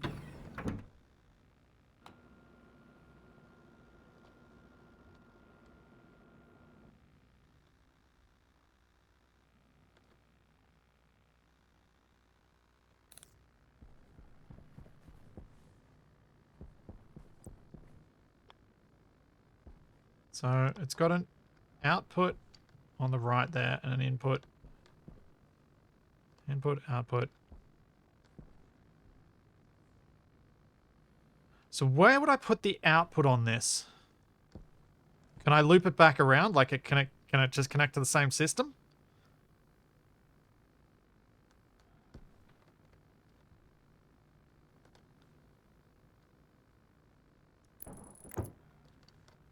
Okay.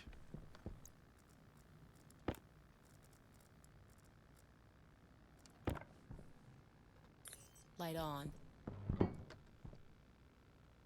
Oh, I need electronic parts. Oh.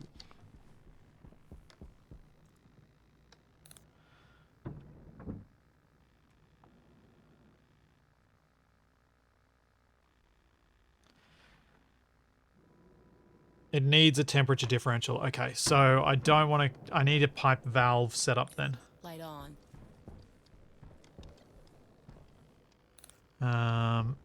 Okay.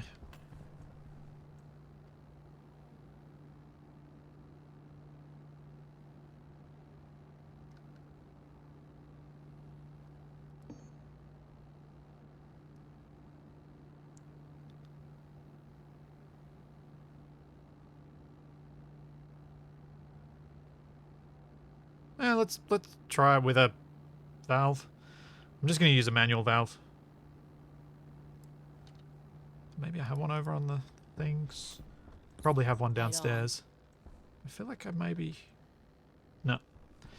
Thought I might have had one over in the corner there, but I don't.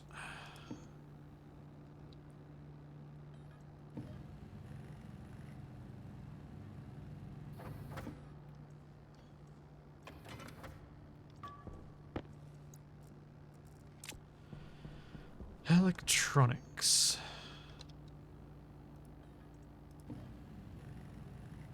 Need more copper.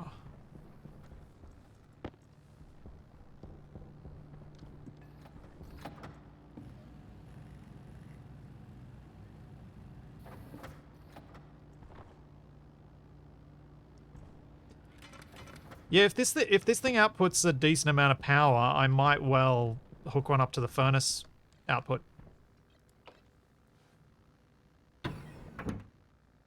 Or try and think about how I might do that.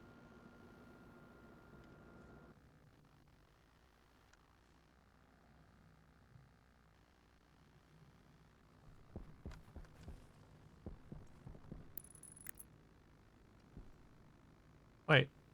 Why does the Stirling engine have a gas canister tank?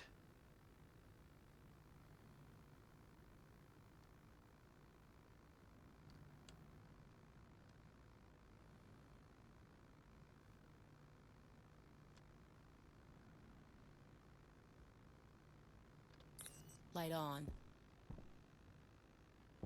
Yeah, Beer Seeker, that statement doesn't help. You will need a canister of at least one mag to be the working gas.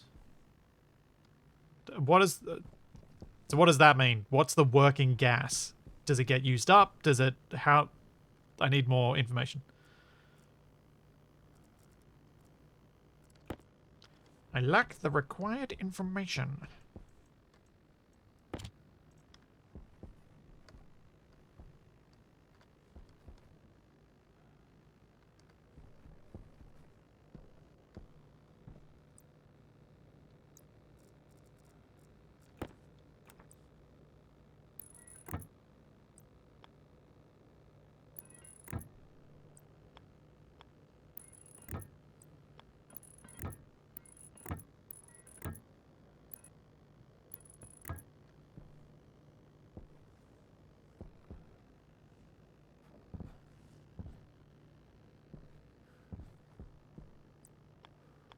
So do I want the working... What the working gas, what is ideal Jet for back that? on.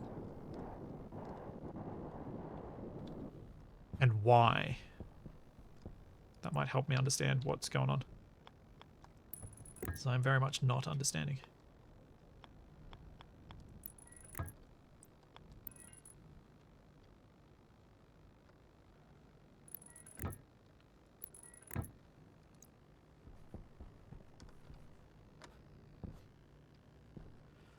Yeah, I'm seeing you guys suggest hydrogen, but why? No one's written a reason for it yet.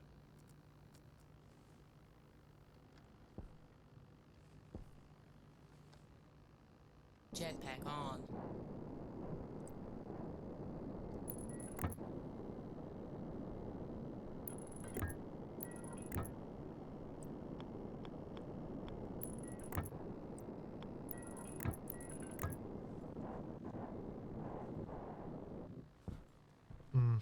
I'm just gonna have to... I'll do what you guys are telling me, but I think I'm gonna have to see it before I understand what this thing's supposed to be doing. With each bit.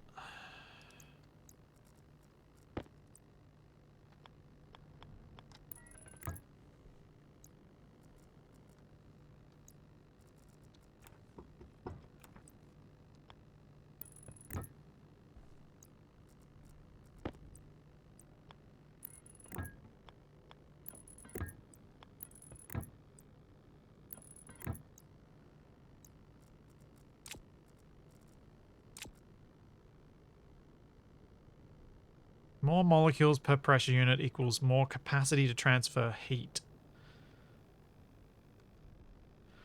Hydrogen is the highest energy efficiency, is the most susceptible to heat change. Okay, so for the gas in this tank, you want the opposite of what you want for, say, the coolant in a... Like I've got using the water, it's got almost no thermal capacitance.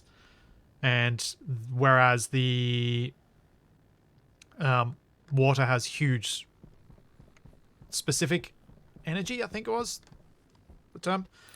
The specific energy required for hydrogen is low. Now, where's the power output on this thing?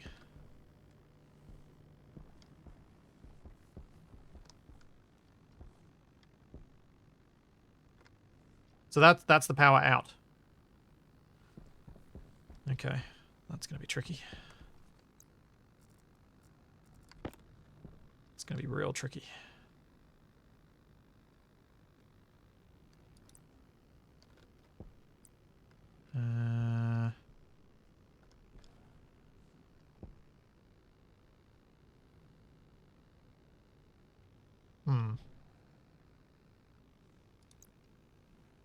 Okay, I didn't think that part through. Can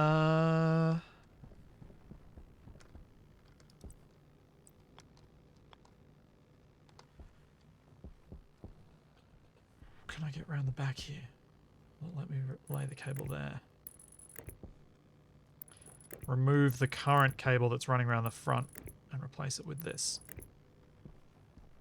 And then I can come out, go along the floor.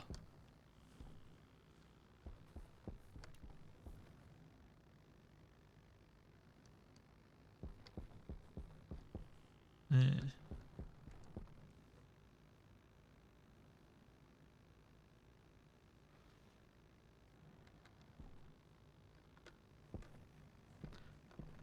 There are no, like, NPC enemies in this game that are actually part of the regular game. There are ones you... I don't know if they're still a thing. There are ones that you used to be able to kind of deliberately spawn. But they're not like an included part of the regular game.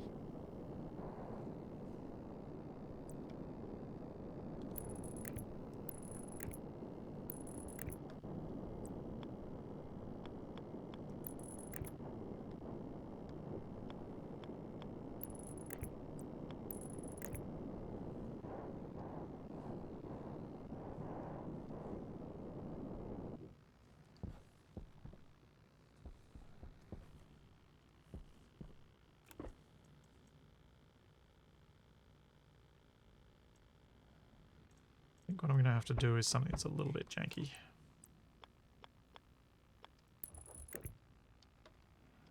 I'm trying to avoid doing this stuff as much as I possibly could, but I think I'm going to have to do it.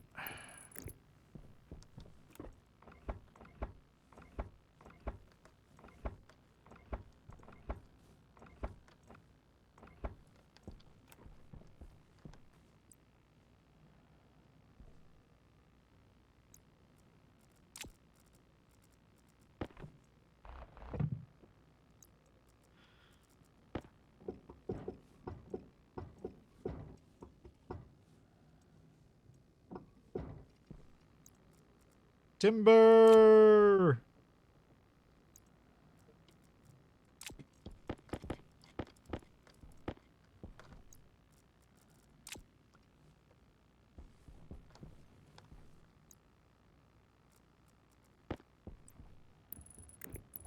So if I bring this along to here.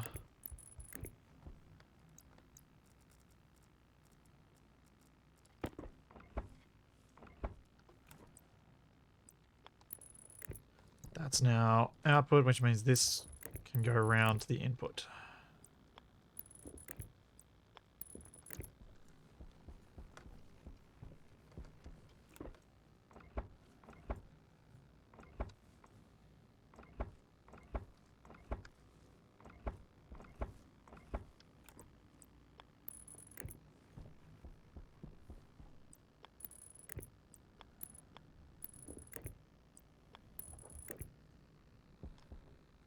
Uh, no, it's not an upgraded Space Engineers. It's a different game. The goal in this is very much survival. The goal in Space Engineers is build fun thing to fly / drive around or live in. Oh no! Don't tell me I can't get in there without removing something. No! Can't reach.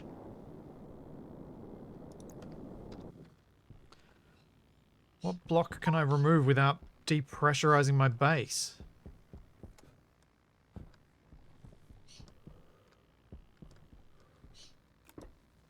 Am I? Oh yeah, I can reach from the front. Never mind. There we go. The input is attached. Now I just need a tank.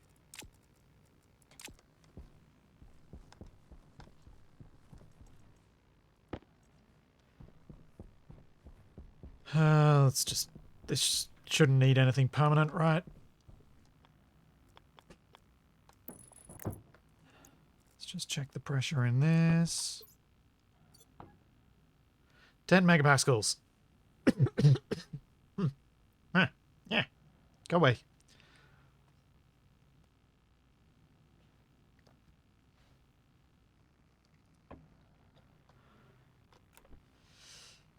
Ten's too high for a canister, isn't it? Is it too high for a smart canister?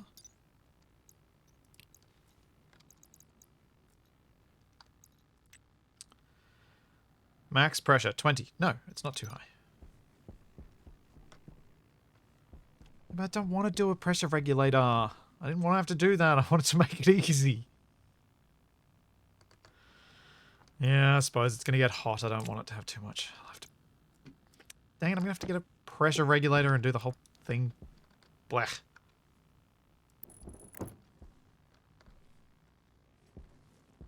Wait, can I just steal this one? I could just steal this one. Temporarily.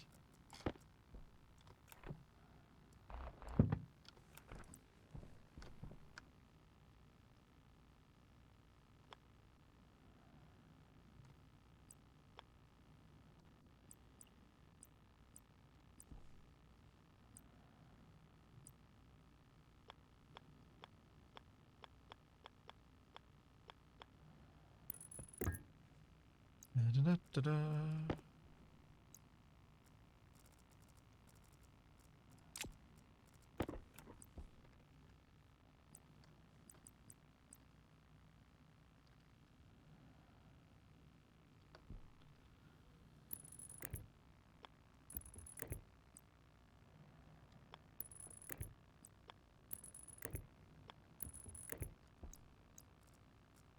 Okay, we have a pressure regulator. Now we need a pipe.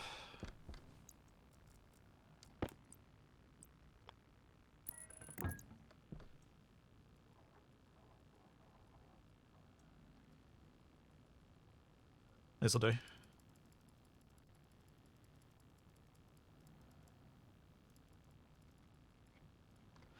Now I have to go make a canister.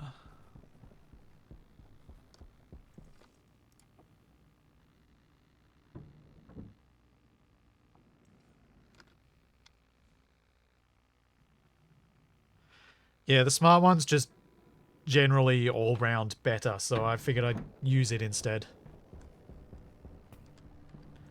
Use them wherever I can. They're not that expensive, and they're just better. Safer.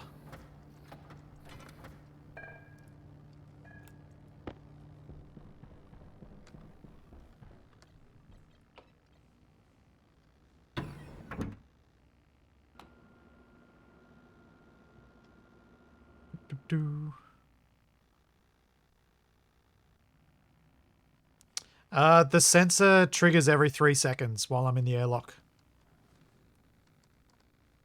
That's just how it is.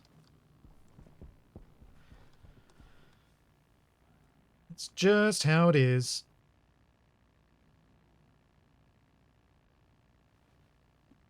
And pop you in there. Grab that.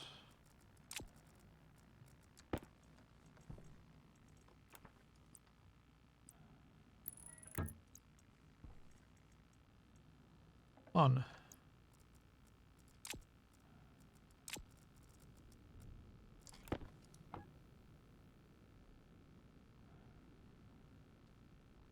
And there's our 1 megapascal.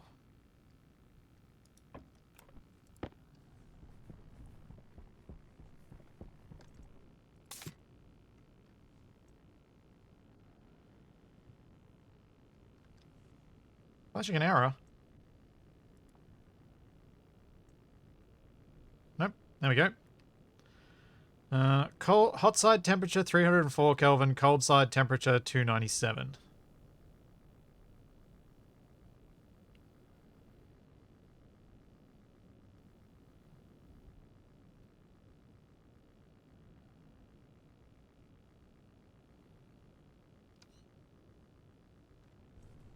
How do I see how much that's outputting? It should show here, right? I pop the network on. What?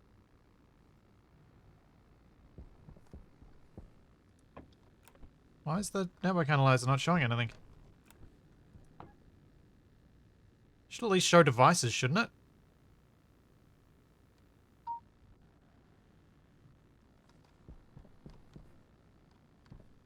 It's not working at all. Is my tablet busted? My tablet's busted. That's not good.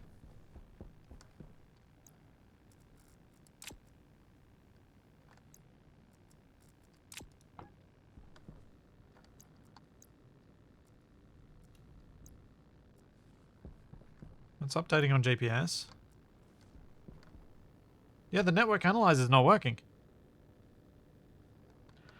That's really not helpful. And it's stuck on the smart canister for the Atmo as well.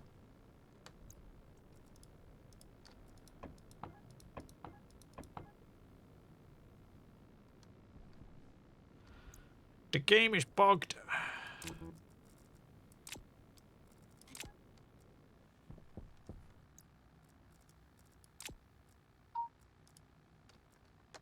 Yeah, the cards are stuck.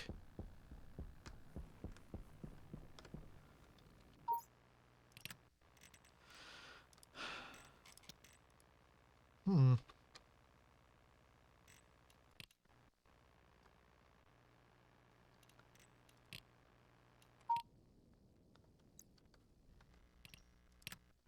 The actual cards themselves are stuck with specific outputs. Because taking them in and out, they still kept whatever they were stuck on. Those 2 cards were stuck.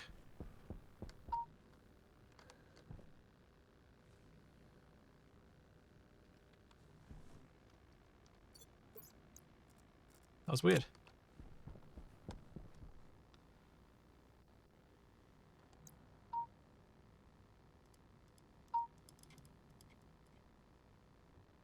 Stirling engine on. 1 watt. Woo! Amazing.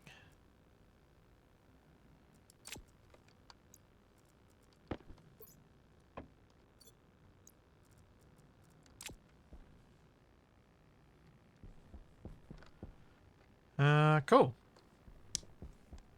So the Stirling engine is doing not a lot, which is to be expected because there's not a lot of heat differential yet because this isn't particularly hot. Because I haven't had the power to operate my air conditioner for very long. But I reckon we can turn it on for a bit now because it's daytime. So let's turn it on. Start.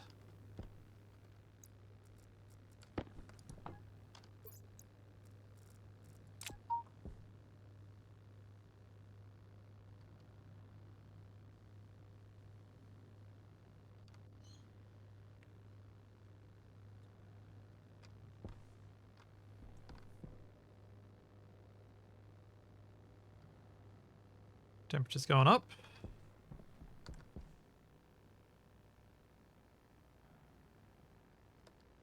Should I put... So if I was trying to optimize this system, I guess I should have this is all insulated up to the up to an insulated tank, and then have this side with radiators on it. So that side cools off as fast as it can, and this side builds up the heat. And then have the Stirling engine removing all of the heat. Seems risky though.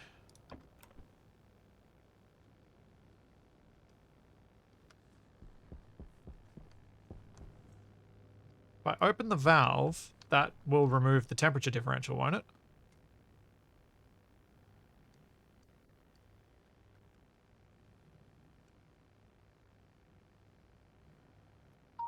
Because I thought this was the cold side. The output. Or is the gas canister meant to be the hot side and the whole pipe system is the cold side?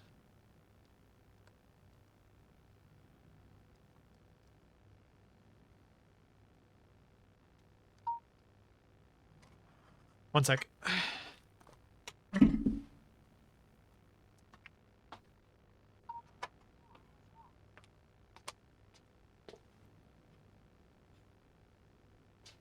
There we go.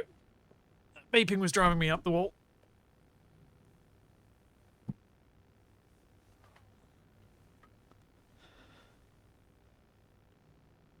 The canister is the cold side, and one of the pipes will come out slightly cooler due to the lost heat to the canister.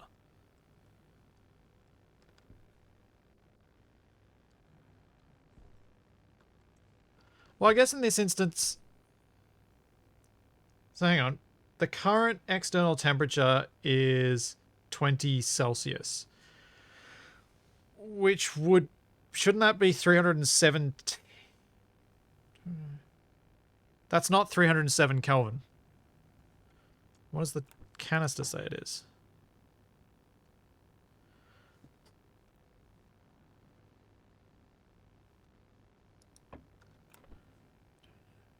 Yeah, it's the engine itself is the cold side.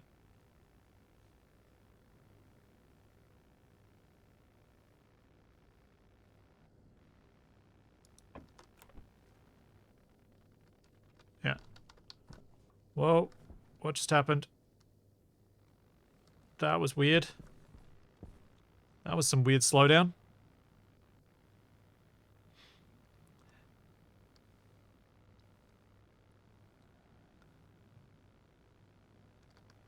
Yeah, that was odd. What are we down to inside? How much power are we using? 300 watts.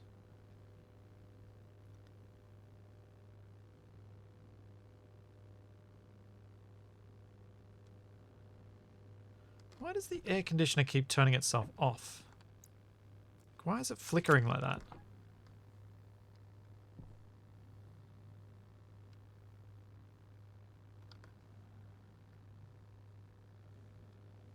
I don't understand why it doesn't just have a constant power draw at the moment. Did something burst? Don't think so.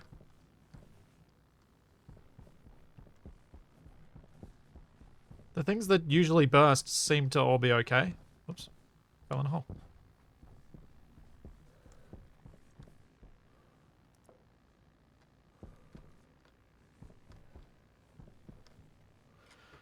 It's pulsing, is it?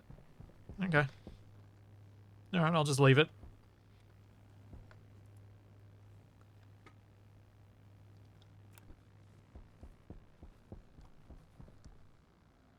Yeah, we're definitely in power surplus per day now. Yeah, during the daytime at least.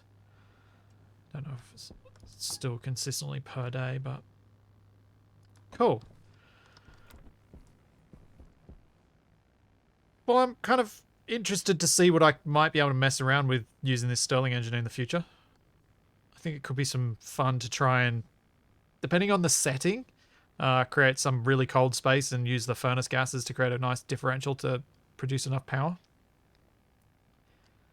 Could be handy.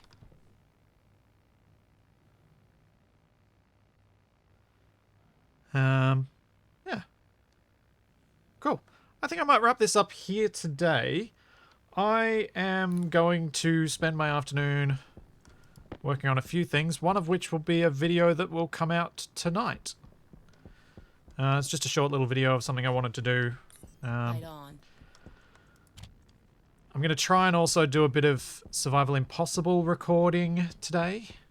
It's Thursday, isn't it? Yeah. And then tomorrow I'll be back for some more Ark over on Flipsy in the evening.